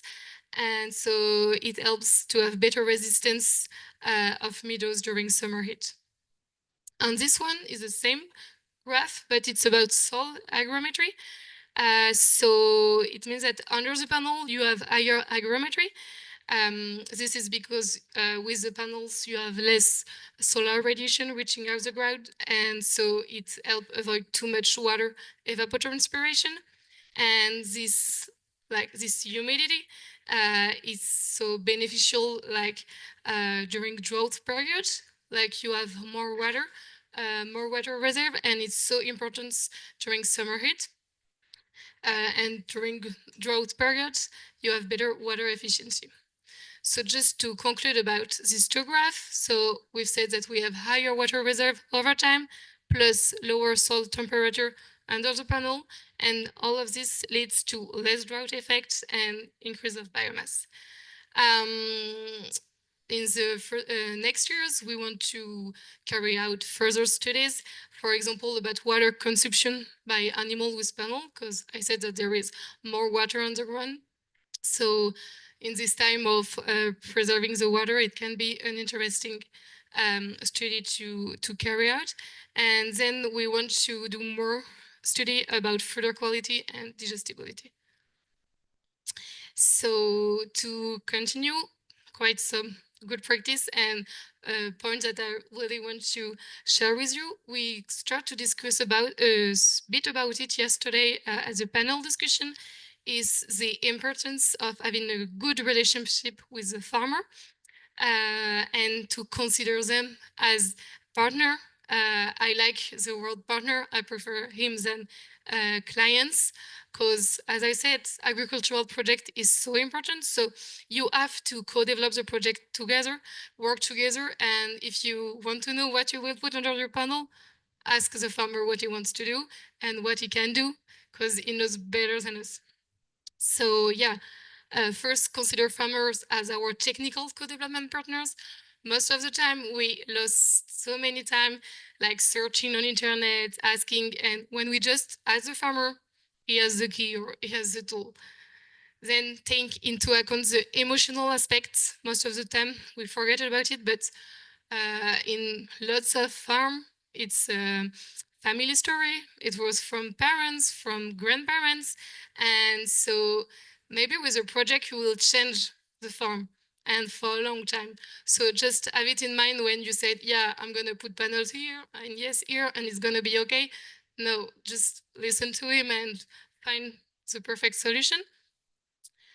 Next, I will say to involve farmers into local initiative, because most of the time they know how does it work at a village level, and adopt a transparent communication. Sometimes we know that the project is going to collapse, or I don't know, we don't have the economics to do it, or just be transparent with them.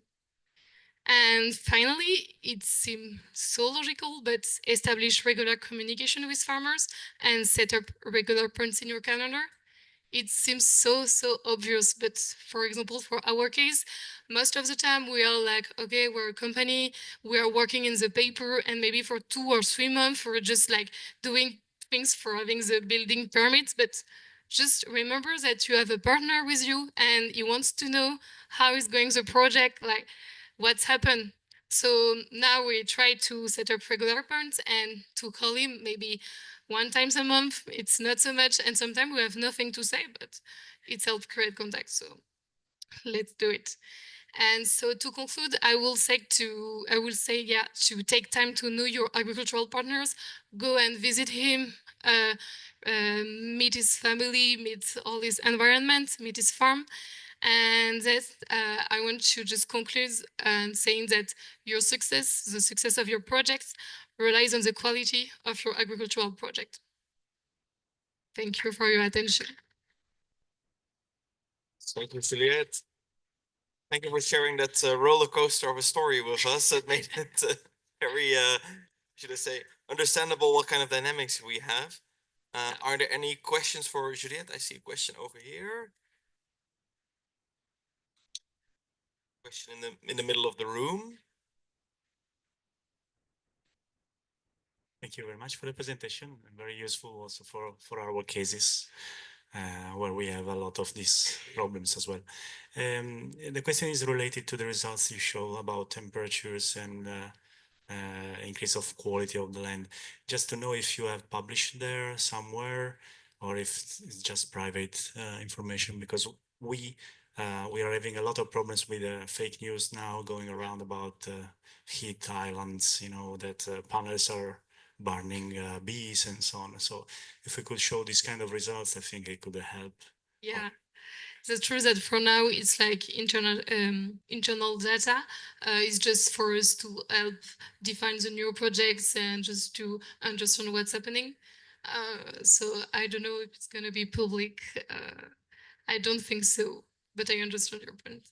I took a picture anyway.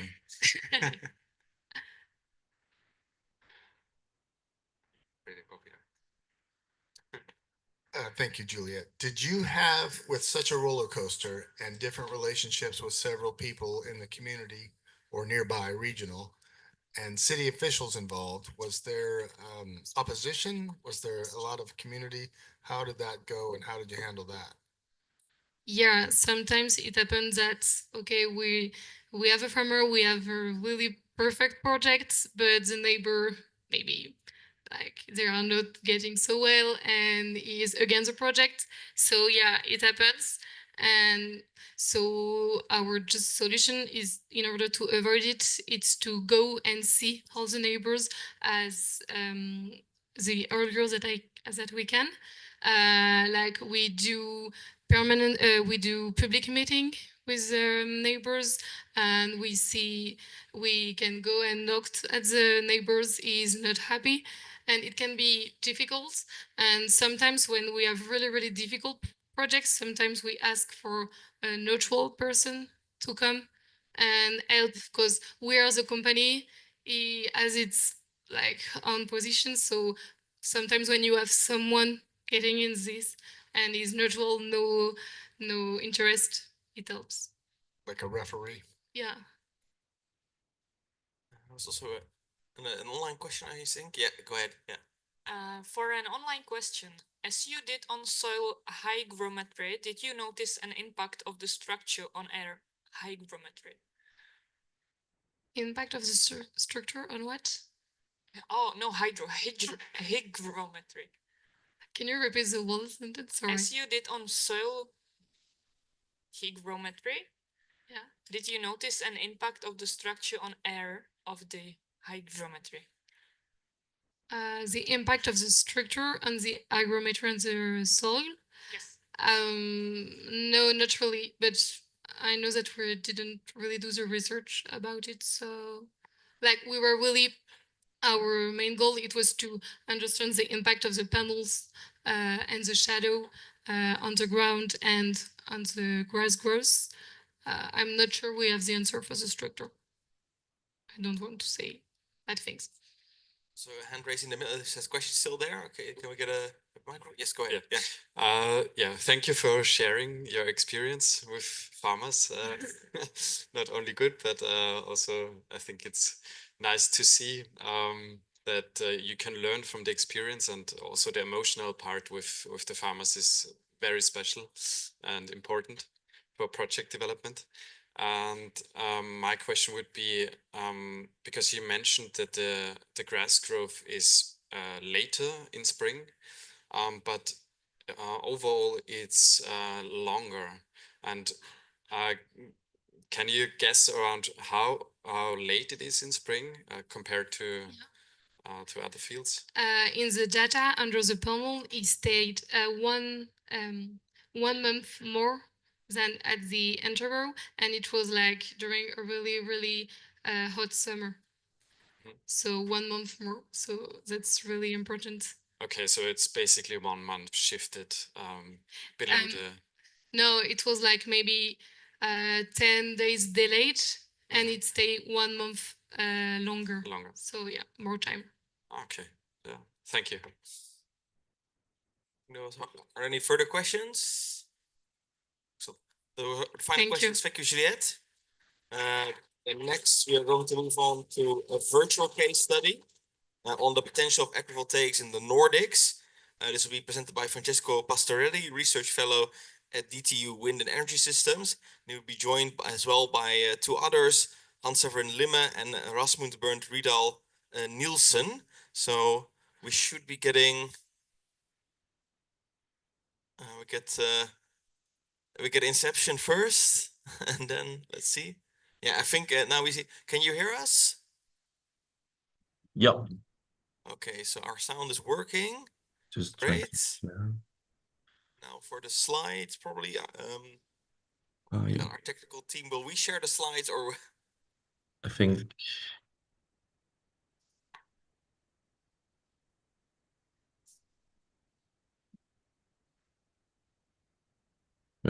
Can you see it now? I think it's, wait.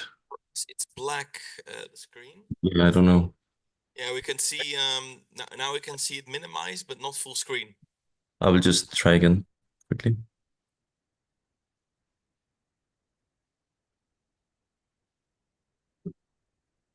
What about now? Yes, now it's working. Okay, then, perfect. Hans and Rasmus, good luck, and we can see and hear you loud and clear. Yes, thank you. Okay, well, my name is Hans. I'm Rasmus. Yes, thank you for the opportunity. We will talk about our bachelor thesis that we did with Francesco. We will talk about a technical and economical potential of agrivoltaics in the Nordics. Yeah, so first up, the agenda for this presentation. We will skip some of the background on AgriPV since you all probably know more about that than we do, but talk about our project, our methodology, our modeling, and our results and conclusion. So first off, our description. We wanted to investigate the current status of AgriPV in the Nordics, the advantages and disadvantages with an AgriPV setup in the Nordics, how it compares to a conventional solar farm, and what the most optimal configuration would be for the different areas in the Nordics that we choose to investigate. Also, if a battery system, storage solution could help improve and stabilize the grid, and the cost associated with such setup. So for our methodology, as seen here on the left, we chose 3 configurations: a fixed tilt, a vertical, and an overhead setup. Each of the configurations has their own pros and cons.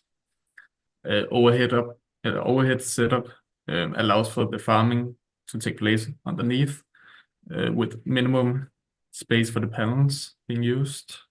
The vertical also take up less space than a common fixed tilt, and has shown promising results in the Nordics due to the low angle of the sun and therefore the high exposure to the panels. We'll be focusing mostly on the crops and not so much on grazing. Yeah.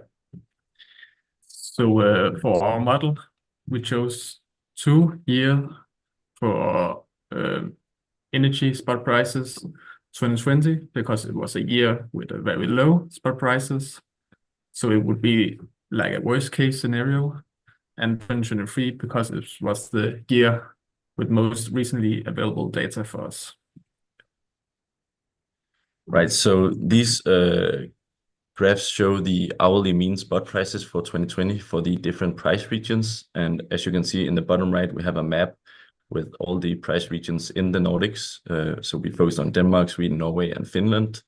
And here on the graphs, you can see that for Denmark, Sweden, and Finland, the spot prices follow the same pattern with high prices in the morning and evening. The same can be said for Norway, but the prices are much lower than the rest of the Scandinavian or Nordic countries. So it's a bit difficult to compare, but yeah. So we, with that in mind, we wanted to investigate how it compares to the consumption. So here on the left, you can see that the spot prices generally follow the consumption, but during midday, prices are also cheaper, which coincide with higher production from renewables. On the right, you can also see that electricity produced from fossil fuels also ramp up during times of high consumption. So if you could spread out the renewable generation to the morning and evening, you would save fossil fuels and get more money when you sell the electricity. So we investigated two types of solar setups. You can say one is south-oriented. Here on the left, you can see the seasonal hourly mean production from one panel. And you can see that for a south-oriented panel, it generates power during midday, whereas a vertical, here on the right, vertical east-west bifacial panel will generate power in the morning and evening. And we will also combine these with batteries to see how does that shift the production curve. So for our modeling process, we used the 3D software SketchUp, and we used some packages for Python to model our PV production. Obviously, we have used a lot of assumptions that we can't get into here, but yeah, they will definitely determine our results. And so these should be used more as a comparative study, because we didn't have so much data to validate against, because there's not a lot of publicly available data on agrivoltaics, unfortunately. So in SketchUp, we model all the different configurations. So for fixed tilt, we had 5 different inter-row distances and 5 or 4 different tilt angles. And the panels per hectare was then determined by how many could fit depending on the inter-row distance.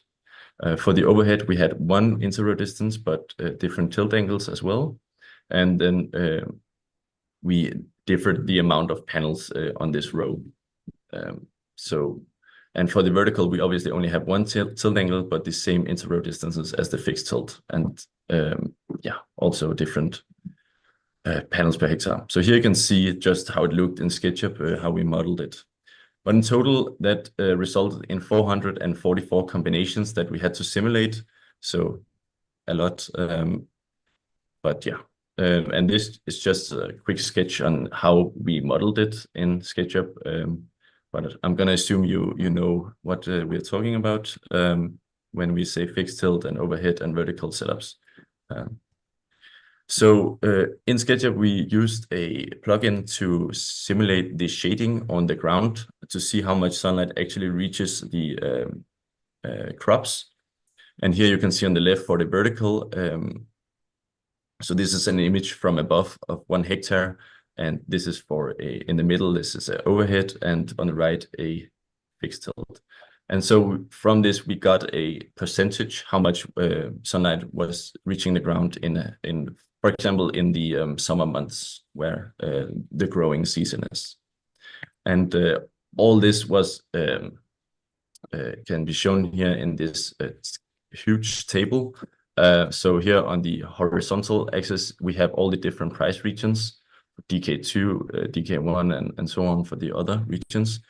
Here on the vertical axis, you can see the fixed tilt here is denoted by the F, then the inter-row distance and the tilt angle. So all the green here is the fixed tilt, then you have the blue vertical, and the pink is the overhead setups. And so generally we saw that the sunlight reaching the ground decreased with a higher tilt, and it increased with a higher inter-row distance. So pretty much what you expect. And but there were a lot of uncertainties due to this model. As we mentioned, we had 444 combinations, so we had to lower the resolution of some of these pictures because it was taking so long, and we didn't have a month to simulate. So yeah. For the crop growth performance, we use this shading data to estimate how well these crops grow under shading. And we used a typical meteorological year irradiance data to see how much was reaching the ground in these different regions. And then we multiply that with how much energy the plants or the different crops can actually use for photosynthesis, difficult word, and then also with the shading in mind.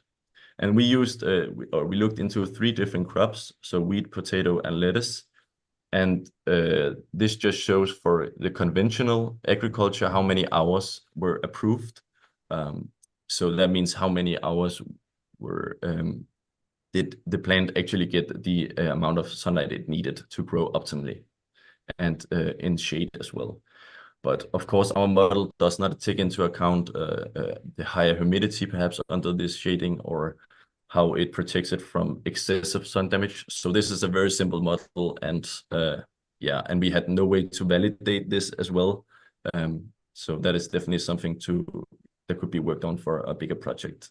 But it was a starting point. Obviously, when it comes to crop yield, we have to account for the land loss as well, the physical space that the panels take up. We assumed a 0.5 meter buffer region from the panels for the farmer, so he didn't destroy the panels. Maybe this should be a big bit bigger, sorry, because yeah, 0.5 meter is not a lot when you have a 10-meter wide harvester. But here you can see generally for the fixed tilt, there was a high land loss, almost 40% for the 8-meter inter-row distance. So 40% of the land is lost or it cannot be used for farming. The vertical has substantially less land loss, and the overhead had the least. But the overhead also depends on how the farmer actually farms his land. We assume that the overhead is on these on like columns, or how do you say? So the farmer would drive in and through these poles. That's the word for it. But maybe it's easier for him to just drive in like strips, and then it would not be so low. But it depends on the farmer. Then we could validate a bit of our PV production against some data from a test site at Risø in Denmark. So generally, you can see here the blue line is the real data that was measured at this test site, and the orange here is our model estimated production. And you can see that generally our model underestimates the production. But overall, it was an okay fit, we believe. But it should also be noted that we used satellite data, whereas this was measured using sensor data. So there are also inaccuracies with that. Then for the batteries, this is an example from the smaller batteries. We had 2 battery situations. One where we used where we had 20% of the power output per hectare was used in the capacity of the battery, if that makes sense, and one for 50%, and both had a C rate of 1. So this just shows here this red is the spot price, and the orange is the DC input to the battery, and the blue is the AC output. So generally, the battery just shifted the power production to the evening and gained a bit more money from that. But as we will also discuss later, it was not enough to offset the costs of the battery, at least without subsidies. So for the results. Yeah. So this table shows the results for the PV yield in 2020. The greener the better. And in the bottom of the table, we compare it to a conventional site. The results shows that the increase of panels density also increased the yield. But of course, the more panels, the less place for crop shield. We saw that the tilt angle has a small effect compared to the interrow distance. And here we also saw some poor results with the overhead, but that is mainly due to the small density of panels per hectare we used for our model. Yeah, and that was kind of arbitrary. You could increase that. Yeah. For the LCOE of 2020, the initial cost to the system has a big influence. We see that the overhead system had a big cost in the beginning. Again, the density of the panels plays a big role here. Yeah. Yeah. So this slide shows the payback period using only 2020 prices, which of course was a year with low prices in the Nordics. So only 3 sites here in the bottom had a payback period on under 30 years. But also still there is a big difference from location to location. Yeah. However, using the prices for 2023, there are a lot more sites in green, so under 30 years of payback time. Still, this model only uses 1 year for the whole period. In a real life scenario, that will of course be different for year to year. The bottom third of the table is still in red, and yeah, that is due to the high cost. Yeah. So we assumed that overhead had a twice as expensive capex, which may also change in the future. But that, from what we could tell, that was the current estimate. Yeah, and for a battery system, overall higher payback time. Yeah, like I mentioned earlier, there was no economic incentive without subsidies for batteries right now. Maybe that will change. And for the return on investment, again, the initial cost, big role, and yeah. Then we looked into how the lettuce crop performance was, and we can see that everything in red is under 5.5 hours, which was the minimum hours that we found lettuce needed.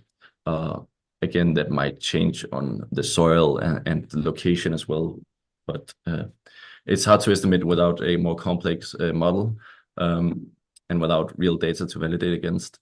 But our results show that lettuce can be grown in most locations and under most configurations.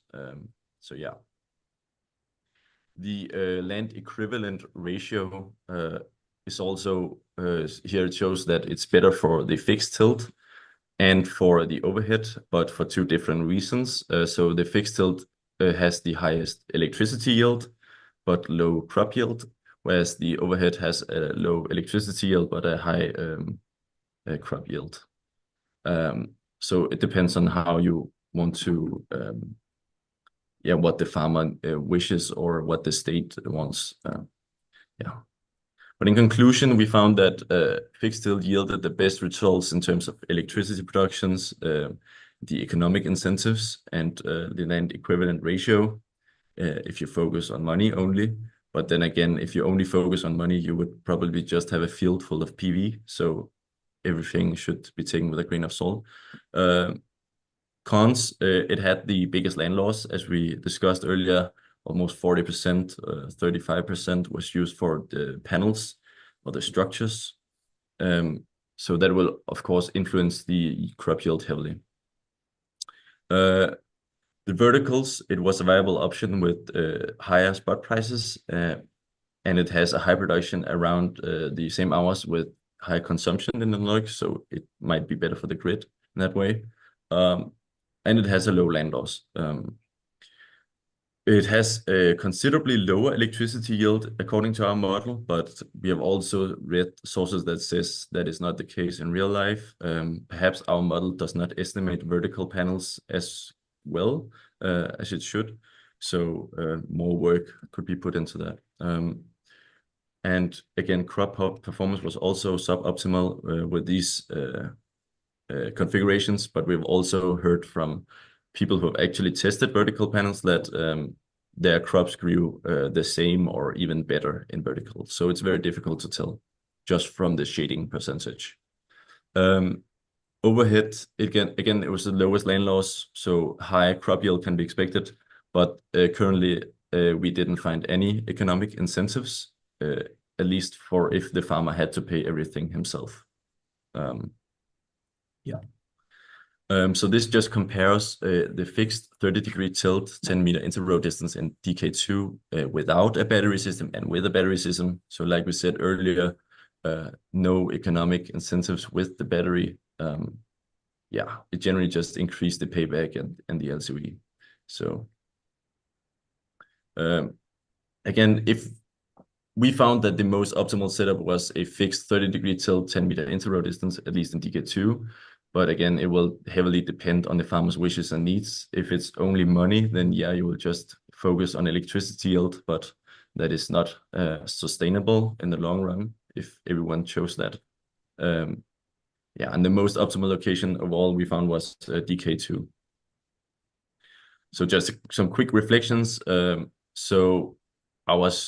we had more time, we would definitely try and create more in-depth models that were better for estimating vertical production, and also perhaps decrease the amount of configurations, so the runtime of the simulations were not so high. That would allow more tweaking and adjusting as well.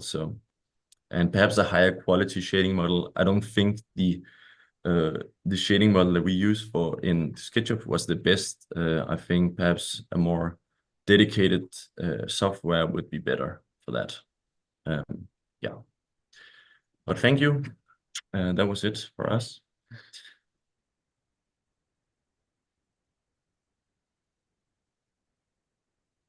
Thank you both for the presentation. We have a question here in the front. Yeah. The microphone should be coming.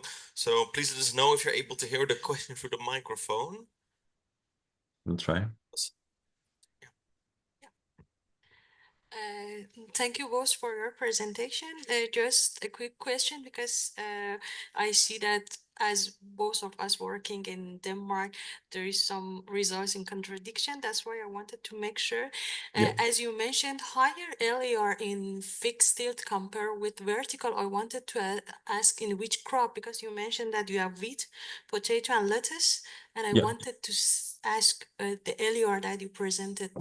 So this was for the lettuce for 2020 as well. So the final conclusion that you had, and you mentioned higher LER is for all three crops, or I think generally it was higher, but that is mainly due to the electricity yield. It was simply just higher. But again, if our model underestimated the vertical yield, then the vertical LER might also be much higher in real life. Exactly. And also there is some criticism that say that maybe LER is not only enough for make decision about efficiency of agrivoltaic system, and it is better to have some economic indices as well. I wanted to see if you had these economic indices as well about three systems that you had or not. So for our economics, we have, I think, so I guess our payback shows the economic incentives the best. Perhaps this is with the battery. So generally, the fixed tilt has the lowest payback time because it has a higher yield. We can expect that maybe the vertical will also be lower if our model was more accurate. But we also assumed that the vertical was 20% more expensive in the CapEx because it's a different way of setting up fixed setups. We assumed that fixed tilt setups were comparable to conventional setups, so we just use CapEx the same as for conventional. And for overhead, we assumed that it was twice as expensive as for conventional. But maybe those numbers are also different in real life or will change. Thank you so much. Thank you. Are there any other questions? No questions. And thank you both. I hope you were still able to, what should I say? You have a feeling that the room was very interesting, your presentation, even though it might be difficult over Zoom. But thank you both for presenting, and yeah, greetings from Vienna. Thank you for the opportunity.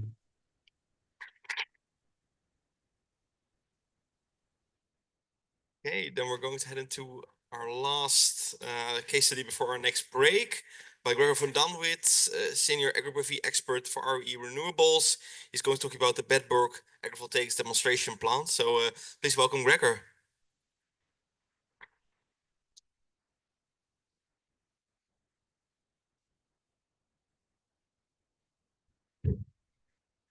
So then I would take this one. Okay, just pushing now. Okay. So maybe some of your attendants know me a little bit from the last year from Amsterdam, and I want to be some extra points that we found out in the last year, and the first experience we have found and problems we have in the construction phase and in the beginning of the agriculture season. So explain a little bit about RWE. It's a worldwide company of producing electricity. We came from nuclear power, coal mining, everything like that. So nuclear power is over. Coal mining is quit in 2030. So only renewables is coming up. You see all the countries here worldwide where we are producing energy, and we are rising very fast. But we would like to go faster, but we need more employers. That's our problem, but in all country problems. Our decision is, in my place especially, about PV energy. We have here the different points of PV. So my part, especially in the right upper place, is AgriPV, but we also have departments that are talking about floating, biodiversity. We have the different departments, especially they make research about renaturing, biodiversities, research and everything like that. We have departments, especially they make research about storage, best things like that. We do also make a combination about wind parks and bring it later than PV also in. So here you see then the plant where we are based. That's in West Germany, close to the Dutch border. The size in total is about 7 hectares. The land owns is by RWE myself. The management of the agriculture part do our Schulhof. That is also the part of RWE who make the first 7 years after rebuild the ground after mining. And we had another farmer that has served that on our place at the high horticulture. That's Mr. Winter. It's a friend of mine. I know him then 24 years now. So now that's serving also us. First, we talk about the plant has to rebuild at 2040, but now it looks like that we can handle that longer because we have a lot of change in the political stuff, in change in our after work, after mining. So maybe you can go up to 2050. The soil quality is very good. We talk about 70 points. It's better than the natural thing, so it's a very good one. Our permission to get out to start that AgriPV plant was very fast. The first idea to build up that plant was in end of 21. Then we start the discussion about what kind of system we build was in the beginning of 22. So, and we start to build up in the beginning of 23 and in summer 23. And we in the spring this year, we start with the first seeding. So very fast, but it's a special permission of building. So what we built up in our plant is 3 kind of technologies. We have the vertical fence that we saw here at the Vienna Energy. We have the tracker system, there's a 2P tracker, and a high elevated system, 3.5 meters road distance and 2.5 meter clearance. Here you will see our research plan, what we will do and seeding in the year. So you see in 24 we have alpha and clever grass mixed. And in the next year and in the over year there later in 27, we will have different kind of grains, so wheat, barley, and so on. And in the years after that, in year 3 and 5, we will do potatoes, onions, vegetables. So we will see that coming. And so we will make a second year to say, okay, we have different weather conditions. Maybe we need a second year for research to get real results. In the highly weighted, we do normally say only raspberries, but our farmer is very interested in more. So he decided to do maybe strawberries, apples, and other things. But maybe we need some extra technologies like LED lights, assimilation lamps, or whatever. And an extra thing what we do is in our part later on is irrigation. So in the highly weighted, it's completely irrigated. So with dripping irrigation, but we also do irrigation in the farming part. So we get 6 rows in each technology with dripping irrigation. Here are some experience pictures about our plant in different stages. You see that in January we had snow, the first snow after 5 years, just 2 centimeters, something like that. Later on, then the first time we cultivated the ground. What we put in the summer, we see we have all this year very much rain. We put some weather station in to get all the temperatures on the west and east side of the vertical fence. We want measured the rain left and right, how much rain shadow, not only the normal shadow. So we want to see the rain shadow effect. We want to see the rain shadow effect under a tracker. We want to see different temperatures and different height under a high elevated system. You see here the first raspberry plants. The next generation raspberry plants was not 1.4 meter height, there will be 1.8 meters in height. So you see here some extra pictures later in the summer. So the beginning was in beginning of May. You see that small plants of raspberries. In B, you see the blossom after short blossom fires. And in C, you see the quite good tasting fruits. You see here at the vertical, we have the clover grass mixed in June. And it's impossible to see that. It was a very good growing, very straight growing plant, but we had then some weather extremes. And in one day, everything's like growing down. We get just wheat in there. So we have to cut it before we start to measure that yield. That's the problem this year. The same we have in alpha. We have to seed it 2 weeks later than the grass cover mixed because we had problem with electric, with the tracker. So we can't go in. So that's the reason why we had not had both on both technologies. And the same was there. The weather condition starts. So we had the same problem at the opening event. We have not alpha or grass clever. We have just wheat in that field. So that we decided we cut this year as a result and research year. So we make only experiments, what kind of technology we can go in and out, what kind of sensor systems we have maybe changed, or what other problems we have here in the technology.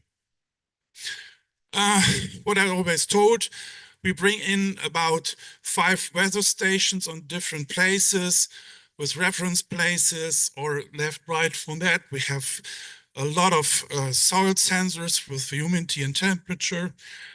We get support from the Chamber of Agriculture with especially harvester systems that can measure the weight, the protein, and everything else in the corn. We get support from Netafim about the irrigation system and in water string and something like that. And so a lot of persons and companies are involved to support us. And the same is we are lucky that we get so much support, because it's a lot point to see more than we expect, because our show has just big machines, but we need a lot of small ones in research. So, but the best or hardest thing to see what is up if you have bad weather conditions. There's one point what we have here last days talk about on the construction phase. We had in 4 months more rain than we have normally in 1 year, and especially in that meantime where we have to cablize that field. So all the water's going in the cable channel, it's flooding, and we have to, couple of days, we have to stop the cableizing because we have to pump off the water. And we have some days we couldn't reach the plant because the road to there was flat, or it was damaged after flooding and something like that. This was a horrible day, a year also. So it's a horrible thing to start. Yeah, to start and to say, it will be going, but you see the nature is stronger than we. We can have 200 horsepower, but you can reach the place you need. So what we decide is, if you see the cableizing agriculture, you have to go very deep with cable, because some machinery or crops are very deep in the ground. So our thinking about is the way where we cableizing. Maybe you don't have a headland on one side, maybe you do only headland working on one side, so the other side is just like the service road, and so on. There's a lot of things we are now in planning for other couple of coming up agri-PV projects. And the same is water collection. Is it neat or is it not neat? Especially in the high elevator, there's a lot of trouble. We have only 4 rows with rain cutters to collect the water. And the rest is just let fall in. But the problem is, if you have so much rain in 4 months, that normal is in 1 year, that we have very wet driving ways. So, and a lot of problems to get through, and even by foot. So that was the first experience we have. We tried to find out more, and we get all the support from Fraunhofer, from Jülich, and all the questions we have about plants. I do more the agricultural, agronomical stuff. Jülich do more the physiological stuff, and I hope the technical advice will come enough from Jülich, from Fraunhofer, and hopefully can say next year we get so much results about rain. So that's, I think, big. What we do is right now is we do some short movie parts from that plant. So it's only going on. So we have a movie on our homepage. You will find it in RWE at AgriPV. So, and that movie will change after a couple of weeks or months if we have new informations. Don't think about, okay, it's 5 minutes the same what I heard last week, but it will change and going on. And so we would like to make like a little bit postcast later on that homepage. So you will be informed what's coming up in the next time, or what we have for informations. Maybe it's of interest for you. Thank you. Thank you, Gregor. Any questions for Greg about the Bedburg plant? We have one question in the front. Sorry, again, me. I wanted to thank you for your presentation. As I know that you have very good background in agronomy, and we had very good discussion before to this presentation. And I also saw that you have the same configuration as us and same crops. I wanted to ask if you also, like us, saw some changes in the grass and clover ratio between vertical solar panels, because we saw that significantly between solar panels, the clover ratio goes to drastically goes to be higher, but outside the grass is higher. And I know that this can be affect the quality of the grass clover harvested between solar panels. I don't know if it is only for our side, or maybe you also see something like that in your side as well. Yeah, the problem is what the weather conditions, and the first experience we say this is fine. Everything is like what we need. We have a good outcoming from the seeding part, and we have a good growing. Everything was fine. We have no problem to see it's a different if you're going on the side near to the panels, look on the structure or everything was fine. And then we have the extreme weather conditions, and just 1 week later there was no grass and clover to see anymore. It's just wheat, wild wheat. But then we cut it completely, it's very short, and it regrow again. So, but it's not that quality we hoped to get to, but it was regrowing and better than the wheat. Yes. Yes. So I hopefully say, okay, we will start now. Tomorrow we will start with the seeding of the winter wheat, two kind of varieties, A and B, that we have then a normal year coming up, or normal year for weather conditions. So we can say we can go on and on and on, and we have then next year really results on the conference. Yes, thank you. Because I also understood that between solar panels, as I think we have more shade, is more favorable for the clovers, and it is so interesting. I wanted to ask if you agree. Okay, clover is normally stronger than normally is grass the strongest, but the clover was very tough also, and we have two different varieties, but both we saw the grass was the first and the clover comes later, a little bit later, but later on we have up to 50, 60 centimeter high clover, so it's all is good for us. But the quality was not that what we expect. Of course, the extreme weather conditions and the wheat was not expected to. Yes, thank you. But what you mentioned about grass clover that you harvested first time because of wheat pressure, I think it was same with us, no, Kamal? We also had same last year that we harvested, and I think it was same. It is maybe not because of solar panels. We should discuss. That was also on the reference area. It was all on the places, not only between. We have also, you see that the big field, we have 2/3 of the area is panel area and 1/3 of this is a reference area. So it was on the same, every pair, same problem. Yeah. Thank you. Just water. Yes, thank you. The question over there, yes, microphone's coming. Thank you very much, Gregor. One question, you mentioned that you installed a gutter on the fixed structure. Yeah, that was on the fixed structure, just 4 rows. Okay. There was a late influence because we thought about maybe we do drainage in the ground, but then the power, our colleagues from the RW Power said we can make a drainage because it's new rebuilt land and we can't go in the ground in that way. So we say, okay, we try to do the best, try the cutter, or we hope it's still okay because the soil is very fresh and we have no problem with so much rain, but too much rain is still a problem. So maybe we will install later all rows with cutters. Then the point of installing gutter is to prevent the erosion from the soil, or it was to just collect water and to reuse it later on? Not to prevent the soil from that, but the problem is too much water in the rows you can't go through. You have not the evaporation that you have in an open area. So it's close. We have a cover ratio about 66%. So it's not enough sun on the ground to have enough evaporation that you get all this rainwater on that point, a small area like 50 centimeters back in the air. So that's the reason why we made the cutter. Okay, thank you. Other questions? Thank you very much, Gregor. Okay.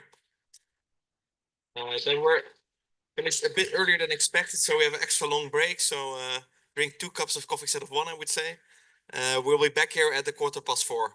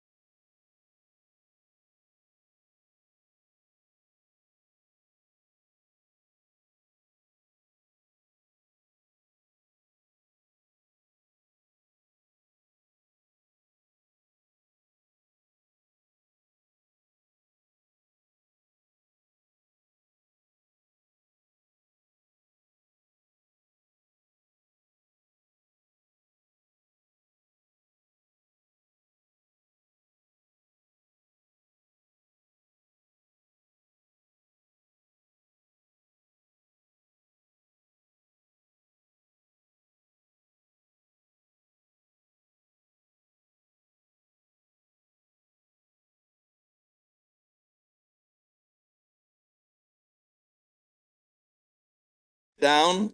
We're going to start with a talk by John and Lily Langdon.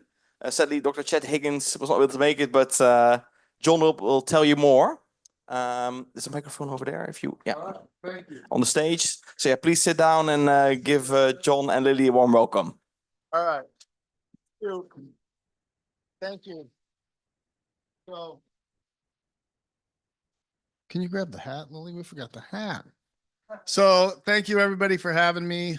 Dr. Chad Higgins is experiencing travel problems. I'm not sure where he is, but he's not here. However, I think we got plenty of amazing science in the room, so I think we're okay. We're covered on agrivoltaic science. So what I want to talk to you a little bit about is a farmer from America. That's me. Trying to learn everything I can and meet all the right people to help my project be one of the first examples of success to help more farmers come to the table for the conversation of agrivoltaics. And I think all of you have done amazing work to build the science, the sensors, the predictive models, everything that can be thought of, I think has been well represented. Now it's time for the farmers to come to the table and take a new look at solar. I think there was a lot of farmers that were standoffish. So there was a lot of farmers that have been standoffish. And I think a lot of times, I don't know if Mo's still here, but Mo and I were talking about this. In the past, it's been a little bit like, hey, Mr. Farmer, we want you to give us some of your land, some of your farmland, your family's asset for green energy, for renewable energy production. So it comes across as like, hey, we'd like to use your land to do the world a favor. And with agrivoltaics and all the work that all of you've done, now it's a little bit more like, hey, all the pieces are here, all the technology, all the experts to where you're doing your farm a favor.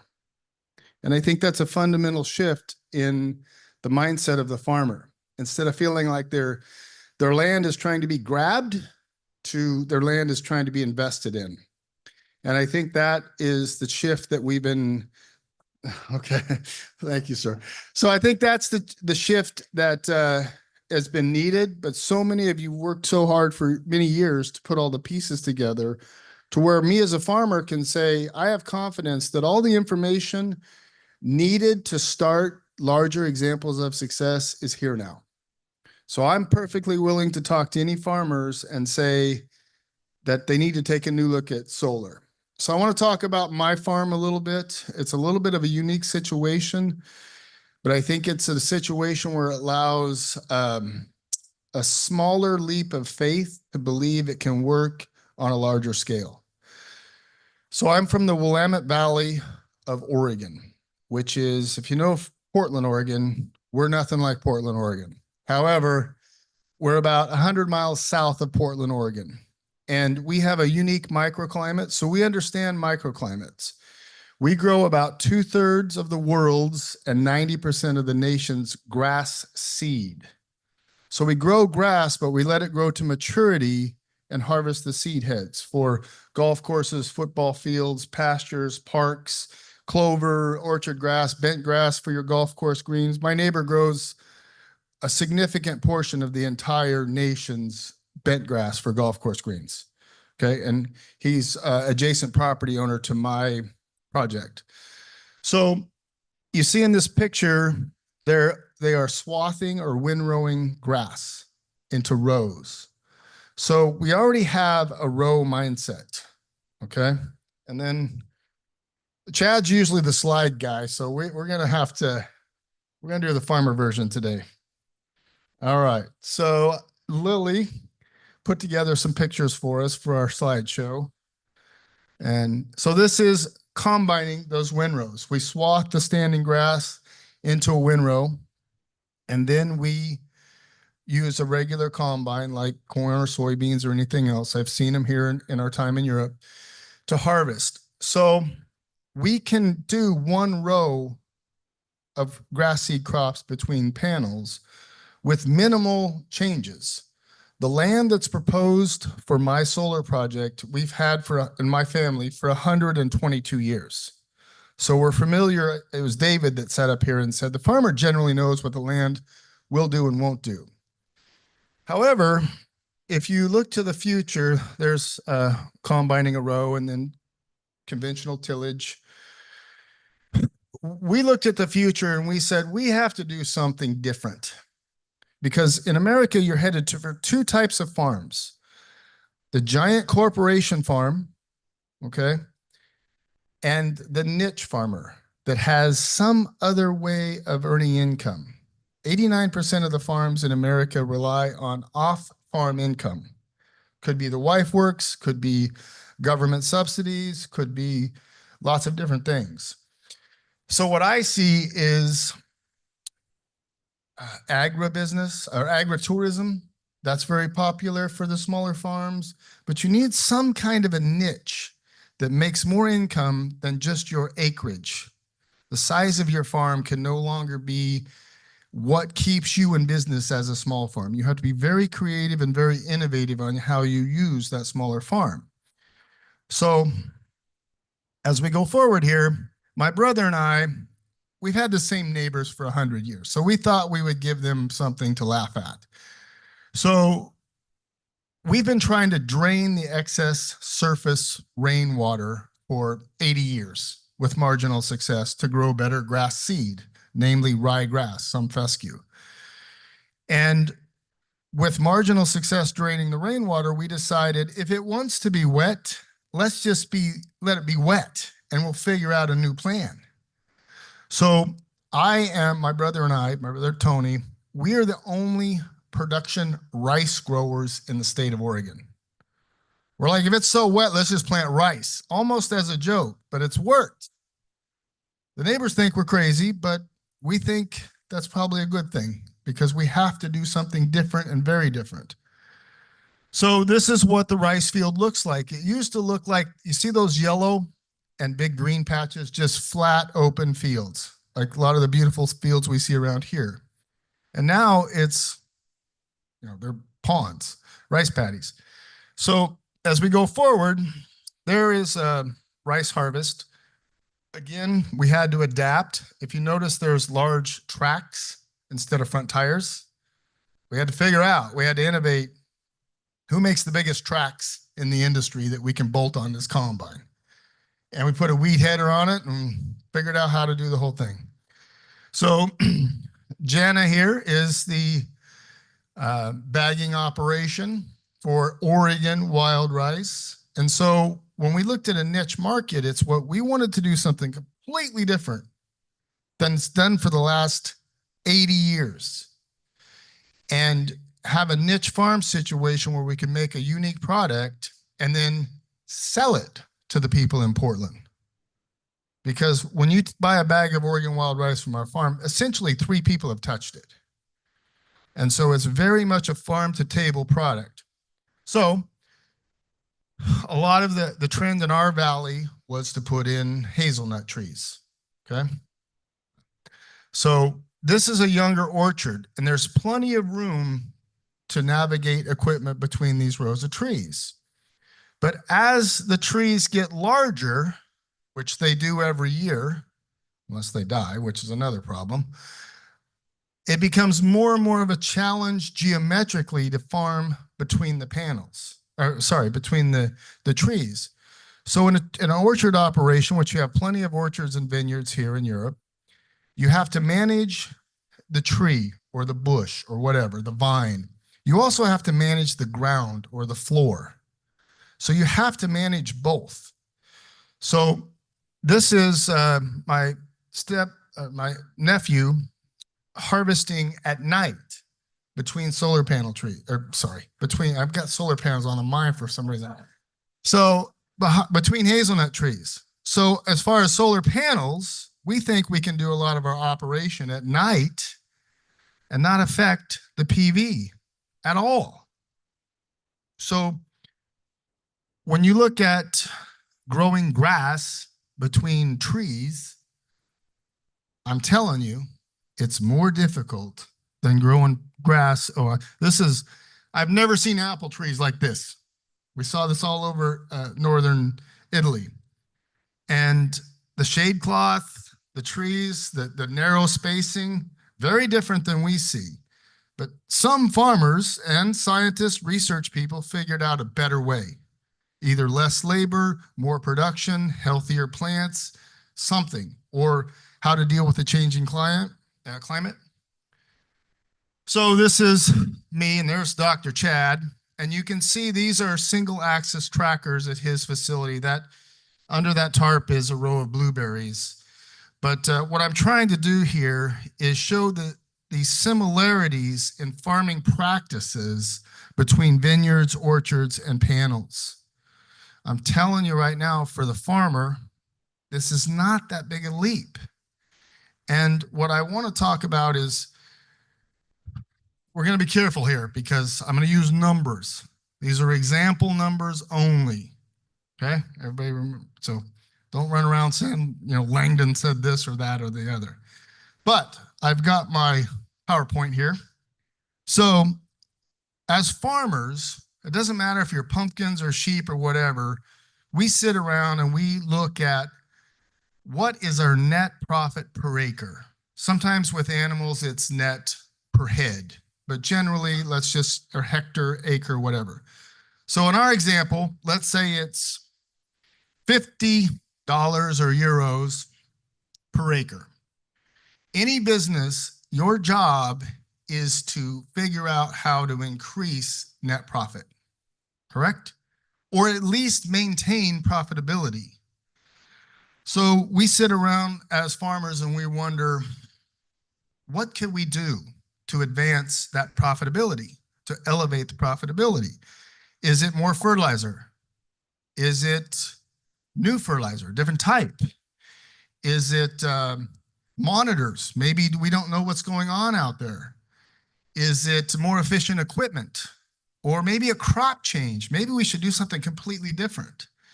But if you're sitting around as a farmer, and I don't think this matters who's president or what country you're in, you're sitting around thinking, how can I do this?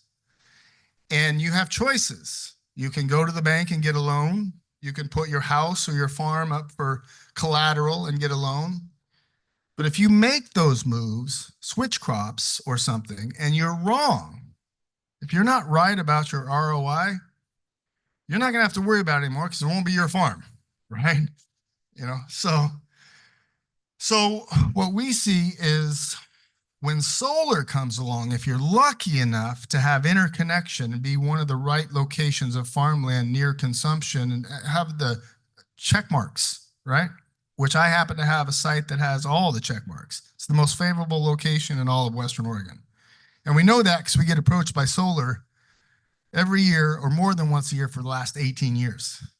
We know this is a desirable site, but it's allowed me to learn as I have more and more interest, and the project size keep getting bigger. So solar comes along and says, we're going to put panels out in your field, and we're going to pay you when we get to COD, right? Commercial operation, when the juice is flowing, we'll pay you $500 an acre every year. In my case, it's a 40-year project. So Angela, these are written in pencil, okay? These are example numbers, okay? Everyone understand? This is example numbers. So, but what I don't look at that personally as farm income. What I look at it as a farmer is innovation dollars. This, I don't have to get a loan. I have dollars that come in every year for the next 40 years. To me, to look out the window and say, what would I like to do? Now I have a resource. So I buy that fertilizer or change fertilizer or make a crop change. Or maybe I tell the solar company, I'll do your deal, but I need this piece of equipment. And we both win. I don't need it until the juice flows and I get the crop in the ground, but we both win. So I look at that as innovation dollars. Now, a lot of people say, well, if you're making that, why would you keep farming it? Like on our farm, we have hazelnuts and we have rice. That's not going to be touched. All the panels are going on the ryegrass ground, on the grass seed ground. So in our situation, it's about 18% of our farm. So we can't lose 18% of our farm asset, the dirt, and we don't want to sell the rest. We're farmers. So what we want to do is take some of the equipment we have for our hazelnut operations and repurpose it for the agrivoltaics. So, and learn how to take this ground we get this innovation dollars from and start making those changes to work towards $75 an acre profit to $100 an acre. And then my project is 40 years. So you give me 2-3 years of experimentation, maybe 5-10 years to work through some science and some of you brilliant people to come up with different ideas. One gentleman, you guys have shown some brilliant stuff here, right? You've measured everything. You have the answers. So then maybe I can turn that, all right, put this one this way. So we're down with 50. So now I've, over years, with innovation dollars that come every year, I've elevated my agribusiness because this is the higher value proposition, the PV. That brings in the most money. So my job as the farmer is to innovate and to use farmer abilities, farmer ingenuity, and to work with the scientist to figure out how to make that microclimate benefit me, elevate my farming system. So now when I go to the accountant and I achieve this $200 in this example in pencil, right? When I achieve this example of elevating, and it could be sheep. I've heard a lot about sheep washing. When I heard that, you know what I would do? I would take the sheep to Portland and Seattle, and my cousin would process them, and I would sell them at a premium because they're solar grazed sheep, right? There's got to be if you have the innovation dollars to run the social media accounts to tell your story, the story products will sell, right? So in this example, I can go to my accountant and I can say, well, we're at $700 per acre. And he's going to be, well, John, that's a lot better than 50. Because we were 50, right? Now we're at 700. He's going to tell me that's better. So for young Lily here, the future is brighter. Because if we're at 50, mom is saying, go be a lawyer. Go be an engineer. Go be a research scientist. Don't stay on the farm because it's an economic sinking ship. And I don't care who's president. It's been tough for the last 200, 250 years, probably 800 in Europe. Small farms go away, right? And so one of the things I asked Juliet was, we have an opposition group for my project. So my project is, we signed the leases 4 years ago. We, and I hate giving these guys any press, but whatever. So it'll probably be 3 years before panels go in the ground. It is 199 megawatt project. And so it's 643 hectares or 1,600 acres. And we're going to farm it all. That's a lot for a solar project, but for a grass seed farm, that's not huge, right? That's fine. So what we did was they put up these signs all over saying no. And this is not my farmer friends. This is not the neighbors. This is people in the foothills who have big, beautiful homes. Most of them are retired, and they don't want change. They don't want their view to change. I've never received a check for their view, but they don't want it to change, right? So, and they list everything they can think of, and they find every horror story from the last 25 years and say, this is what's going to happen. It's, you know, somebody talked about safety, very valid point. However, every piece of a farm equipment can kill you pretty quickly. So farmers have to deal with those. So I said, well, my friends were like, aren't you going to do anything? And I'm like, they are entitled to their opinion. I understand what they think they're doing. They're trying to stop the future. Good luck to them. I wouldn't bet on that move. So people said, aren't you going to put up a sign or something like that? I thought about it, talked to Jana, Lily. I said, all right, we'll put up a sign. So we put up a sign. We have Interstate 5, which is an Autobahn, heavily trafficked freeway. So we put up a sign that says solar saves farm. So 10 feet high, 48 feet long, and we put lights on it so you could see it at night, right?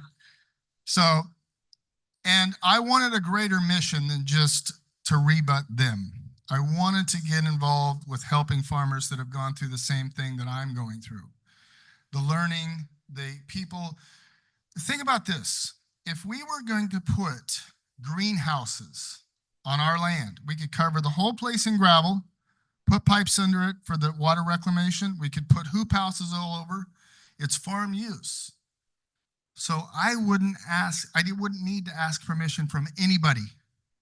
But since it's solar, I got to have every agency in the state involved, and I got to have a 4-year study on everything on land that we've had for 122 years about the wildlife and what the water does. And we're like, well, okay, you guys, you go figure out what the water does.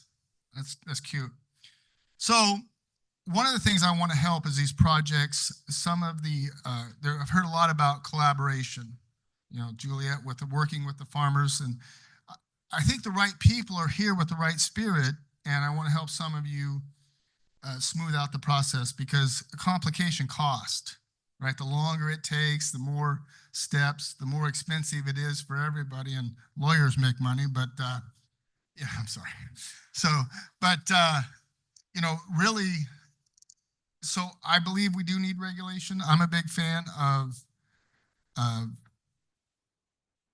not every project needs to be agri-PV, but it is the future. And I think the regulation, like you spoke of, that's the key to getting the public to understand, like, this has been figured out, there are rules, and everybody gets to play and win. It's a win-win situation. So Jana had the idea of making some banners, and we've taken Solar Saves Farms across Europe. So everyone's been wonderful. We've talked to a few farmers. We see a lot of rooftop solar, which I'm a big fan of, what I call PPI, power production. Oh, time's up. Okay. All right. Anyway. It's a good story, so I pretend I haven't noticed. All right. Anyway, there's the ultimate goal. We want to put some panels over the lily pond, and he wants bigger fish. So that's the goal. So I apologize for going over. I couldn't see the clock, but anybody can come up to me and ask any questions. I think everyone is captivated, so I pretend I haven't noticed, okay? Okay. So if you want pictures with the banners, I know some of your companies may not be a fan of that, but real quick, any questions? I don't know if I have quick answers, but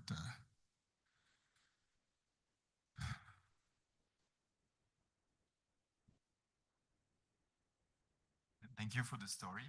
Then if you had some advice about like communication and I don't know, idea to push European agricultures to move toward that, what would it be? I think the way I want to answer that question is, what we see a lot of PV, a lot of solar developers do, is go to the landowner, the person that's on the documentation, and that's usually grandpa. He's the most resistant. Go to the next generation or the next generation and talk to them about what they think that farm's future looks like. And let them talk to grandpa about, hey, I want to stay, but I need to understand a sustainable future, and I think I found something. Is that close to an answer? All right. It looks like Angela's got the mic. I'm sorry if I said that. Okay. I want to talk to the next generation. Oh, and dear. Oh, dear. I want to hear some sentences from Lily, why she thinks that'll save her future on the family farm. Solar will save farms, but it's for your future, and you will be on the farm in maybe 10 years. Why do you see it's a future for you to do farming with solar? Why does solar and farming help? Well, I think that it would just help everything grow, right? Like always. And it's just coming faster and faster as the world moves on. And yeah, I think everyone will be going to it faster than we know. So you think it's the future, and yes, it's a good time for you. And it's a good time to. Well,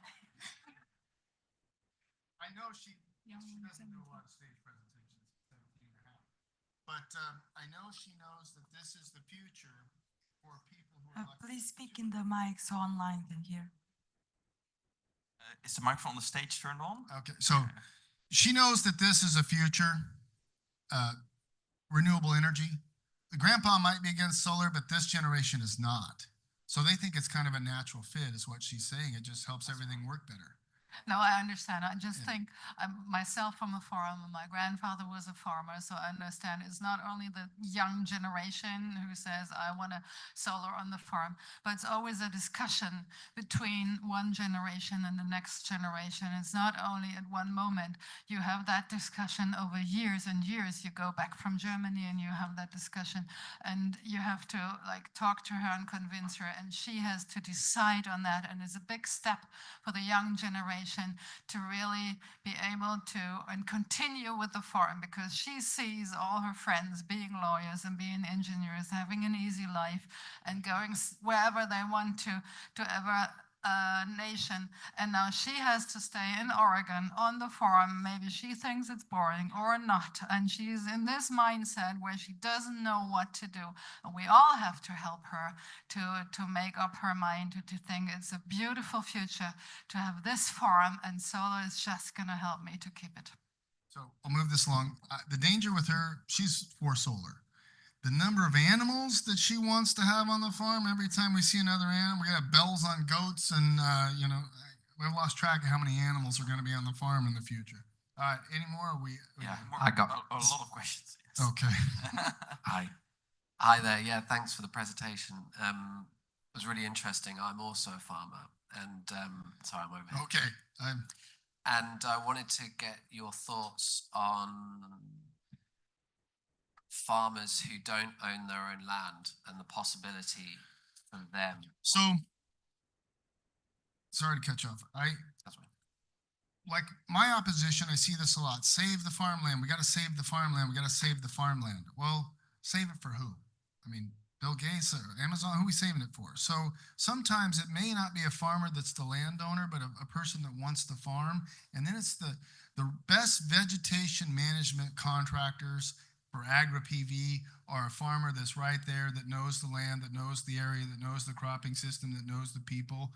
So I think the opportunity to lease, to be the vegetation manager is greater. And I think new farmers, farmers of color, you can't buy land, and you can't buy land and equipment, but the solar company can buy land and you can lease, or the solar company can buy some equipment and you can lease the land, because they need a passionate vegetation manager that's really going to make this work. And like Juliet, you want one that really sees it and wants to stay, right? So I don't know if that help. Thanks, that's great. Maybe wait till the microphone. Yes. Because in Germany, we have a new regulation on the 2.5 hectares for farmers. And that was not clear, but we now have a decree to explain it. And they say you can even have a project if you only lease the farm. So there is one regulation just specifying that so you can invest in solar if you lease the farm. So it might be interesting for other countries. I just think the vegetation managers of the future are going to be increasingly the farmers, and rather than mowing or finding somebody that's maybe not a sheep rancher. We use sheep as part of our management system. That's not the same guy's that's been running sheep for 45 years is gonna keep doing it. It's not a problem. Yeah, thank you very much for the presentation. It was very interesting, and it's cool to see multiple generations up here. We've found that with our early AgriVoltaics customers back from 2010, because their younger generations had seen the installations from a young age, and now they're growing up with it. They're more incentivized to kind of keep it going, and they have the financial means to do so because it's been active for, coming up to 15 years now. So that's really interesting. This is a very big question, but if you could kind of try and generalize, what do you think it is that's holding you and your friends and your farmer neighbors back at the moment? Is it regulations and navigating those? Or? So did everyone hear the question? It's what's holding farmers back from coming to the table on larger projects? I think they don't know. I think they've been standoffish. The older generation, the grandma, grandpa model, they've been bombarded, they've been approached with solar, and they're very standoffish. One, I think they feel like it's a political agenda, like I said, like they're being asked to do the world a favor. You all have created a situation where it does the farm a favor. I think they don't know. And you can put websites out and stuff like that, but I think one of the things I want to do, and we're willing to travel, someone likes to travel, so I want to go farmer to farmer. It's the right messenger. And then when you get some examples of success, like if I have 1,000+ acres under panels and it's working, farmers are very good at like, what are you doing over there? It looks like you're buying new tractors, you know, it looks like, you know, so if you can get examples of a success, more farmers will be attracted. And I think that's the biggest thing. And I think the younger generation, they, you know, they'll notice like, you know, that future. So I think examples of success is the shortest answer to say it's going to take those first early adopters to take the research to a level where the world can say, okay, it works. I'll do it. So a lot of other hands go up. Are there people where we need to catch a plane? Because then we'll probably finish later the panel discussion is okay with everyone, because I think there's a lot of interest in your story, John. So if everyone is fine with that, maybe we can take a bit more time for questions. Yes, please.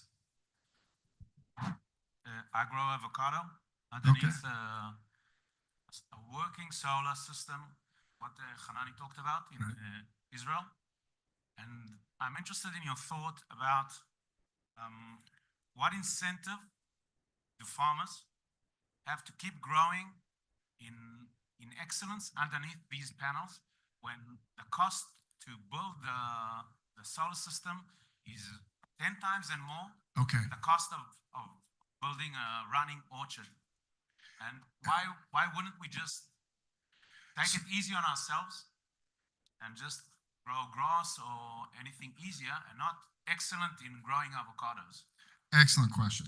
So some regions, the type of solar array to allow the type of agriculture that's being done would be 10x. It'd be very expensive. It's impractical. I'm a big believer that farmer, it might be a better choice to just do PV. Some examples are going to be extreme. It's too cost prohibitive to do agri-PV. Mine, it's like, here's Chad Higgins's ultimate design, and here's what the solar company usually does. And both people have to work together to make it cost effective and still practical to farm. And so if it's an extreme situation like avocados, it just doesn't make sense. It's a good story, but financially it doesn't make sense for anybody. And I think we're still going to see straight PV projects, because even a farmer where it's flat and wide open and they have low value crop, but it's barely working now, innovation dollars don't do me any good. I'll just take the money, right? So I think sometimes straight PV is the answer. Any other questions for John? I see one more question over there. And one in the back. Yeah, thanks very much, John, and Lily as well, for a very entertaining and also insightful presentation. I think I speak for everybody here when I say that this is very engaging. And also you're very welcome in Norway as well, by the way. Please, we would love to come, Richard. Yeah, you're about 10 seconds in when she was like, I want to go to Norway. Yeah.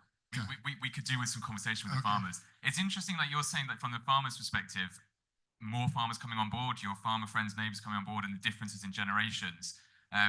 We have a lot of resistance from farmers against solar. So I think firstly, we would need this kind of engagement and demo cases to show that it can work. Right. But you also mentioned about challenges with the your yard sign wars with the, I can't remember the phrase, but the people in the foothills. NIMBY groups. How are you engaging with the local communities? Because I think previously before it was often the PV looking to have land for PV, and farmers and communities being against it. Now you're kind of saying that the farmers are on board, but you've still got local communities that are against it. So how are you addressing that? I'm an American farmer, so this is a sticky subject for me. I think community involvement, I don't know if I should say this, but I think community involvement is when the community walks over the wall and hits the switch and the light comes on. That's what I think their involvement is. When it's private land and a private developer, public land is not involved. It's just the view shed, right? But what I think that the groups, we see two groups. Some of them that they just don't want change and it doesn't matter what you say. And then you see, we work with a lot of politicians and policymaker and town officials who they can't pronounce the word. It took me a while, right? And so they don't know what agrivoltaics is, but it's being thrown around as the answer. And they're like, what is this? So they're always so appreciative when people who actually want to know are told by someone like you, Richard, or like us. And then the problem is the group that have a lot of time on their hands, they're very loud, there may not be a lot of people, but they're very active. They make it hard for the solar developer who genuinely wants to invest in the community to do any kind of community benefits. A park, or even put up beauty borders around the solar company wants to make it work for the community, but the opposition is putting pressure on the mayor to kill the project. And so I think it taints the waters a little bit, but I think the key, the only one that I know, is if farmers are having success, it's helping farmers. Then I think the community, they say they love farming. Well, do you?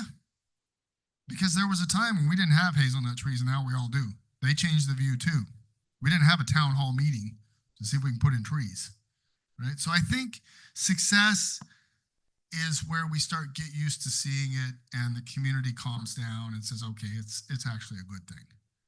That's the best answer I have.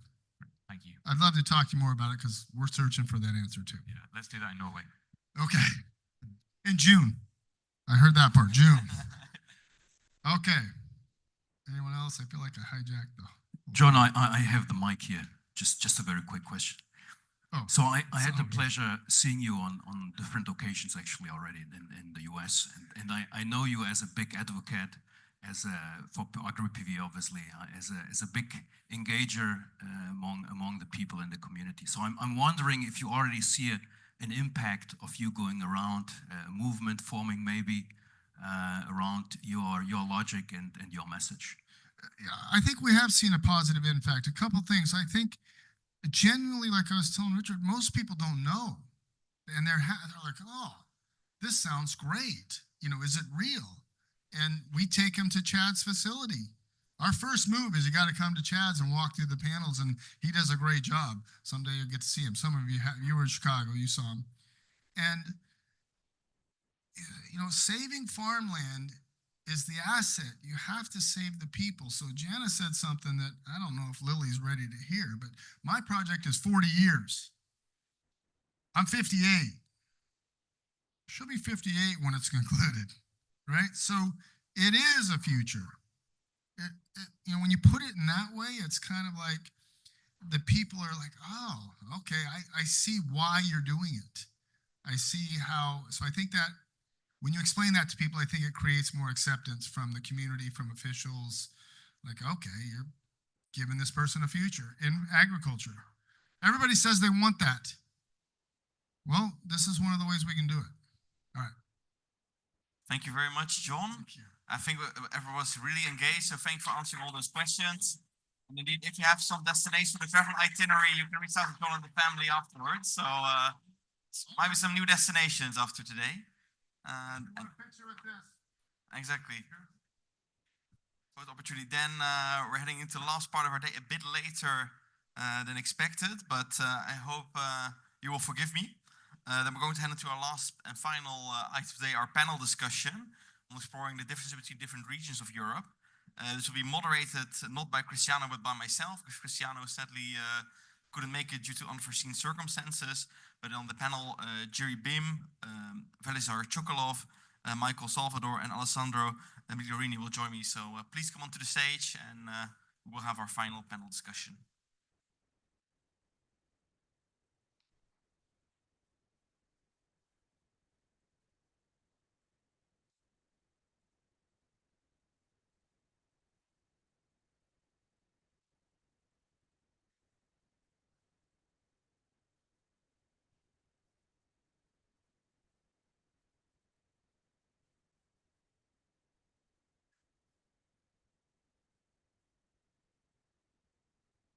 Is this working? I don't think it is. Okay, now, yes. Great. Okay. Welcome, everyone. Welcome to the final panel discussion. Just like the previous two panel discussions, I would like to structure it conversation style. So in case you have not spoken yet, maybe quickly introduce yourself before you give an answer. So the audience knows who you are, where you come from, and what your perspective is. I would like to maybe briefly discuss, maybe all of you can describe it because we are comparing the different regions across Europe. Yeah, we just of course heard a story about from John, from the perspective in Oregon in the US, what you are facing in your own regions and what you would maybe like to add also. This is the final panel, maybe in a sort of conclusion, what you are seeing happening in your region and what you would like to share with the audience. So maybe Velizar, if we could start with you and then go like that? Yeah, of course. So, I mean, we're from Hex Solar. I've been on the second panel today, and already you've seen Vladimir presenting yesterday, so I don't want to talk a lot about our company. We're like a large EPC working in Europe, big AgriVoltaic, big conventional PV projects. So that's what we do, and we have our own projects which we're developing. That's why I'm also here to share this experience.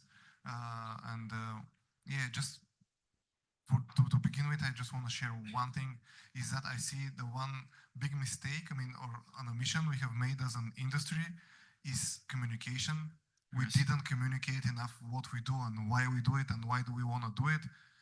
And we see those kind of resistance of those projects in renewable energy everywhere. And sometimes it's so absurd that you cannot grasp the idea behind it because someone says, I just don't want to do it, but why? I don't know why, but I just don't want this to happen. And we were like how do you battle these arguments? It's just so we need to educate people. We need to educate farmers also, because when you do PV, you're gonna need land. That's like a no-brainer.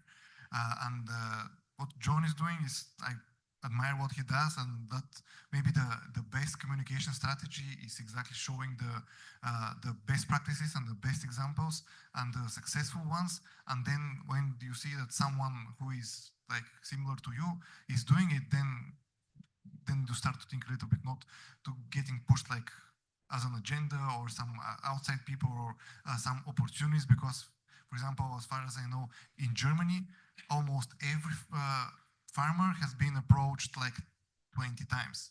Yes. And they're not approaching them for some collaboration. They're telling me, how can I get use of your land? And everybody's going to say, no, thank you. So communicating, right now we're trying to organize in Bulgaria with the whole renewable energy sector, and we are going to have a campaign and do like interviews on large media and so on in order to promote why do we do this and why it's not bad. But I see it's not only with us, I see it everywhere. So if you can take something from me from this conference, is that we need to ramp up on the communication. We're going to solve a lot of problems for everybody. Yes, maybe because earlier in the we talked a lot about sheep bashing and sheep washing. We should also take home solar saves farms as a key message. Yeah, exactly. Yes. Yes, my name is Yuri, and I also presented yesterday the Czech journey, how we start making regulation in our country. And I'm mainly working in a Czech Solar Association, building the regulation, but I'm also helping companies with the development of normal conventional ground mounted, but also agrivoltaics. And I think the important thing is that in the last two months, I presented some meeting with developers together with the farmers. And as I presented yesterday, the Czech regulation focus still just on permanent cultures, orchards, vineyards, and it's less than 3% of the whole agricultural land in Czech Republic. And when you go to the farmer, you go to the farmer who grows cereals and, for example, potatoes, and he told you, I don't know how to grow raspberries.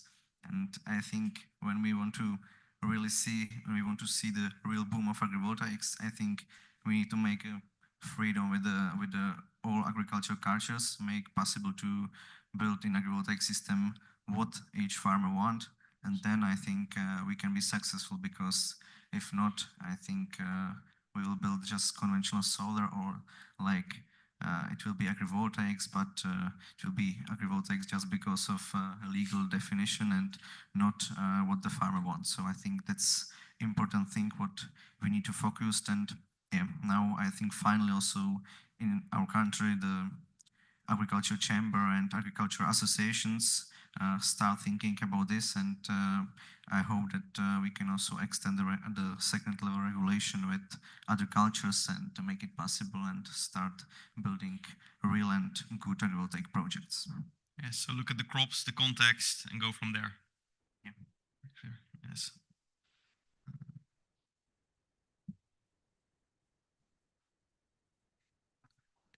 Can we turn on the microphone? Let me see. This one is working. I use this one. Yeah. Hello, everyone, and thank you for inviting me. I am Alessandro, and I was not here yesterday. I work for European Energy, which is I would say, a hybrid player. We born as a global developer, and now we are something in between the developer, investor, EPC, and in different technologies. I was listening what my colleagues here were saying, and I think there are two important matters that they have touched. I'm from Italy, the land of bureaucracy and the confusion, which is not just confusion, it's something much more smart. I mean, it's something that is studied, and it's not random. So maybe later I can go a little bit more in the deep dive a little bit more into this mess. But I heard that you guys have touched two topics that are very important in this moment, other than, of course, showing the best practice and talking about crops, which is very interesting, but I think in this moment is not the main issue. The main issues, I think, are, first of all, the communication in general, because what I am seeing in Italy, but what I heard also in other markets, is a little bit of, not just a little bit, a strong opposition towards the renewables, with, of course, fake arguments like the land utilization. Well, in Italy, more maybe than other countries, the landscape, because they doesn't look good, and they destroy the landscape. So I think the environmental matter doesn't interest so much the people. They are more, especially in Italy, with all the problem we have now, more focused on the economy and jobs, etc. So the first thing is to communicate correctly what is the impact of the agri-PV on the territory, on the local communities. And connected to that, I think it's extremely important to have at the European level a common strategy. So having a strong association that can sit and discuss with the politicians, because at the end of the day, they are the one that make the mess that I was talking before through a legislation that is very complicated. And that's what we have faced in Italy in the last 3-4 years, with a continuous changing in law, which sounds like something not, as I said, random, but made on purpose, because renewables are very attractive from the investor perspective for many reasons. And I think they didn't have the idea that it was that successful. So they had to adjust, and they still have to adjust step by step some kind of roadblocks because they didn't expect this kind of wave. Just to give you an idea, we have in Italy 300 gigawatt of grid connection request.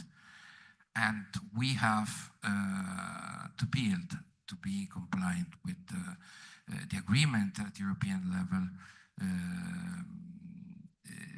80 gigawatt within the 2030, something that we will never be able to do. So because of the bureaucracy, because of the legislation, because the need to adjust all the time the strategy, etc. So I think, of course, with the big differences there are between the different countries in Europe in terms of climate, that brings in also a matter in terms of cultivation, crops, etc. But also in terms of energy strategy. Italy is a country that is running still 65–68% with fossil fuel. Denmark is a country that is now almost independent from fossil. So there are differences, of course, but we need to align a little bit more to create a more continental market in that respect. Otherwise, we will never be able to develop. As I was some weeks ago in Brussels speaking at the conference organized by Chinese company, and what I've been told in that occasion was we would like to come to invest and build factories in Europe, but we are scared because you guys change your regulation continuously. So we prefer, and that was a little bit strong, we prefer to go to Saudi Arabia. And that things that it's again a little bit harsh, but it made me think about what they said. And at the end of the day, it's not completely wrong. If you don't give an idea of stability, the investor will never come to Italy or other countries. So I think those two things are the main point to work in this moment, more than the concrete application. Yeah, so both overregulation and lack of stability in the regulation is major obstacles. Very clear. And Michael, in your region, what do you see happening when it comes to agrivoltaics? I will be very brief. Yes. I'm mostly active in the Middle East, actually, including Saudi Arabia, so I actually know a little bit about Saudi. And I'm also active with Mirai in the US, where we see a lot of potential. We are a technology company, so I can't say much about legislation or permits or something like that. We develop systems. We are at the R&D stage. We depend on research dollars as well. From the government, and entities like the Department of Energy in the US have been actually quite generous with us. They like our idea and they have been funding it. And so we build demonstrations. Our goal is really to build demonstrations of our technology in different areas, parts of the world. So we have systems, including in Saudi, in Germany as well, and in the US, as a way to demonstrate that the technology works, primarily gather data, how well it works, and demonstrate that it can potentially be economically viable once scaled to larger areas. So what I wanted to say is that I feel like we need more Johns.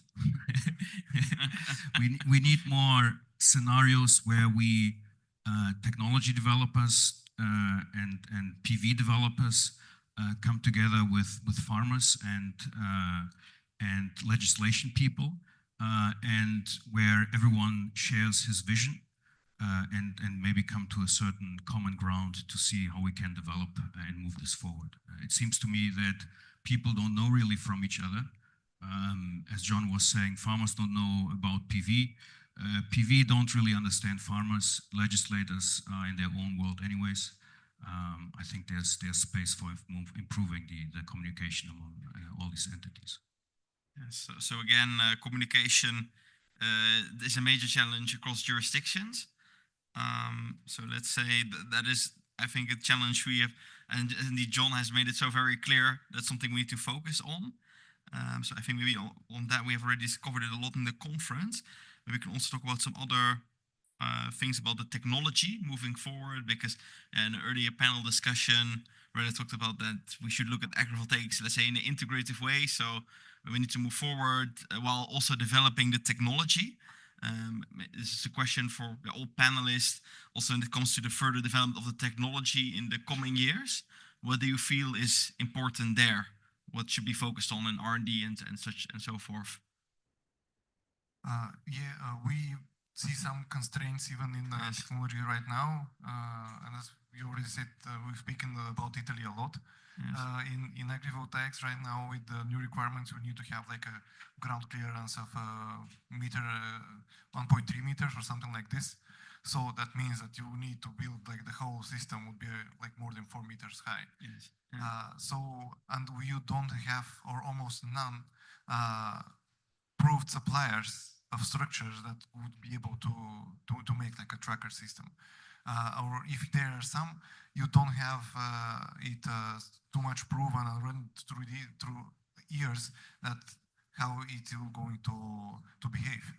Because when you build this system, you build it for the future. You build it like for 20, 30 years, and you would really like to know if it's going to work for this amount of time. Because if it's not, it messes the whole like financial and all the modeling done on such a project. So yeah, but as we already seen here, people are doing a wonderful job. And it's an industry that the beautiful thing is that the practical development and the R&D, they are going like in parallel. So everything that's being tested is being thrown right into the market, and everybody is eager to take it because everybody needs new solutions. And you need to experiment, you need to adapt. And this is, of course, a good thing because after some time passes, then you're going to see which one really works, which one works only in academia and in the laboratory. And yeah, it's a beautiful like dance everybody is doing right now. Everybody is learning right now in agrivoltaics, but technology is really advancing at a really fast pace. We see some constraints, but we also see a lot of solutions, which is really good to see. That constantly we see something new coming along. And for example, we as a company, we're totally open into exploring new solutions and how we can build it like better, more durable, quicker, cheaper, with less environmental impact, with less impact to the farmer. Because as I spoke earlier, we need to find the sweet spot of synergy between energy production and agriculture. Because sometimes right now I feel that, okay, we can do this project with this structure and so on. We're going to comply with all regulations, and you figure out what you're going to grow underneath in order to have the agrivoltaic stamp on the project. Yes. So the agrivoltaics light and the farmer, very good luck. Exactly. But the whole idea of what we're trying to do right now is to have both. So with technological advancement, we're going to get closer to the best synergy of both worlds. Yes, very clear. So focus on let's say the real synergy. I don't know if the other panelists about the technology, if there is something you think is important to share. Also as closing, maybe as a conclusion. Well, I am a lawyer, so unfortunately, I cannot help so much. I think that the best, the most interesting part is related to the agriculture, because in the end, solar, it's not rocket science. So I think that as long as we cannot improve materials, etc., efficiency, everything should be more focused on the agricultural side. Also because the health of agriculture in Europe in this moment is not very good. I have some numbers here. I mean, it's represent 1.4% of the GDP of European Union. So if I see this kind of, let's call it joint venture, very much useful to give a new impulse to agriculture, especially in country like Italy that are suffering a lot also with the climate change. If you look at Sicily, they don't have water at all in this moment. So we need to find technological solutions that are connected to the applications more than technological solution specifically for the solar. So this is what I think and what we are working on together with university in Italy, focusing our attention mainly on the agricultural part. Yes, so indeed, how should I say, agrivoltaics also as a future proofing for the farming sector, if I may say it like that. Yes, not only that, I think that again, coming back to the communication, we need to show to the local community the impact of this kind of investment, because we have, in terms of compensation measures, in terms of jobs, in terms of investment on the local community, numbers that are extremely important, especially since all this kind of installation are occurring in areas that are pretty depressed. I mean, especially because they are connected to agricultural land. And that for sure can help. And that's what I am feeling every time I'm going to talk with mayors of this small town that are progressively losing people because, of course, there's no chance and opportunities there. And this is also something that can help a lot.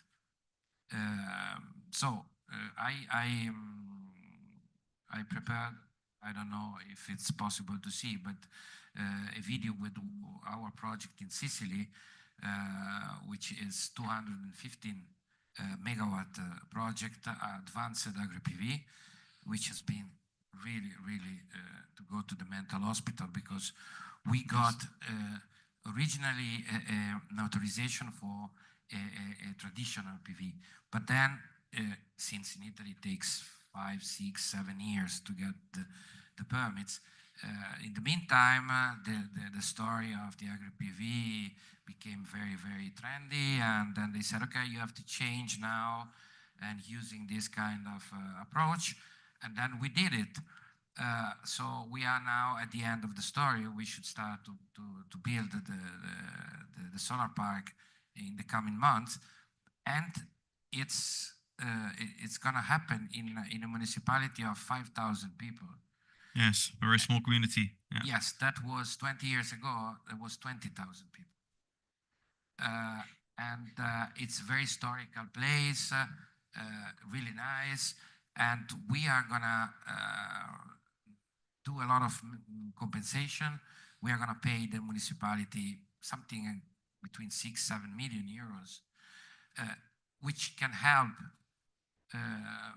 in many ways the local community. We are going to do reforestation for 90 hectares.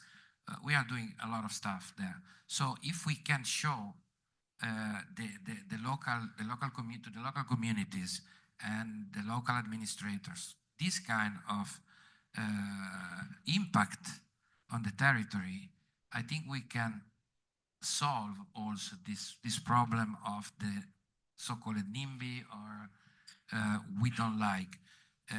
It's cultural again. I live in Denmark, and I can see that there is an acceptance by the people that is completely different because they are used to this kind of technologies, which in Italy is a little bit different because we are we have a delay in that, and we need to close the gap. But I think that if we start to do that, also in the schools when the kids are young, that can help a lot, because they are used since they are little kid. I mean, when I was a kid and I was in the car with my parents and I was looking this high voltage, very high, tall and pole, and I was saying, they are really ugly. And my father was telling me, yeah, okay, but if we take them down, we don't have electricity at home. You cannot watch your cartoon on TV. And I think this should be the same approach. So the people understand that it's something necessary, because otherwise we will be, especially a country like mine that is completely dependent, or has been completely dependent from gas coming from Russia, now from another country. So we have changed the doctor, but we haven't changed the medicine. Yeah, still the same sickness.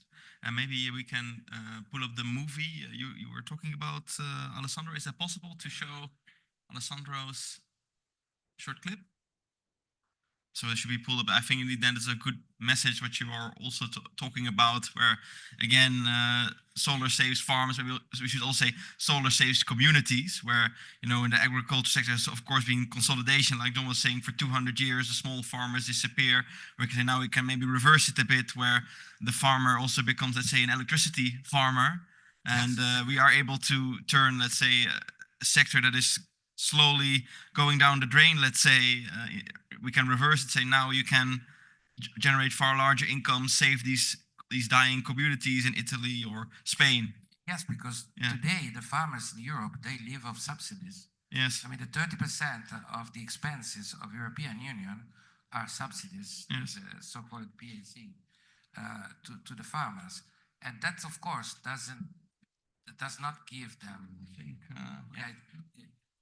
The first part is Denmark, and it's something that we have actually built, and it's operating now. And it took 2 years from the first paper. It's 10 megawatt, and we are already operating.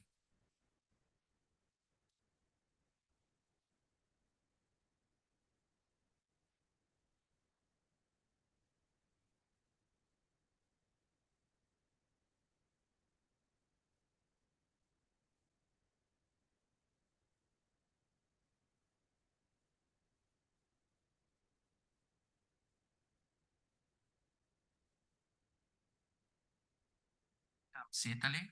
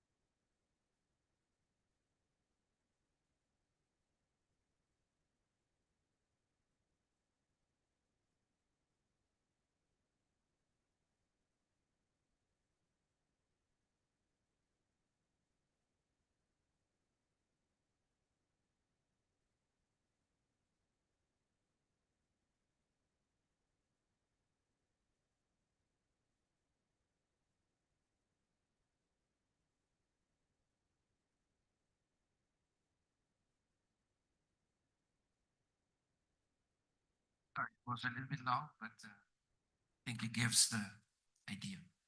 Gives a nice overview. Maybe as a sector, we should be making more of these videos and putting that message out there for solar saves communities. Yes, I think maybe that is a which is something we should focus on. Maybe because I see we have about 10 minutes left, because I was also triggered a bit earlier today by Juliette's presentation about, let's say, the succession on the farms. I think that is also a nice topic to talk about. So let's say we need to get the right message out there, focus on the right legislation, especially harmonization across the EU, but also when it comes to, let's say, operations and management, the contracting with farmers.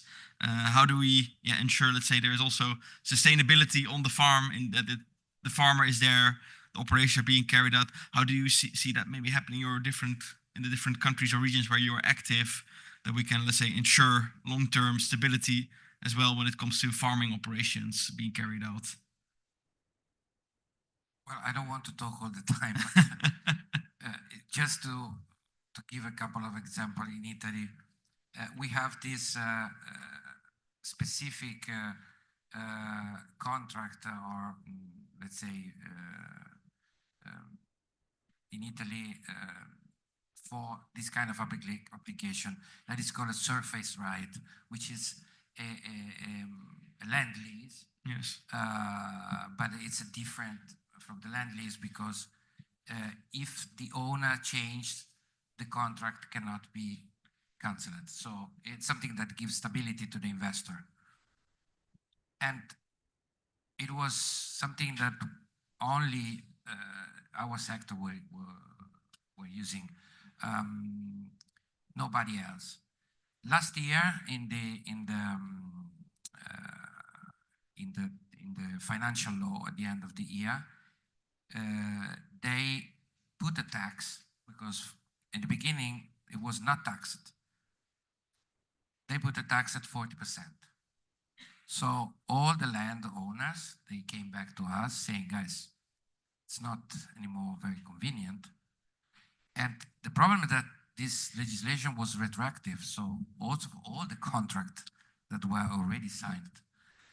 So when you see these kind of messages,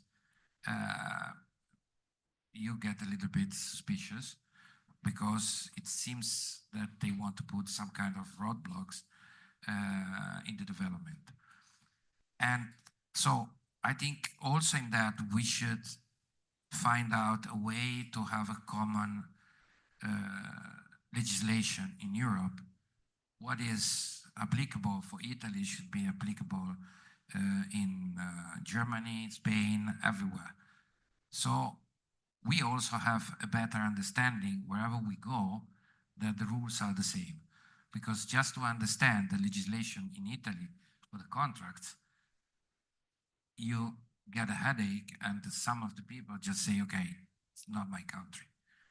So this is just an example to explain how difficult it is also when you go into due diligence, etc., to understand all the possible troubles and the risk that you can bump in. So I think it's very important to have easy and transparent legislation common, because that will help a lot. Legal basis. Jude, would you like to add to that? Yes. Maybe. It's a bit the microphone dance, but go ahead. This is okay. Maybe I will come back a little bit to the social acceptance, because that's something what we are in Czech Republic facing, that social acceptance of solar in general is not at a good level. And I hope that AgriVoltaics can be a solution how we can overcome also this problem, because we need the farmers to be on board with us. And I think when after discussion with us, I think many farmers today know that they want to be on board together with the solar sector. And I think sometimes they are shocked how people are against the solar when we start developing agrivoltaic project with them. But I think they are normally well known in the local communities, in the local municipalities, and they are helping us with the social acceptance of the agrivoltaics. So I think also this is very important, and I just want to comment this. Yeah, so let's say the messenger is also important, whether it's a solar developer or the farmer telling the story, that makes a big difference. I think we saw it today as well during the previous presentation, that you get different engagement. I can definitely imagine. So maybe we look at the clock. We have about 5 minutes. Maybe we can, because it's the final presentation, the final panel discussion of our conference. Are there maybe any final takeaways you would like to share with the audience? And if not, we can also open it up for questions. This is a general question for all the panelists. I just want to share one quick thing for like very peculiar for Bulgaria, because we have a lot of we had in the past a lot of small farms that are dying out. We have a couple of big agricultural producers, but as Alexander said, we are expecting they're expecting a lot of the EU subsidies, and they live off that.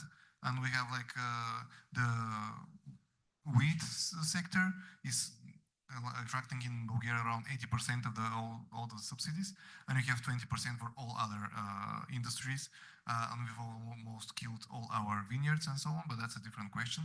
But also we are a country that we're bordering a lot of non-EU countries, so there's a problem that we got a lot of import from there, and the regulations are not that strict there regarding like fertilizers, pesticides, and labor in general, and this is something that is killing our agriculture. And solar is something that we could use to give them an additional income stream that would allow them to survive and still pump out the produce, which is really like better. Right now it's like twice as expensive sometimes for like tomatoes or anything we get, for example, from Turkey, but quality-wise, nothing to compare.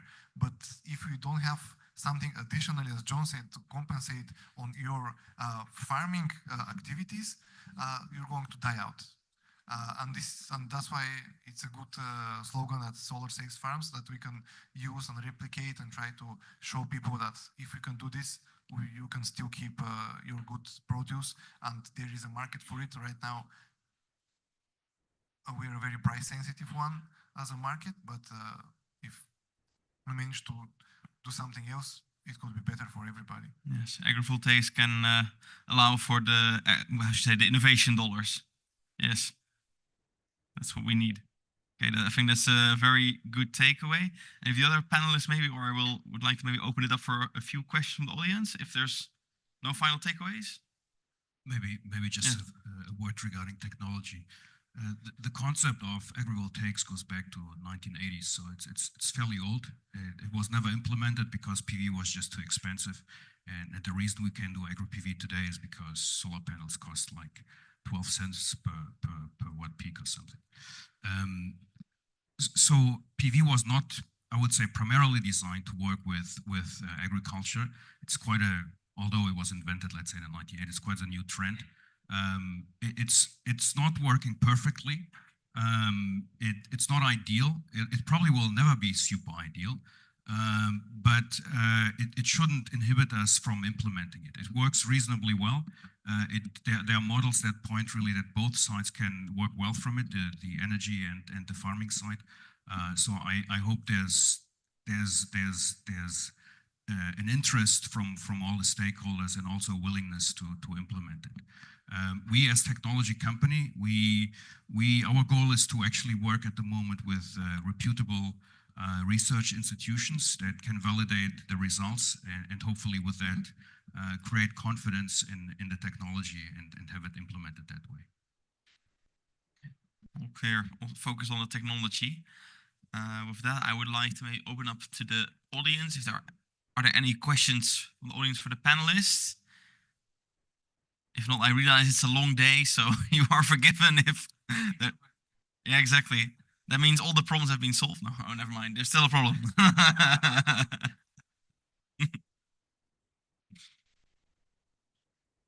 Is it working?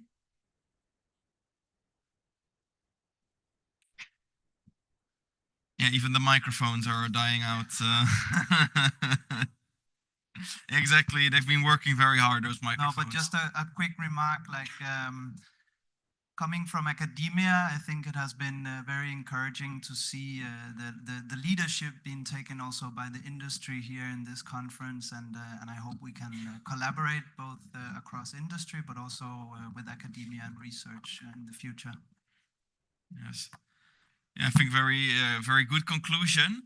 Yeah, we have academics, we had the solar developers, also the more technology side companies. And as I remember, I was already there during the first year. Then we also asked, are there any farmers in the room? And there were none. So also very happy that John and all the others, you also came. So indeed, at least for me as a chairman, it was very nice conference. You were very engaging audience.